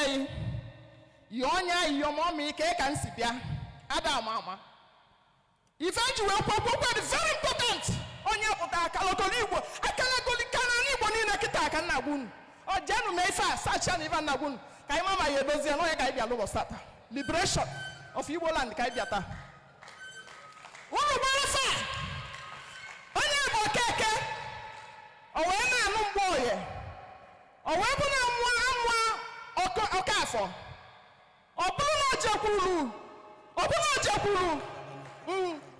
jekwuru onye dị anya ma ọ na-eje n'ọnụ ugbo agbọkiche di ya mma ọkwa eziokwu o wee dozie a wee welusie ife ịmago na onye ekwuro di ya afụ na ọ dịghị ime ọmụọ nwa kedu ife onye ekwu ụmụnna bịakwa na nwunye m ọmụkwa na Okafọ abeg such child ga-ede gị ka ị gbalị afa ịchọpụta ya na efe ị ga-eme jụọ ya jee kpọrọ m nne yi ọ bụ na nne ya nọzi ndụ kọwalị ya in your history at least o nwere ndị na-ebe aghọtago ife na-ekwu ebe ahụ ife dị important and I have the one and that one it helps me a lot and helps me finally ọ bụrụ na ị gbasi afọ si welu afọ nne gị ji agba gị ebe o si wee tụtụ ya nyezuo onye ezuo amakwa n'anya mba anụkwa n'ọgụ ọ kpachara anya mebi na ọ jere afịa o wee nwee ka o si dị si were afọ onye enye gị n'aka afọ onye afọ ka ị na-ididebe na afọ obodo ya that's all ngwa o were anya iwu afọ kịta ka ifu ka ndị ichie wanye were afa ndị ichie anwa wee setụlụ ọrụ onye ndị ichie ya ka ndị ichie ya wakelu ka egwu dị ka mmụọ na ndị agụ unu fụ na Chineke dị ebube nwee si unu biko nụ n'ọhịta ka m arapụrụ unu okwu maka na unu anya na enwere m oge maka na ọ bụrụ na m nwere oge aka m enweghị nwunye anya unu enyere ya wee si na ọ ga-abụrụ nwoke bịara ebe a nwaanyị bịara ebe a wee si ụdọ obi edolu unu na-eke na ọya afọ nkwọ n'afọ ndị mbụ na ndị egede ise nne m biko nụ kwụpụrụ n'okwe mmadụ aka biko nụ ihe anyị na-enweghị oge ọ bụrụ na oge fọdụrụ anyị anyị ga-asị ka anyị kwuru gawa mana biko na-atụfughị oge ana m akpọlite Be Wise onye ego Be Wise onye ego ntị ọdụkwa ekene m unu ife anyị bịa taa ka akụzi ife gbasara omenala na ọdịnala anyị bịara ebe a ka anyị bịa rie wee ṅụọ nara rie na bụ nni ọma nara rie na bụ nni ọma nni akwari ọmụmụ bụ nni na-enye nwa nara rie na bụ nni ọma ife anyị bịa tata ochi aga m anarụ ube nna m ka nje dozie agwụ mụ wee rụọ ọrụ ndị mmiri m ife abịa tata bụ ife gbasara omenala Igbo na ọdịnala Igbo aka m bụ wise onye ego aka ji ọfọ ọkwụ ndị ichie eze adị mgbọchụ nke emere ju emekwa ọzọ ntị ọ dịkwa ama na ntị dị o nwere ndị na-ajụ gịnị bụ omenala gịnị bụ ọdịnala o so n'ife na-agbagwoju ndị mmadụ anya m ga-egbu nkenke maka ndị ji bairo na pepa mbọsị ọzọ anyị ka ya na-anọkwa etu ya maka ndị si dị wise bido ka enwee ike kootu si ebe ọ dị na baịbụl omenala na ọdịnala ọ bọọsụ ịbụọ ka ọ dị ife ọ dịbụ ịtọ omenala na ọdịnala na ọdịbendị nwere ike ime omenala wụti atụ ọdịnala onye ọbụla si na ya bụ omenala na-eme ọdịnala maka na ife dị n'ala ka eji eme omenala onye ọbụla na-eme omenala na-eme ma ọdịbendị mana so ife m chọrọ ịgwa unu bụtatị na akwụkwọ ahụ ebiri mụ na gị na-abụ akpọrọ baịbụl nke ị na-akpọ holy book nke m na-akpọ akwụkwọ ịkacha akwụkwọ abụrụ ụbụrụ mụ na gị na-abụ were kpaa anyị ọha n'isi mana achọrọ m ka m gwa gị datị na akwụkwọ ahụ bụ okwu ndị nna nna gị kwuru eri mgbe ka ezuru were mee gịnị were dị nnukwu na befa were nyezie nwanne nwoke bụ King James na-ede akwụkwọ wee chenjisiere gị ụfọdụ ife onye ka m ji wee stata ọ bụrụ na isi ime omenala na ọdịnala na abe nna gị ji ebiti ya maka adịghị apụ isi aka abụọ eme gịnị agba ụrọ ọnụ nke bụ eziokwu bụ na ihe ọ gbakwuru juo anyị anya na omenala ife omenala ji ana bụ na isi omenala bụ nwaanyị inene ụmụ nwoke ugboro ole ka nwoke na ụmụ ya na-anọ mana ngwa bụ nne bụ ajana bụ the mother of earth kwesịrị ịkụziri nwa gị ife ọ kwesịrị ịma iwe gwazi ya n'obodo Fatina na eze nwaanyị nke eluigwe bịapụtara ụmụaka ịtọ na 1917 ma nwatakịrị ya si onye obodo ebe ka ọ bụ ọmarọ onye mụtara nna nna gị ọmarọ mana ịjụọ ya ka ị na-agbụrụ nna ya si ọmarọ ịjụọ ebe ka Jizọs dị ọgwa gị na ọ dị na Matthew chapter 1 verse 1 na agbụrụ Jizọs niile tata ka m chọrọ ịkọwara unu na nwa ọkụkọ ahụ a na-anwa gị na ebe nne ya nọ bụ n'ọdịnala ihe a chọrọ ka m kọwara gị maka a sị gị na ha yesi ebe ị ga-eje wee nweta ọgwụgwọ nsọ bụ na krọs ebe Jizọs gbasara aka ya n'obe wee sị it is finished ewee sị gị n'ebe a ka a na-achụ ha yesi aja nwanne ka m gwa gị ebe a na-asụ ha yesi aja na be nna gị jee sọọ ụzọ gbara ịnọ ọnụ ụzọ gbara ịnọ ka a na-achụ ha yesi aja ndị gboo ji wee dị ebube ụzọ gbara ịnọ mekere gị mma ndụ not mmadụ mma ndụ the beauty of life ọzọ agbara ịnọ bụ krọs ya ndị ụka zuru maka a gwara gị ife niile ndị ụka na-agwa gị ebe ife weta na be anyị jee wetara m krọs ya dịbe gị debịa n'ala idebịa n'ala na anya ebe ha siri isi Jizọs dị onye gị gịnị eke anyanwụ ụtụtụ dị ọkpara Igbo na anya ebe ha siri ụkwụ Jizọs dị akpọrọ ya ntu onye gị gịnị ana aja na the mother of earth na anya aka nke ọ sị na ọ gbasara onye gị gịnị ndị mmiri na anya aka nke ọzọ onye gị gịnị ikuku o wee bụrụ mma ndụ the beauty of gịnị life stori ebiri gị abụrụ bụ stori gị nachiyataba nna anyị nwere ya ije na nka akwụkwọ ahụ ebiri gị ịnụ ebe a na-agwa gị in Genesis chapter 2 verse 7 asị gị na God were aja were mmiri kpụọ ya kunye ma ọ bụrụ mmadụ ị na-anụ na ọ wetara aja mother of earth weta mmiri anyanwụ abịa kpọọ ya ị nwere ike ịkpụsị aja wute atụ mmiri kpụọ aja iweta ji weta mmiri kpụọ ya iwe anyanwụ akpọọ ya o wee kunye ume ọ ya bụ na icheki ya mọda asị na-amụ nwa today jee jụọ sị ije n'ụlọ ọgwụ mụọ nwa ọ bụ na nwa a pụtara omerụ ṅara obere akwa ịma mkpebara bara oborobo ka ọ bee akwa ife a ga-eme ebe a bụ ị na-etinye aka n'arụ ka ọ nwee ike nachiyata maka na ife pụtara mgbe a bụ ịtọ fie ezubeghị ịnọ ife pụtara mgbe a bụ na aja na-evolonti ogo onwe ya mmiri abịa banye anyanwụ abanye ikuku ababe agbatara ọrụ ikuku gbagha na ọ bụrụ mma ndụ the beauty of life o tie ụwa ntị ọdịkwa ọ bụrụkwa na mmadụ chi ihe nwụ fa na-apụ ka ha si wee bata ọ bụrụ dat ngwa bụtị mma ndụ the first spring bean mekọrọ ọnụ wee mee ka ya gị mma ndụ ewee gwa gị zọba ndụ wee sịrị ga na-ewepụ ndụ ha were gwa gị na ife bụ ịzọ ndụ adịghị ewepụ ndụ na ebe ị na-ewepụ ndụ na ya ewepụ ndụ nke gị ọ bụ na fachi ịgbake ha na-agbake ka ha si wee bata ife ga-ebu ụzọ wee pụ bụ ikuku maka ikuku batara las ikuku a achọ ha na-epụ ị na-ekuzi n'elu a na-eti dọkịta weta oxygen ife ị na-achọ ka ị were ife ha nwụ wee ha otu ofe ime nwa maka na ife ọbụla bụ oxygen bụ si na aja na ikuku na nke na mmiri were pụta mgbe anyị na-eme ka dọkịta wee oxygen jide ya ha decide go na ha chọrọ ịpụ ikuku ya ebu ụzọ pụọ ọ pụọ ime ọ bụ na ikubie na ife ọzọ na-apụ bụ gịnị anyanwụ your sanity your energy anyanwụ pụ ha na ịfụ na-acha ọcha na-eji oji gbaji oji mmiri ahapụ gị pụọ iche nchie anya aja na-asị gị come back bịa ebe ibelongụrụ ịnaba ichete ntị ọ dịkwa asị anyị kọba ka anyị si wee mara tata mmadụ ama nna na ma anyị riri nne a ga-akọ ọtụsị ya nwayọọ nwayọọ.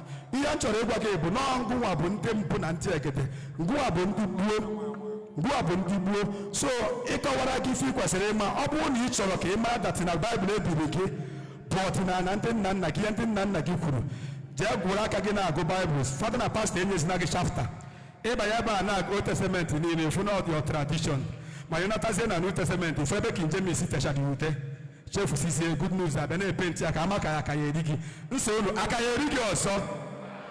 Edishọ ịchọrọ isi ụzọ ndị nna nna gị ije werite akwụkwọ ahụ gụọ Acts of Apostles 24:14 ọ sị gị jee soro ụzọ ndị nna nna gị, ọ sịrị gị soro Jisọs. King James kpọrọ ya worship the God of your forefathers. Good News akpọ ya God of your ancestors. Ajakara da translate ere gị asị gị na ọchị nke ndị nna nna gị. Abraham ọ bụ ndị nna nna gị, Jacob ọ bụ ndị nna nna gị, ịma ndị nna nna gị. Nwafada bịa odiere gị za bara jee gbutu ukwu isi anọ ife na-eme gị. Proverbs 22:28 si gị akpakwana ya aka. Ife ọbụla ga-ama ka isi edebi ya, ife ọbụla ga-abụọ gị edebere, ewepụkwana ewepụ maọbụ imebi emebi. Ebe a na-agụrụ gị bụ agaghị m efe chi ndị ahụ ejiri aka mee. Ndị gwara gị na chi ndị ejiri aka ma adịrị efe ya kwuru okwu na Baịbụl ha, Exodus chapter 20 from 4 to 5 and 3, mana ha ji ekpọrọ gị nwaanyị gbasara aka kpọọ ya Maria. Ndị Igbo wetezi kpụọ nke fa kpọọ eze nwaanyị, ọ bụrụ arụsị apịrị apịa ọkwụ ya kwuchi na ndị Igbo enwere ife gbasara na eze nwaanyị. Onye ọbụla na-efolo omume ya, ihe anyị nwere bụ gịnị? Ọ bụrụ na ọrụ mara gị ịza agbara nwaanyị ma ọ dibịa nwaanyị ma nwaanyị na-eme nka, eze nwaanyị abụrụ maka ndị Igbo. So ọ bụrụ datị na ichi na ya na omenala be nna gị, ị ga-ebido be nna gị maka na ọ be nna gị bụ isi omenala. Ịma mbịama omenala ntụ ndị be anyị si eme ya, ịma mme ka ndị be maazị si eme ya, mana ụba anyị na-agba ịkụziri gị na ife a gwara gị na-arụ na ọ bụrụ arụ. So wee na-ewere ohere a wee na-asị ka ọ bụ anyị etu a, anyị ga na-emesi semina every month ọbụla anyị ga-enwe semina ma ọ na-ekwere kwuo. Ọ bụrụ unu chọrọ ịnachi ya, ọ ga-adị etu a, ọ ga-adị etu a, ime ọ na-adị etu akụpụkọ aja na be nna gị aka. Arụ ofu ya na ndụ ekenekwa m ngwasị biko, ọ bụrụ na ị ma na ọ ya adị etu ahụ, cheta mbọsị ọbụla epụtara kene aja na be nna gị. Maka eji m ezigbote egwu nwanne anyị nwaanyị bụ ije nwa mma ji ekene Igbo wee na-asị Igbo teta n'ụra, teta na chi efona. Igbo Igbo teta n'ụra ka anyị kwado na nke anyị. Ọgọ mmụọ bụ nke anyị n'elu ụwa, ọdịnala bụ nke anyị. Teta n'ụra ka anyị mebe na nke anyị. Ụfọdụ si na omenala anyị adịrọ mma, ụfọdụ si na anyị na-eme arụ, ụfọdụ si na anyị na-eme arụ, mana anyị na-agba nkwụ, mana anyị na-eme ego n'elu ụwa. Kedu na ife anyị ji eme ego? Teta n'ụra ka anyị mebe na nke anyị. Ọwasị gị na aka ji ọfọ na-eje ụka, eji ọfọ ebeje ụka, eji ọfọ eje ụka, ntị ọ dịkwa. Ekene m unu. Be wise onye ego, be wise. Be wise wo nwa mara ihe. Biko nu koporo ne aka na ọdịrị ofele. Ọdịrị ofele. Ana m akpọlite the Major of Africa. Ọ ga-enye anyị dịka mgbe anyị na-ebido ọhụrụ, agwa m unu na anyị ga-akụzi Igbo n'oyibo, kụzie oyibo na Igbo. Ihe niile a na-aga na paripasu.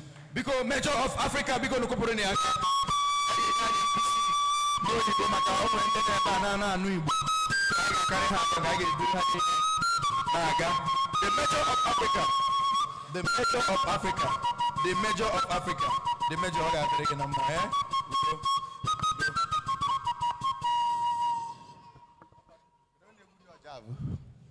Kedu na egbu ọja bụ?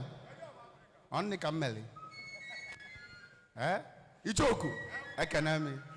Ọra na eze ekene nu munu. Ana m adara okwu ụbụ. Ị na-anya ịbụ na ọ dabago olulu ọra. Ya bụ na agụ abịawo. Ị na-ezuru onye agụ na-agụ ozi ọma. M ga-agba mbọ ka m fụ na nchịkọla everything in few minutes. So I appeal to my honorable men here and women to accept the language in Gasobo jargon, because I have a visitor from Georgia who happens to be my wife. So she came down to Nigeria because of this program. And on Igbo, Olukun Kenya Musu, na lose interpreter, and also na Kowalia. If you do tell ya an Igbo Bagu. Emanande ba enche na agu so ndi Igbo ka ọ na-akpa. Mana agu be universal consciousness. So the title of my speech today is very simple. And do okwu no gịnị bụ ebe abụ? Professor Charles Chukwuma Soludo, the necessary evil. Underline the word. Professor Charles Chukwuma Soludo, the necessary evil. And why did I call him a necessary evil? Professor Charles Chukwuma Soludo, through his actions and inactions, propelled our collective demons, and that is why we are here. Now, when you hear about the word demon, what comes to your subconsciousness or your conscious mind beginning? An evil spirit. Because I myself, and including everybody here, are all products of colonialism and indoctrination. But when the Greeks came to the African soil, the Kemet, a conglomerate of the black civilization. When they came there to study, they met Orunmila, they met Imhotep, they met Akhenaten, and they met everybody there, including the priests. Now, when you hear about the word Greek civilization, I call it a misnomer. Guinea be a misnomer. There is nothing like the word Greek civilization. If we have African civilization, which is the cradle of human civilization. When you hear about the word demon, when the Greeks came to Africa to study, particularly Socrates, he learned from the best.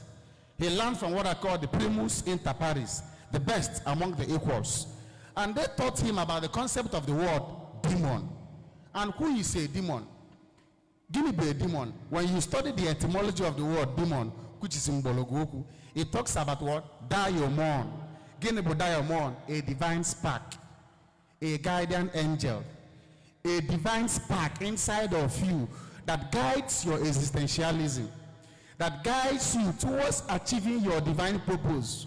That demon in you will take you to that your compass. So why did I say that Professor Charles Chukwuma Soludo is a necessary evil? Because he propelled the collective demon inside every one of us here. Without Chukwuma Soludo, we won't be here. I told my brother that directly and indirectly, that the ancestors and the cosmos is using him. Oh, cheers, so we came here today because the lunatic took over the asylum. I am as if Odinani. Charlatans hijacked Odinani and began to preach the gospel of Mammon, the gospel of materialism, egombute. And those philosophy contradicts what I call the central philosophy of the Igbo enterprise.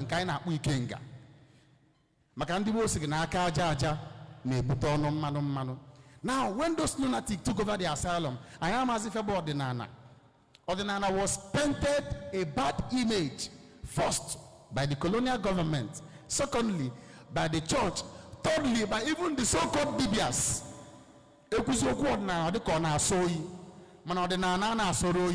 We are here because of the awakening, because this awakening is a global phenomenon. When you travel to all corners of the world, every corner of Africa, you will see people preaching about going back to the root, going back to the root. And the question becomes, what root are we going back to? Are we going back to romanticize with the past? Are we going back to the primitive era? No. When we talk about going back to the roots or to the Igbo consciousness, what I call the Igbo epistemology, we are talking about embracing the totality of the Igbo knowledge system. I stand here to be corrected. Odinani is built on 3 foundational pillars: self-preservation, self-mastery, and self-actualization. The tripod of balance. Any pastor or any man of God or any Ezewine that preaches contrary to this 3 philosophy, what is self-preservation?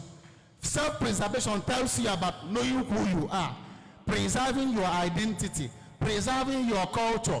Where one of us in the Igbo about Chioma Subasu Igbo, she said something very vital here about Subasu Igbo, because Asusu Igbo bettered the Igbo Odinana. Now, if you want to dissect any culture, we have two aspects of every culture in the world. Number one is your spirituality. Number one is your language. And these two elements have been under attack for donkey years.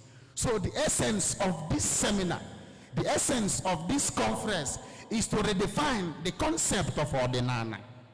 I made a very simple definition last year that Odinana is the ancestral Igbo worldview that embodies the natural law, the spiritual science, the moral code, and the cosmic order. It is that philosophy that governs life, culture, and relationship between man and the divine. So if you understand the nucleus of this definition, it can matter na any beginning Odinana. Because Odinana predates every human on earth. Odinana talks about the natural law. Every philosophy bows down to Odinana. Odinana goes beyond the Igbo Mmụọ.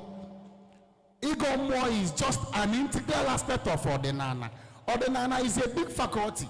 Odinana is a big masquerade. We have different facets of Odinana. So when we talk about self-preservation is hidden in Ubuntu philosophy. Onyaya na one you are because I am. For us to actualize this mission, we must collectively preserve the identity of the Igbo race, because that identity is on decline. We must come together. If I preach either on social media, now I'm a pull down syndrome. Now I call on if I believe if any now about distraction. The essence of Odinana is to preserve yourself. Because once you preserve yourself, you begin to master yourself. Once you master yourself, you will come to that root of what I call what? Actualization. Dalun.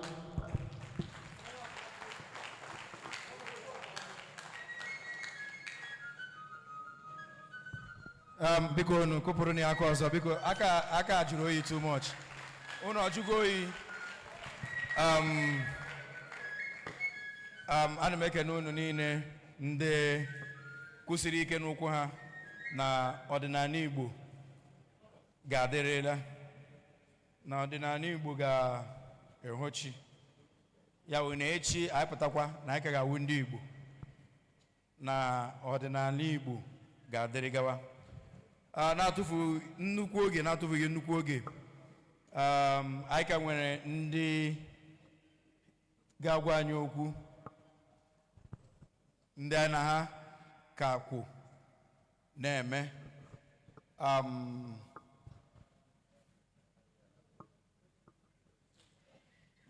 Biko nze anyanwụ akpa oke biko ịnụ n'ọgbọ. Mana tupu nze anyanwụ akpa oke, Maazị Dibia the teaching magnet ka nọ n'ọgbọ, ya nwee okwu nke ikpeazụ, ya nwa ga-akụziri anyị ihe dị iche iche gbasatara ọdịnala Igbo. Aga m enye nze anyanwụ akpa oke igwe okwu a ka o jiri mee ihe ndị ọzọ n'ụkwa n'ụbọchị taa. Nze, ana m ekele gị. Igbo mma mmanụ, ekene m onye ọbụla bịara na obi a. Biko oge anụnwa anyị chọrọ ka anyị kpọgota our able chairman dịka ọrụ umeri ka ọ gwa anyị okwu. Then ọ bụ na okwu si okwu, nnukwu nwaanyị agwa anyị okwu akwa eke yọm. Then Maazị Dibia ya ekpokọta mmemme anyị na-eme n'ụbọchị tata. Dịka ọra ekene gị.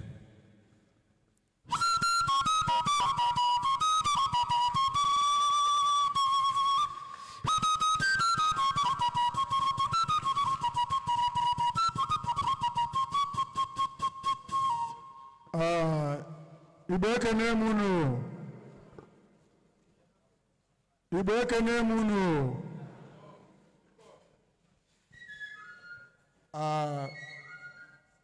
biko ndị Unification Njikota Ọdịnala Igbo gburugburu asị m ka m kene nwoke na nwaanyị nọ n'obi a. Ọ dị m ka ebe a ji okpokọba ọnọdụ a bụ na anyị nere anya bụ n'obodo anyị na-aya ọya, arụ adịrị anyị Igbo mma,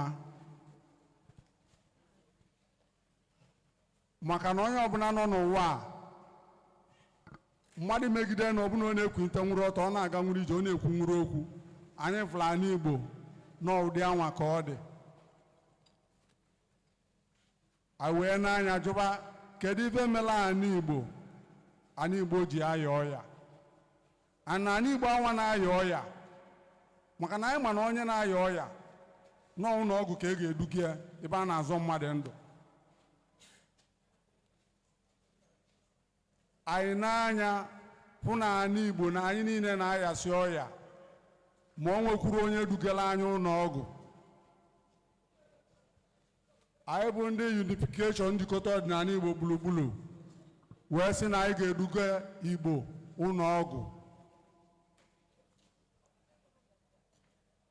Anyị niile ga-enye aka ka eduga Igbo ụlọ ọgwụ. Onye edugara ụlọ ọgwụ na-aya ọya bụ n'ibe izi ga-eme ya bụ na ga-eche ka amara ụdị ọya ọ na-aya. Nya bụ mgbaava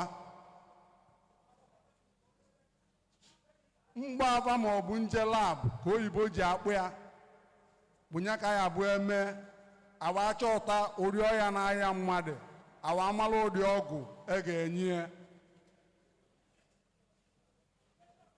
Ọya Igbo na-aya bụ na anyị amara onwe anyị, maka na ọ bụ na anyị mara onwe anyị, anyị ama nrapụ nna anyị fa na-akpọ nna ndị anyị na-amarọ.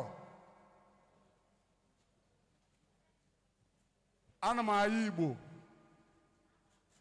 njụ ese ọya mmadụ na-aya na-ebido n'onwe mmadụ wee pụta n'ezinụlọ ya, wee pụta n'ụmụnne ya, wee pụta n'obodo ya. Ụdị ọ dị tata, o nwere okwulu bụ nna amen na-akọwa na ọ bụrụ gọvanọ Imo steeti ụdị ọ ga-esi wee mee wee transfọm wee ibe na-eme n'Imo steeti. Steeti niile dị n'ala Igbo enwere ibeba na-anọ emekete akpọ ndị ọdịnala ka akpọkwe nna nna nna nna anyị fa, jụọ afa kedu ife anyị nwere ike mme ka anyị Igbo wa amakarịa ụdị ọ dị tata, maka na onyenwa bụ ezi. Ebe enwe ụlọ ụka, onwe ebe ya nọkọtasị asị na steeti jere ụka. Anambra steeti na-eje ụka, ma Anambra steeti enwere ike mkpọkọta ndị ọdịnala. Ndị ọdịnala enwere ike mpụta na Anambra steeti n'olu n'ofu ebe jụọ ese kedu ibe e ga-eme steeti a o wee dị mma.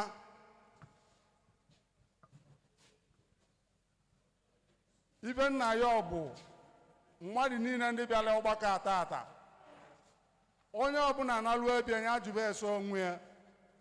Ịjụsi ese onwe gị, jụọ ese ụmụnne gị, jụọ ese ụmụnna, jụọ ese obodo, ka anyị wee nwee ike ngwa Anambra steeti ka ajụba ese Anambra steeti n'ụdị ọdịnala, ka agwa anyị bụ anyị nwere ike mme, maka na ọsọsọ ebe a ka ya bụ ọbụna anyị mee ndaka niile anụnwa ma mmerụ arụ niile, ma ife anyị na-afụ na ọ dịrọ mma ebe a ka anyị ga-esi wee mee ọ dị mma.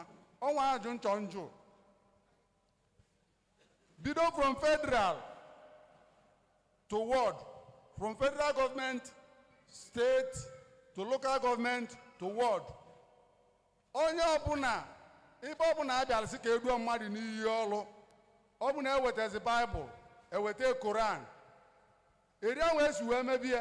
Onweghị Baịbụl dị iche n'obodo a, onwegori Baịbụl dị iche n'obodo a. Ọ dị unu ka ọ bụ na alụsị ka e butere debe si onye ga-achị Naijiria ya za aka na alụsị. Ibe anụ anyị na-afụta ata a ga-afụ ya. Ka anyị na-anọ ọdịnala na onyenwa bụ ụzọ ndụ, ọdịnala bụ ụzọ eziokwu na ndụ. Igbo ekene m unu.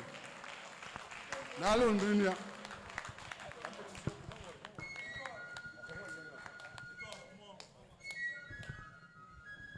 si ndị niile nọ n'ilo, ndị niile nọ n'ilo, na asị m na ngụta 5 va bataba n'ime ụlọ, ma moto va chọrọ iji na-anata ya agba. Si ndị niile nọ n'ilo na mụ si na ngụta 5 va batara n'ime ụlọ, iti na moto ghọọ ya ekwere ọsọ. Si niile nọ n'ilo na mụ si va bata n'ime ụlọ, anyị mechitezie onye ọbụla anaba. Kwụọla onwe gị aka ụmụnne m.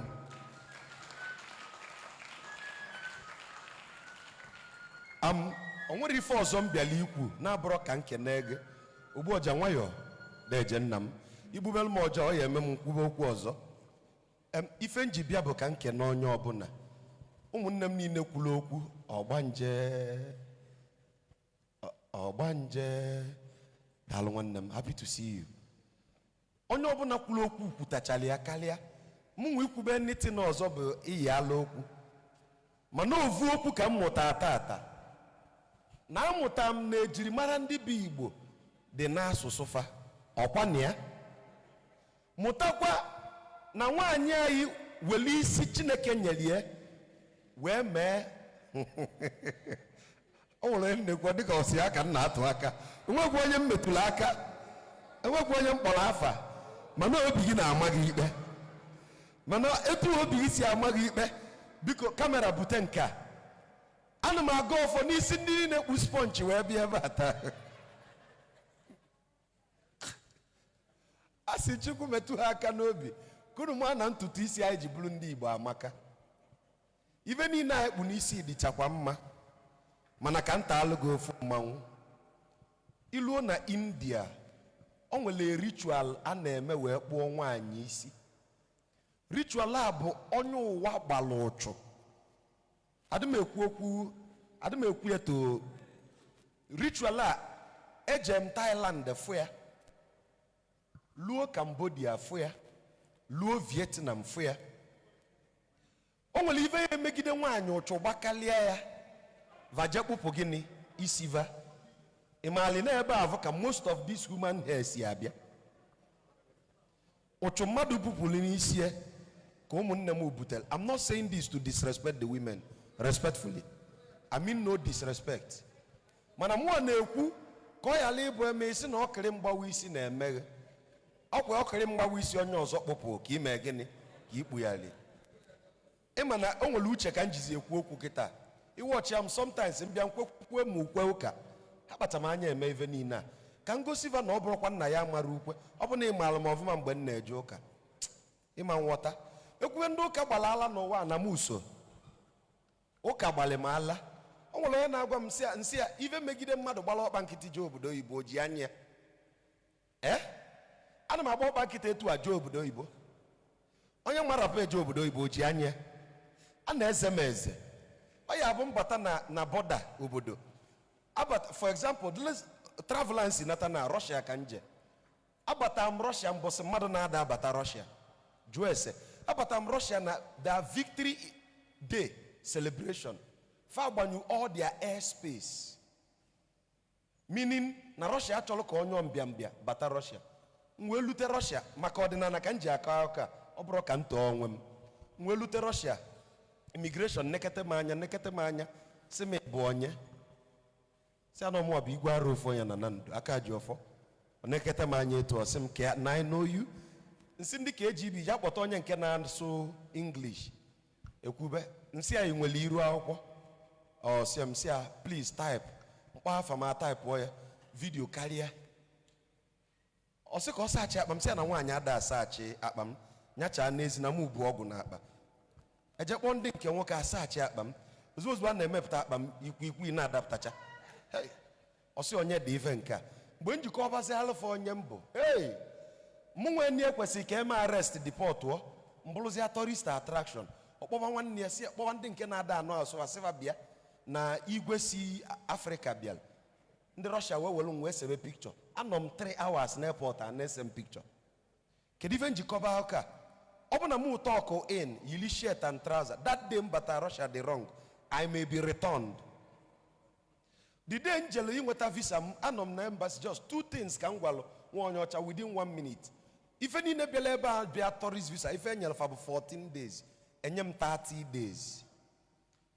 O nwere ihe na-amụta ka ị dị ju gị afọ. Ọ na-abụ m jebe embassy, ana m agba ma ọkpa nkịtị. Etu a ndị ka m na-adị eje embassy. Mbata na embassy, you need ozimikwube much na m na-eje for cultural research. Ọ na-ema no need.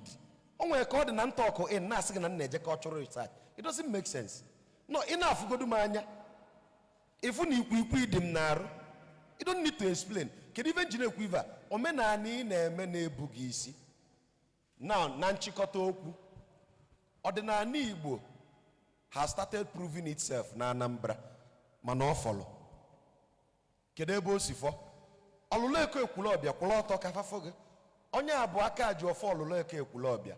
Mgbe enyi nna anyị Soludo si ka akụkpọ ọlụlụ eke. Mana ndị na-amarụ m ọfụma che na ọtata ka mụ na nna anyị Soludo ya chagbe. Nna anyị Soludo nwere efuli ya n'anya, nna m chelu o nwere efuli ya n'anya ka mụnwa. No ni emelu mụ na ya ji ayacha bụ na achọ m ka ndụ ya taa aka.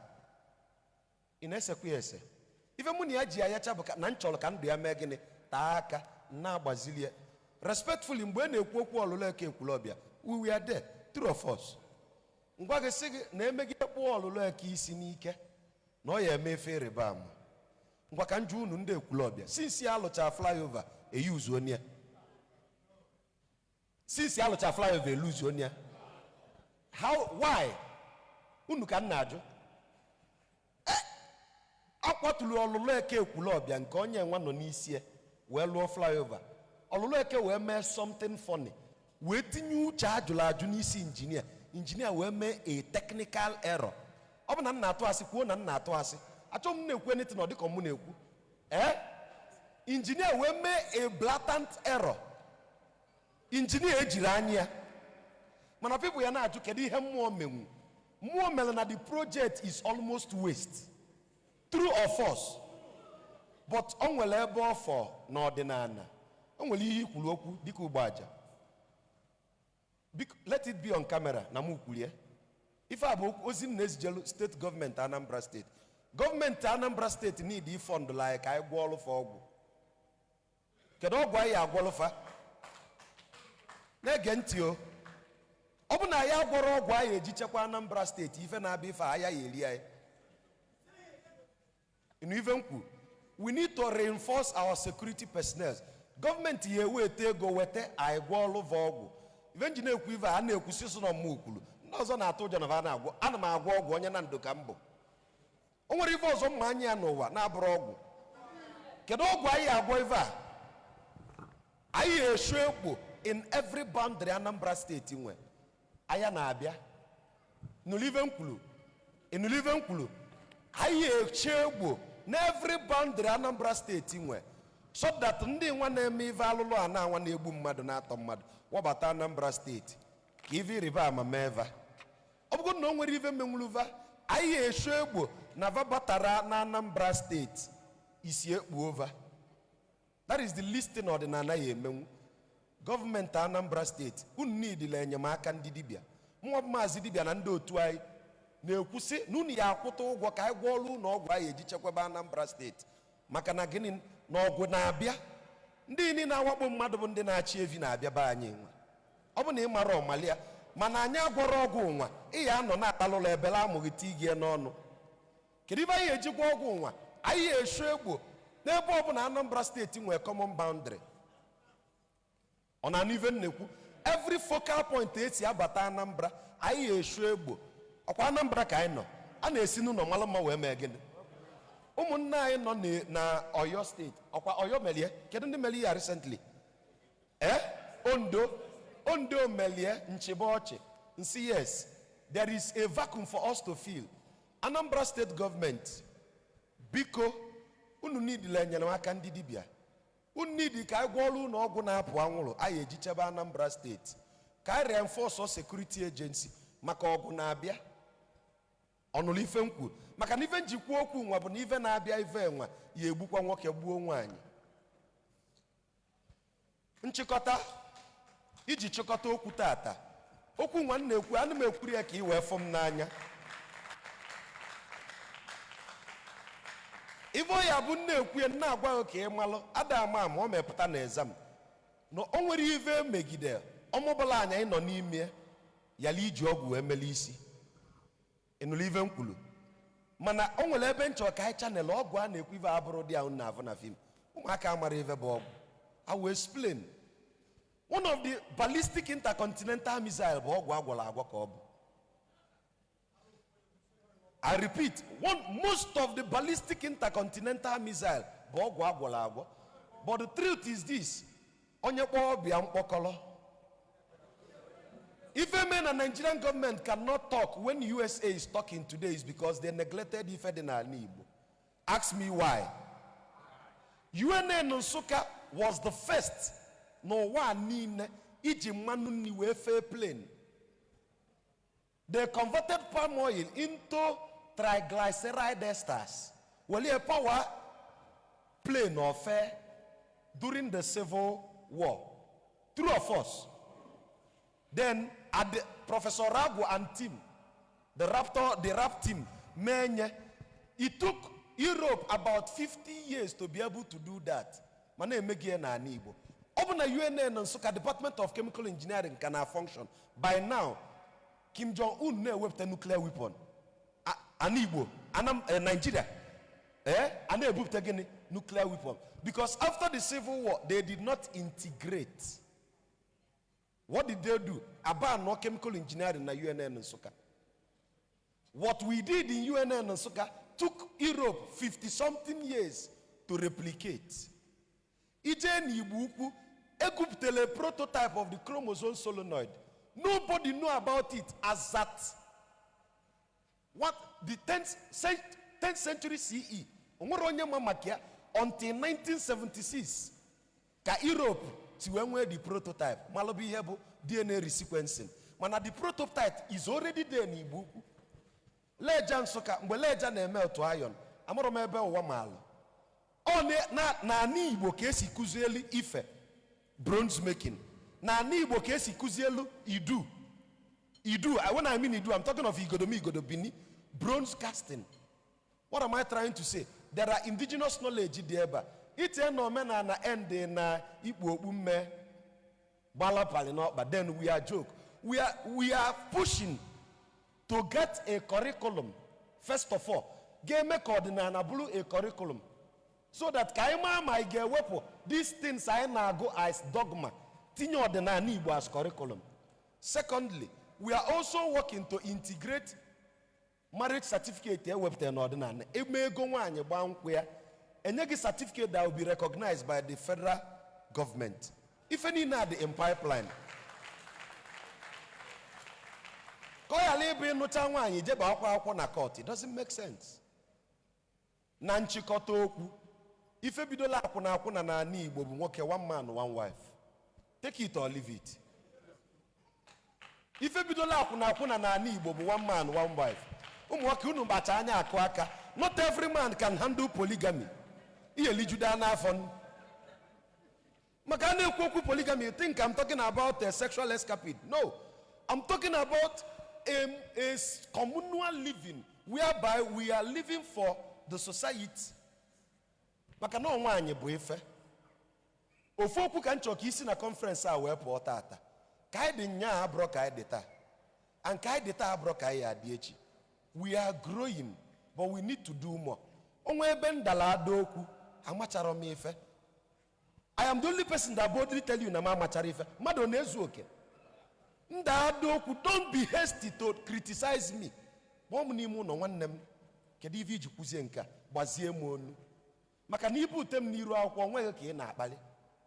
Ị na-atụ m aka one na-atụ gị. Ọ dịrị izi mmadụ ịbụ onye nkuzi, especially in this era, a na-achọ ka anyị mee mistake. Enwe ike ịnọ na-eche mgbe maazị dibịa ya eme nkuzi ka ọ daa ada okwu ka i wee kwuo okwu. No, bụrụ onye na-agbazi m onu n'ime ụlọ. Nwanne m, jugodu m ese ife a m kwuru, kedu ife iji kwuo otu a nsị gị oke nekwe n'ife melie. Ịgbazie m onu. Echezina mgbe mmiri enwere onye ekwu okwu ka i wee tachuo ya, ịgbanye kalkụletọ ọgbakọ ọgbaba fon gị kwube. Echezina nke mgbe nwoke ya ekwu mgbe nwaanyị. Onwe ife nwanne gị kwuru n'iru akwụkwọ na-ekwuterọ n'ime ụlọ adolukata onwe anyị gịnị ọdụ. eji m uche agwa gị okwu ka m na-agwa gị ka m na-agwa onwe m ka anyị ncha na-eto. Onye ọbụla na-ene anyị onye ka anyị daa, onye ọbụla na-ene anyị anya ka anyị daa. O nwere ife ịkpụ ụkwụ a na-ada esetịla anyị ka ọ kpọọ anyị ụkwụ. Ngụwa bụ nwoke na-eme ọdịnala, ife ịkpụ ụkwụ na-eche gị.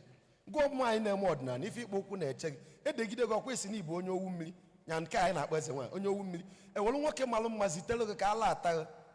Mụnwa si enwe nwa agbọghọ malụ mma eji bịa edute mma achịrị gị taa mma labanye gị.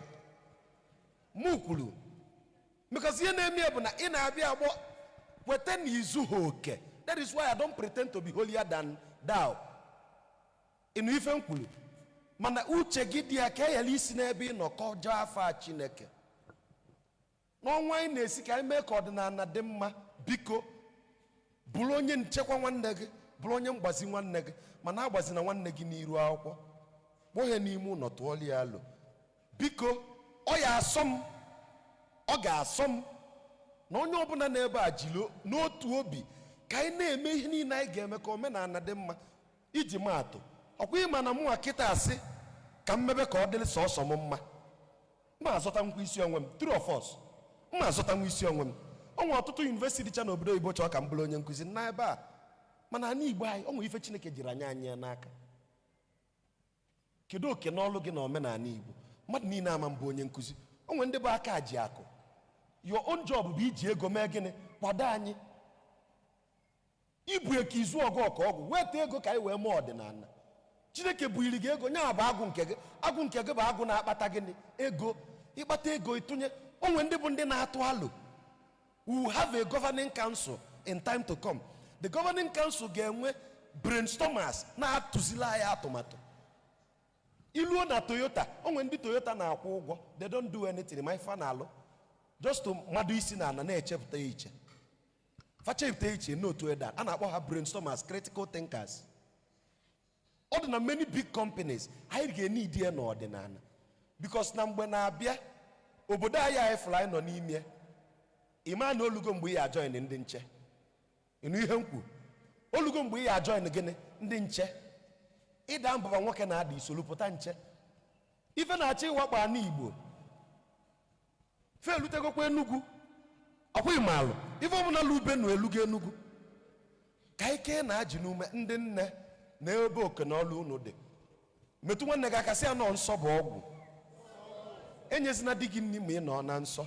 Onwe mbụba ọ dalụ ka ọ yala imebi. Ekwezina ka nwoke di na-agụ ma ị nọ na nsọ. Onwe mbụba ọ da ka ọ yala imebi. Fenji ekwu ife a bụ na ọ bụ na ụmụ nwoke dị n'ala Igbo esiri ike, ọgụ a na-abịa ya egbukwa anyị mmadụ ama mfọ.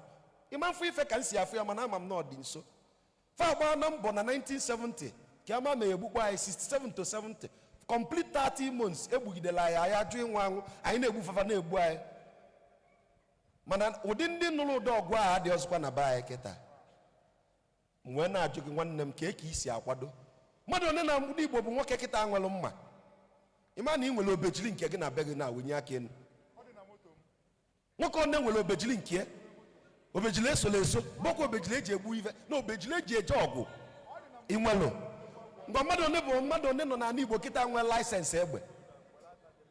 Ịma na ị nwere laịsensị egbe wenye aka elu. Egbego nwe laịsensị. Egbego nwe laịsensị. Ịma ife njiju bụ esa.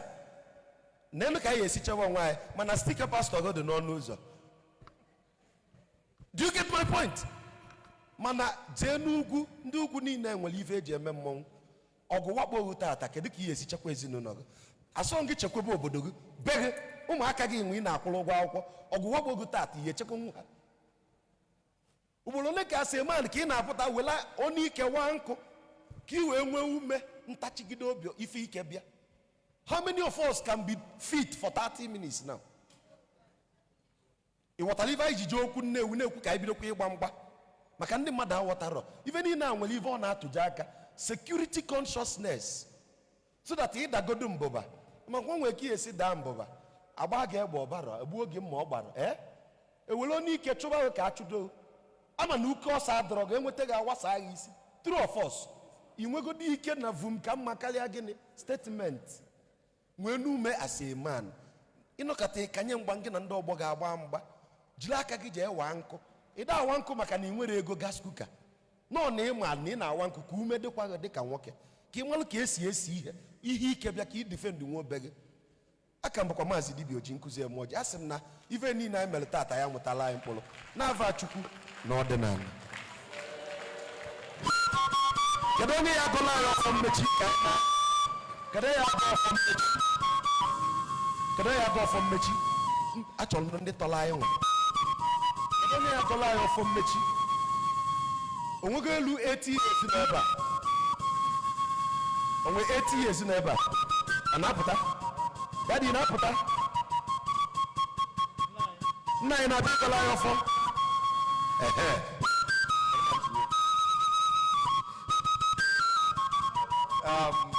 Biko ọnwụ na ị ka nọ ebe a kụpụrụ onwe gị aka na ọ dịrị ofele after so many hours.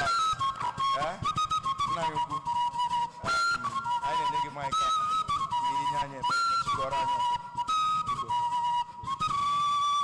Biko tulufu nọla na wee gọwa ọgbọ agwago m ule MC si ya na m chọrọ ikwu okwu tulufu wee naba anya ka m ji wee nọtalịa ya ka m wishie ibe m chọrọ ikwuru ụfọdụ ịbụọ n'ime ka the last speaker kwugoro anụnwa ihe gbasara curriculum n'ụlọ akwụkwọ maka na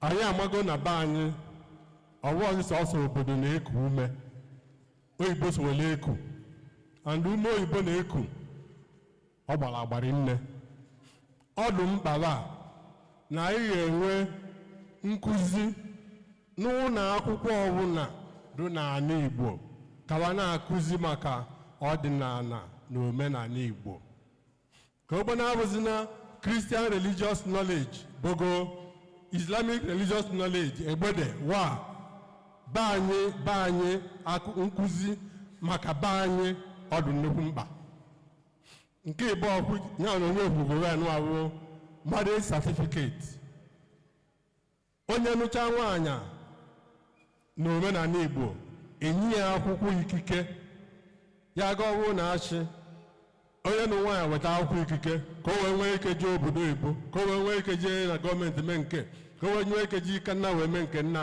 o wetie ọ bụrụ ya ọ bụrụ ka o wetara enye na o wetalie nọ na o wetie ọ bụrụ ya onye chọrọ ije mee change of name elu oyibo chiwee debe o wetie ọ bụrụ ya maka anyị emechela ụmụ ime n'ụwa ọ na-arịa anyị arụ onye achọghị gị ịgba akwụkwọ maka na ọ mago ihe na-echie n'iru oshi ọnwụ jere n'ụlọ ụka jee gbaa jere na kọt jee gbaa emetezie ọ na-akpala anyị aghala na ya ezinụlọ enwere m nnukwu ụbụ aṅụrị mgbe nnu ekwulie biko unu tinye n'ọlụri nne ọzọ dịka ibi ewu ihe gbasara elechi ya azụpụta ndụ ya ebi ndụ dịka elu omenala Igbo ji wee dụ ụmụ nwaanyị dị mkpa ụmụazị anyị na-amụba anyị akụzili uwe anyị enwe na onwe anyị nọba akụziliwe ụdị ya akụziliwe wee kwubezie onye akụziliwe nke anyị akụzili ụmụ ha ọdụ nnekwute mkpa ọdụ nnekwu mkpa ọzọ nchọziri ka anyị tinye n'ụhụ ihe gbasara ịbịa iwe n'oge iwe anyị na-eme tata anụnwa o bido 3 hours plus late ọ bụrụ omenala Igbo dị ibe ahụ ọ bụ ọdịnala Igbo ama m na be Igbo hụ na ọ bụrụ na asị mgbe gboo Igbo ji anyanwụ na ọkụkọ ịkwanye wele eme iwe asị ọkụkọ nke ịtọ ụkwara na onye ọbụla nọ n'obodo ezi ị na-anụ ka ọkụ ịtọ akwa iwu na onye ọbụla nọ n'obodo ezi onwe ya akụli ibu ya aka n'ọnụ ụzọ asị anwụ dị n'ofu n'isi si na ọta n'obodo ezi anwụ na-eme iwu onye ọbụla n'obodo ezi nwanne m obele ele ochiwe ebe anyị nya mgbe abịa na-asị mgbe a na-asị na African time na-etinye na ya abịa by 1 abịa by 5 na-abịa African time no it's not nke a bụ European time ba ji wee mee anyị iwe emere anyị ekwuche mgbe a ga-abịa onye ọcha nọlụbịa na-arị aṅụ tii mgbọchi ibe anyị ji uzuziele ọfụta tụmụ na achịchị gbaghalị ya na ya mere ajọ iwe ọ bịara mgba chọba onye yi egwu wa anyị ewufie na ndụ anyị. Biko na uche olulu onye ya finally ele a na-abịa eme unification oyibo ahụ tọọ m ụtọ. Ọkwa na status mmadụ ka m gwuru iru maka ire eru were anya ozugbo wee nọmba eme kụta nze jụọ ya ọgwa ibe dum nchi na mma bịa libya na mma bịa n'oge ana m ibe ebe 5-10 minutes past 10 nọkọta kwuo ya na n'igwe shi aka ezi ihe a na-eme anyị kalịa ya lanchi kalịa nshawa na mma abụlili ishie tata ya biko ana m ekele unu ekene arịzi unu biko daalụnụ jikọta n'onu ụlọ ọnụ ele unu jikọtara ibe m bịara aka nna wee hụ n'otu dị iche iche gbakọtara ọnụ wee na-eme iwe ọ magburu onwe ya arịzi unu daalụnụ ka m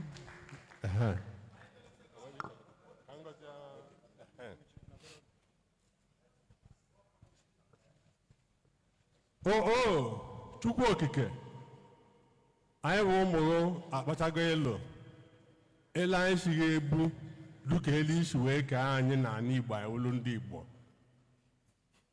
anyị na-ayọ biko ndị tụpụtara amalịcha atụtụ ụnụnwa ka ị kwadobe ka ị nọnyeluwe nyebe amamihe gọzie ebe n'ochi onwe wedugo gọzie ezinụlọ ba gọzie ngụwa ji eko ka ogbe na-akwanarị naba anyị nwa na onwe ya bụ ndị bịara abịa obiwe anyị yọ n'isi be ka anyị na-ayọ n'isi anyị na-ayọ n'isi ezinụlọ anyị anyị wee na-achị bụ anụ anyị na-achịkọnata ka anyị gbasaa ihe ndị niile dị iche iche anyị kalili ibe ya ba ulu ka anyị na-ayọ ka ịgba mbọ nye anyị ume anyị ji ga-eme emeri dị emetụtụchi enye o wee nyere anwa achọ onye naba ka ọ daluo n'udo jekwesị ndị ọrafụ n'ụlọ n'udo bulu n'udo be anyị bụ Igbo ga-adụ n'udo nsefu ghara esefu karịa sọ nke anwụ ya esefu n'elu o kwesịrị isi wee sefu duka elegwu Chukwu si wee ka ụwa mana nke mwakpo wee gbuchefu biko kenene ikwenekwe ka ome abịakwute anyị onye mmalịala ọ na-adụ nyadụ ka anyị chekwee n'ebe anyị iwe ele ka anyị na-ayọ Chukwu bụ nna anyị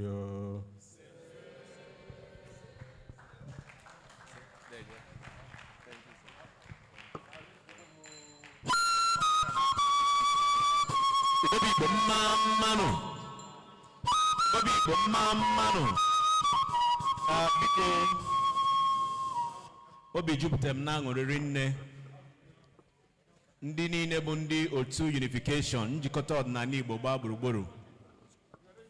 Ana m ekene ụnụ, ana m ekene ndị si Abia steeti Sọni biko feere anyị aka ọ dịrị izi isi Abia steeti ụmụnna anyị niile ndị si Abia steeti ana m ekene ụnụ ndị si Imo ana m ekene ụnụ ndị si Enugu ndị si Abuja wee bịa njem anụ ana m ekene ụnụ n'ụzọ pụrụ iche ndị si gasị mba dịgasị iche iche biko nụ ife anyị ji wee hibe otu anụnwa bụ ka anyị were ya wee dozie ọdịnala Igbo o nwere ya machasị ife niile ma ọ na anyị na-eje ndị be anyị si nọ akọwalue egewalue tata anụ ama m na ọtụtụ n'ime anyị n'ebe a mụtara ofu ife ma abụọ ana m ekene ụnụ rinne ịrapụ ife dịlu ụnụ bịa ka anyị ncha nọkọta wee tụọ alo a sị na ọmaka ya emelụ nwoke melụ nwaanyị akwụkwọ anyị ji wee bịa malụ mma ma nke ọnị na-anụnwa ya akarịsị ana m ekene ndị niile akpọrọ ọkpọ oku iji wee dozie ọdịnala Igbo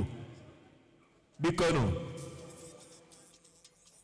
kuru ji ekobu nke ọma ya akọkwa n'ụnụ ọmaka melụ nwoke melụ nwaanyị ọdịna anyị ya bụ zie ewele ana m ekene more especially ndị si Enugu steeti bịa very early just like our elder just said now Maazị Dibia ana m ekene gị rinne the wise Adigbo ọmaka melụ gị. And I'm sorry to say this, please. Major, you didn't do me good. I was just doing this and forgetting that we have our counterpart from United States of America that joined us all the way. I spent almost months in Nigeria. And you can see her attire. You are no longer America, you do know that. You're an Igbo woman. As beautiful like our mothers used to be in those days. You can just look at her, you see beauty.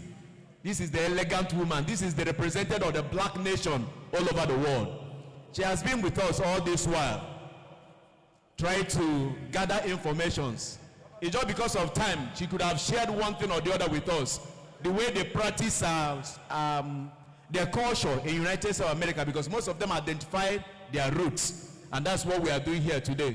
You're welcome. You'll stay in Igbo land. Let me not just say Nigeria. You'll stay in Igbo land, will bless you the more. The connection between us and our ancestors will yield increase in your life. When you go back to America, tell them that you met your brothers and sisters for good. Thank you very much. Biko, I run a platform. Ndimo, I am with a project coordinator. I can apura Biko. I am with a project coordinator Imo State. I am with Abia State. I am with all the states. And most times people will say that Igbos are relegated to 5 states in Nigeria. Igbos are not in 5 states. We are in 13 states. So all the 13 states that makes up Igbo people, all of us are connected. And another one again, I want to make it as an apology. Probably this is our first take. The way you see things is not the way you expect it. Forgive us and pardon us. So our next conference is coming by November. And remember, in December, we're having a program in Ibuku. That Ibuku bronze sport, we are going to celebrate Ibuku bronze sport in December. So prepare yourself. That is exactly why we are doing what we are doing. Thank you. May Okike Abiyama bless us. We will get to our destination. What do you hear? Stop right now. Easy. Thank you for coming. Chim Gosibono. Because follow us. All our teachers never know. Follow us on our social media to propagate the gospel. Thank you very much.